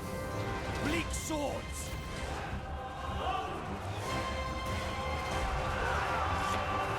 Make them bleed. Slaughter them. Gone! Behold the power of bloody murder. The merciless host. Moving out. Forward. Battle calls. I mean, the Monte critted quite a bit here. Knocked a lot of them down, 84 kills, and it's still in pretty good shape. And now it's bugged. You did good, you did good. We'll get some petting when this battle is done.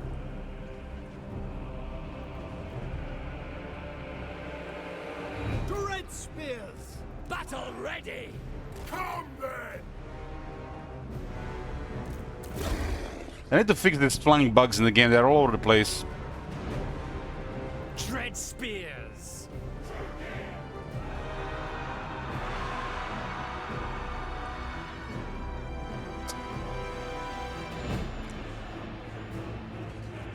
Kraken Lord! Where to?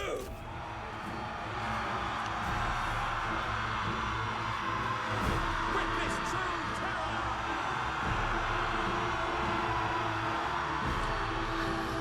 And we're talking about Warhammer universe here, Rock Stomper.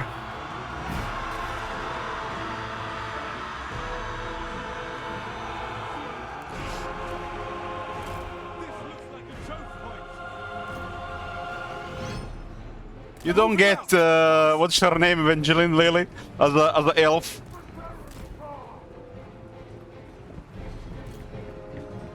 Murder is mine! Corsairs! Advancing! Merrick fuck kill Ostankia Ranesa Drajka. Jesus.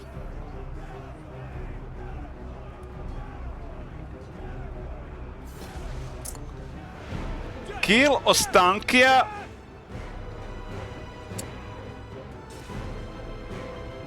Fuck Aranesa and marry Drajka.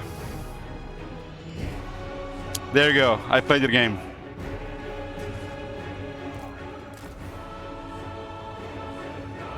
Fuck one's better than cringe your entire life.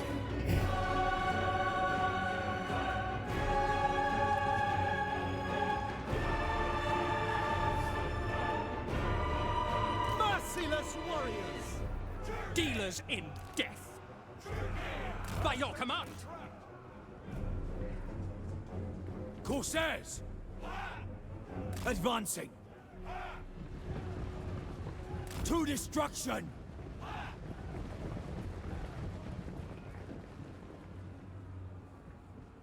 This looks like a joke. I mean, he giving me impossible options here. I mean, like, what the fuck, man? Ostankia, Aranesa, and Drajka? What the fuck? There's a sick mind there. Dark shards. Sick and twisted. Corrupted by this stream, no doubt. Give them death! Maybe Top Manager was always this messed up.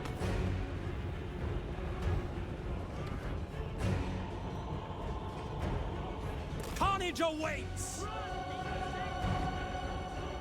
The merciless host. Advance, Druki. Run, insect. Corsairs. Murder awaits. Advance, Druki. Nagarothi. Without question. Without question. Battle ready! Understood! Murder awaits! Dark shards. Onwards to murder! We are ready. Cain is a thirsty god! Advance, Druki! Look here, Fellheart! Dark elves! Master Druki! As you wish!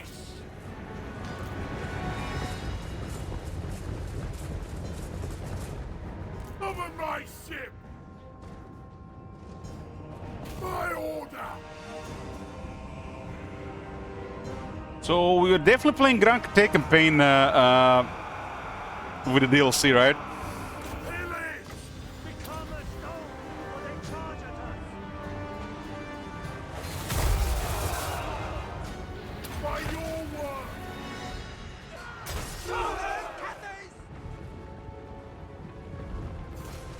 These guys have no protection against missiles. Apparently in spring, top manager. So At once! probably within 2 months. Going! Moving! Make your ancestors proud! Yes!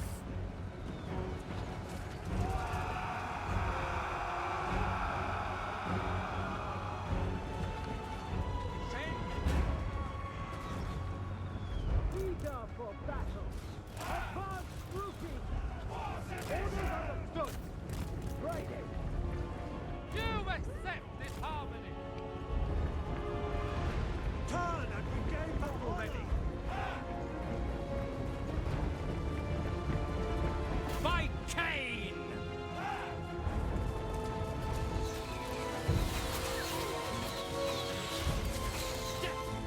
Man, Darkshaw has so much damage. You just have a very slow reload. You can move in between reloads. Orders understood! Leave no survivors! Feel my wrath!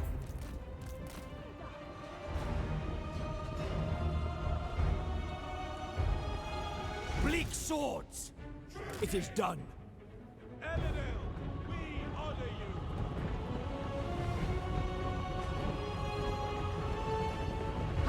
Is there bro here? He still has one horror game waiting. I might play this week. Blood for Cain! What is in the request thingy?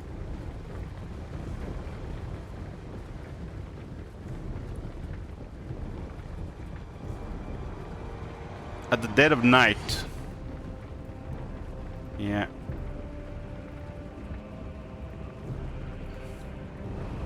Death and blood! I'll probably play this week. Dark shards!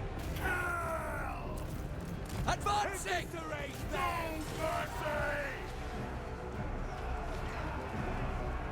Ruthless! With haste!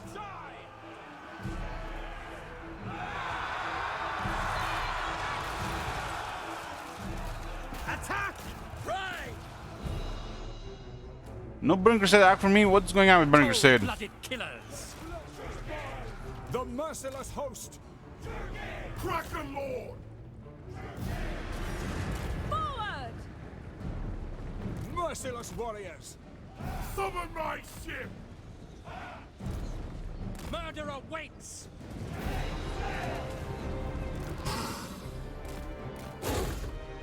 It looks like this can be fixed. This is an bug been in game for years. No, I'm no plans of ever returning to World of Warcraft. Corsairs! Go! Carnage awaits! I dare! Bloody murder! The Karen car! Enacting! Destroy! Onwards to murder! Moving! Onward!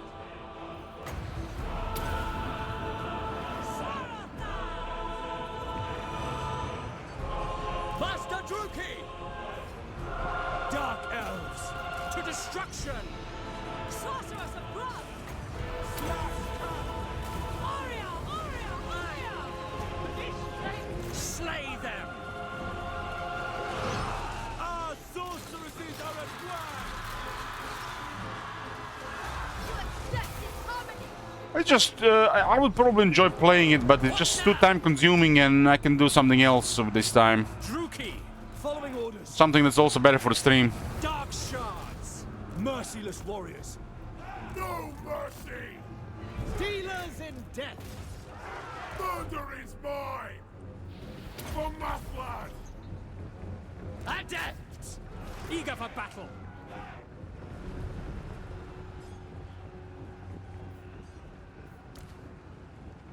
185 kills on Dark Shard, still 3 ammo left.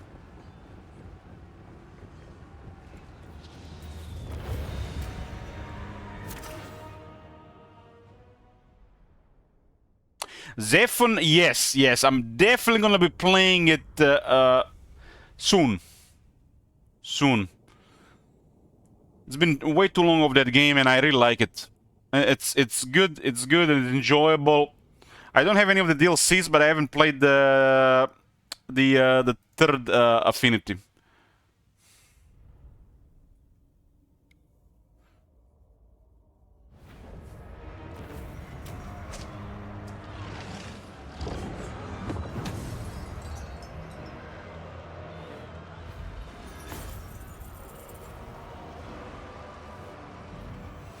I like what they're adding with DLCs. I think they're doing it okay, but they might be maybe a little bit too ambitious. But there's really no need to buy the DLCs unless you're playing the game quite a bit.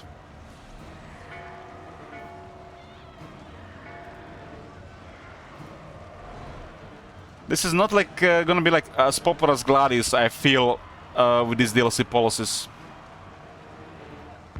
Hopefully it works out, but I have really no need to buy the DLCs.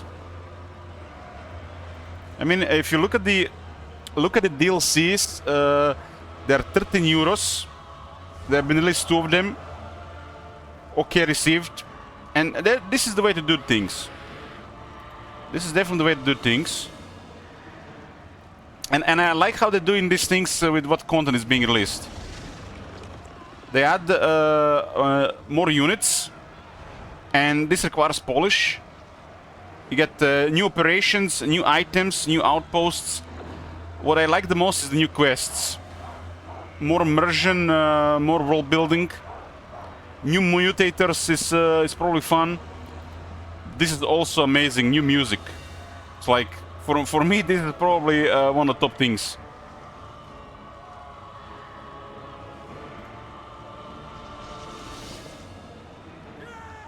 Because the soundtracks do add to the game. So you had 2 DLCs like this. So new leaders and new stuff, and it adds more to the game. It expands the game, right?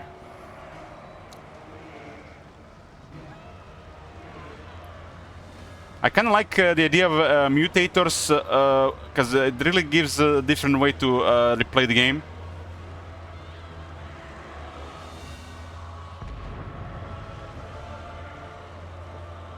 Can we see Ilok's Steam account?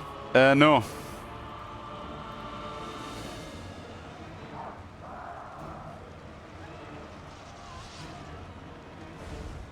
This is the only thing you can see here.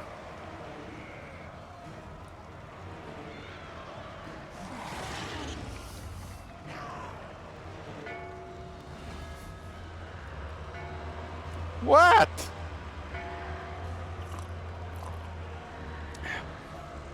I made it my life goal every time Sergeant Pepper tips the stream, I get a booba game.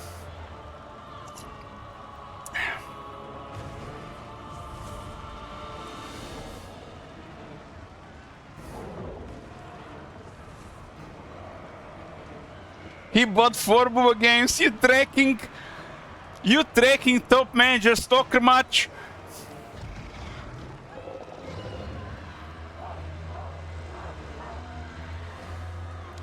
They had a sale for some of them I was waiting for, so I got some.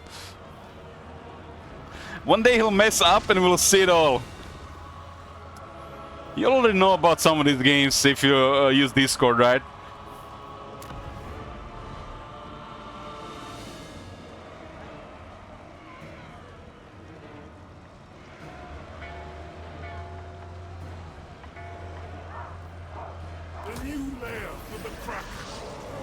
We got an envoy.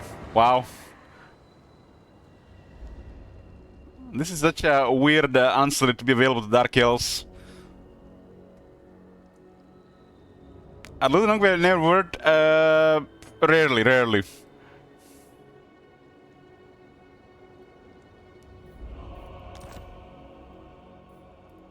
Look here, Fellheart. Kraken Lord. Ready! That's amazing ancillary, because it lowers the... so, look at this. We got diplomatic relations plus 10 with all factions. You know what this means? This means that currently there is no penalty for diplomacy between the Dark Elves and the Chaos. All babbits. It's nullified. And you get another one and you have positive relations with Chaos. What?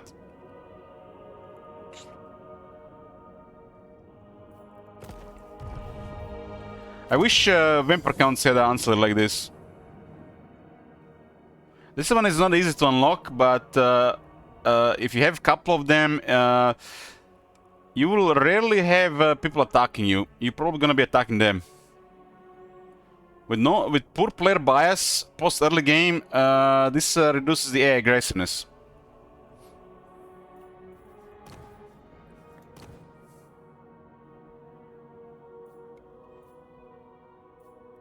Sister of the Dark Convent.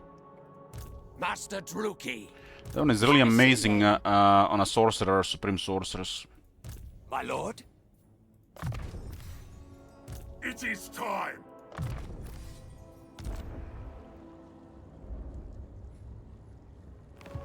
Tyrant of Nagaroth. Dreadlord of Nagaroth.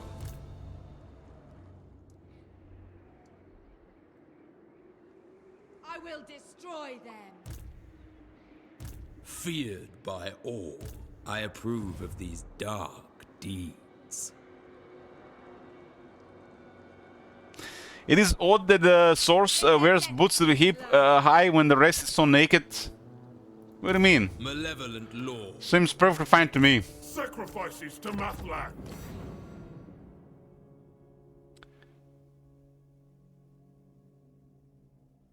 How else are you gonna get this aesthetic with the horns and spikes, right?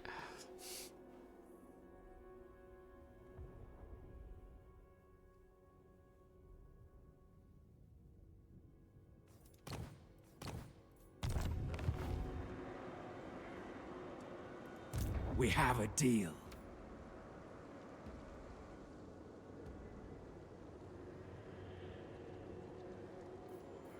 I command.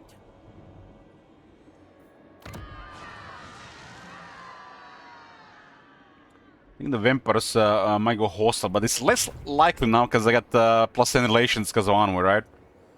That Onward thing is so random and it does change some behavior around. It's a nice ancillary to have around to just do whatever you want.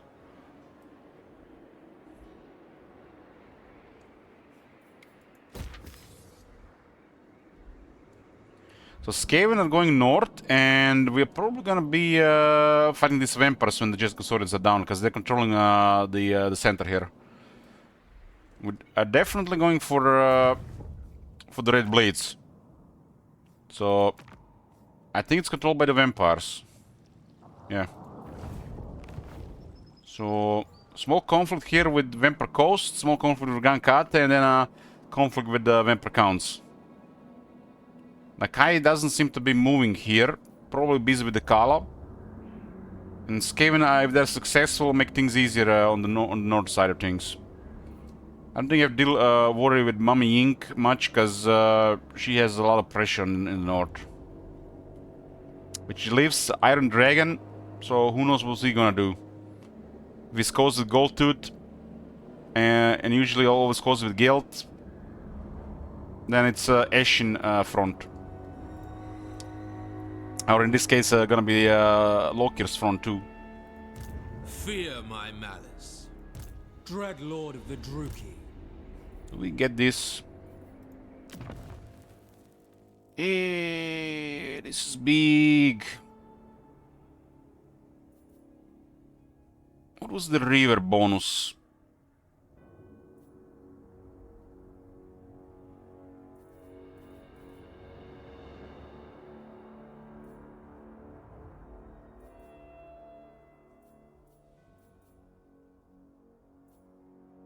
This is open seas.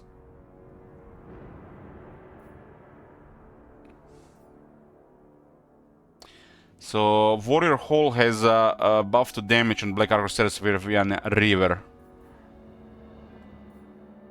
And Shades have a buff to movement range. Oh, this is nice. This one also makes sense because the movement is a little bit rough to go through.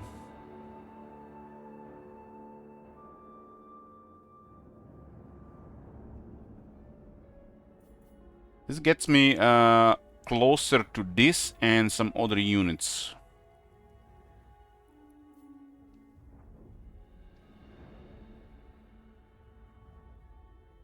I mean, the Warrior Hall is a no-brain cause unit capacity, right? Same like with the Tomb Kings, the Tomb Guard building is a no-brain everywhere pretty much. This gives access to Prison Wing. Generate slaves and there's a variety of buffs for economy. The weak shall fall. Bring fire and terror. Yes. Dreadlord of Nagaroth. What are the chances the vampires attack here before? I think with that envoy it's less likely. Ply the cruel seas. March, you mongrels. So we clear this and then we go Celestial Riverlands and the Non-Cheng Basin. We might be the only one that will be attacking the vampire counts here, so this is a nice expansion here.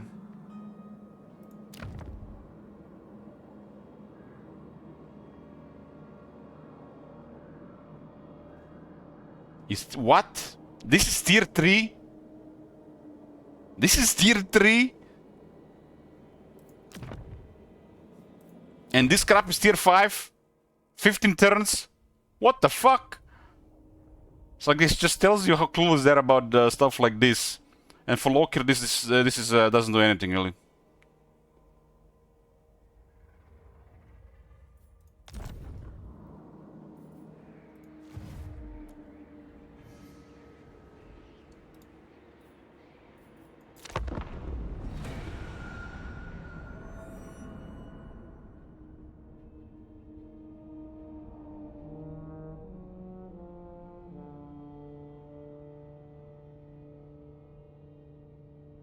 This almost looks like a Bertonia opening. We gotta play a Bertonia campaign.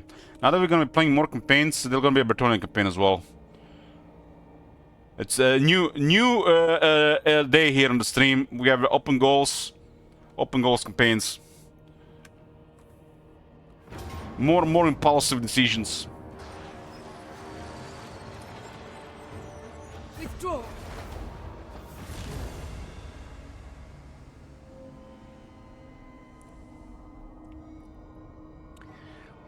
Which Bertonia should we play? If I play Bordeloo, I have to simp for Mami Ying.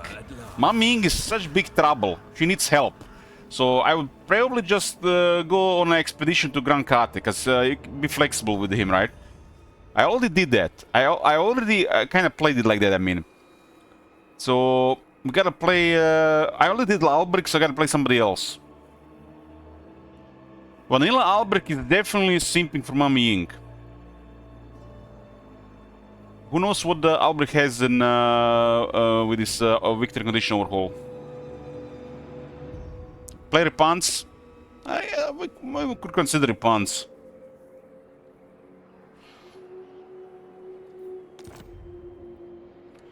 Or we could work with the Empire in a with Lewin situation. Lord of Fear. Admiral of Kar's fleets. Onwards, crew.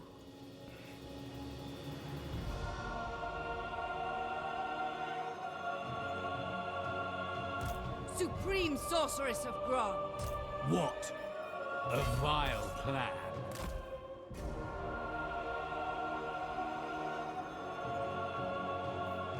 Such slaughter awaits. Dreadlord of Nagaroth. I mean, that Cal campaign was pretty good. We had things to deal with.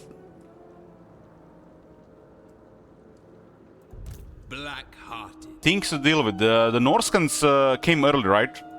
Dreadlord, There's definitely stuff to do. rest for the wicked. I haven't played Luin in Warhammer 3. I only played the Alberk, I think. I approve of these dark deeds. The new Norska is pretty good. We have a deal.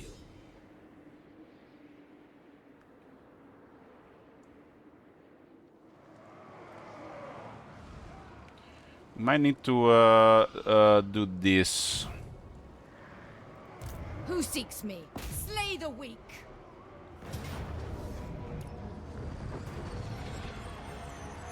Power before my might. I demand loyalty. We'll definitely have another campaign by the weekend. Though. Unless I do something else one of these weekdays. So we got the Plains of Shen, Jeddah Delta, and now Celestial Lake, and the next will be Conflict with these vampires here. I'm gonna work with Clanation. It'll be easier now since I got the envoy, so relations will be better in this area. Not much aversion penalties going on really. This is a really good thing to have. If you get a couple of this, it's actually strong.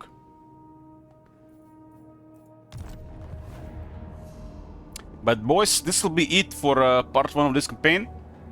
Continue tomorrow, most likely. Thanks for watching, and I'll see you next time.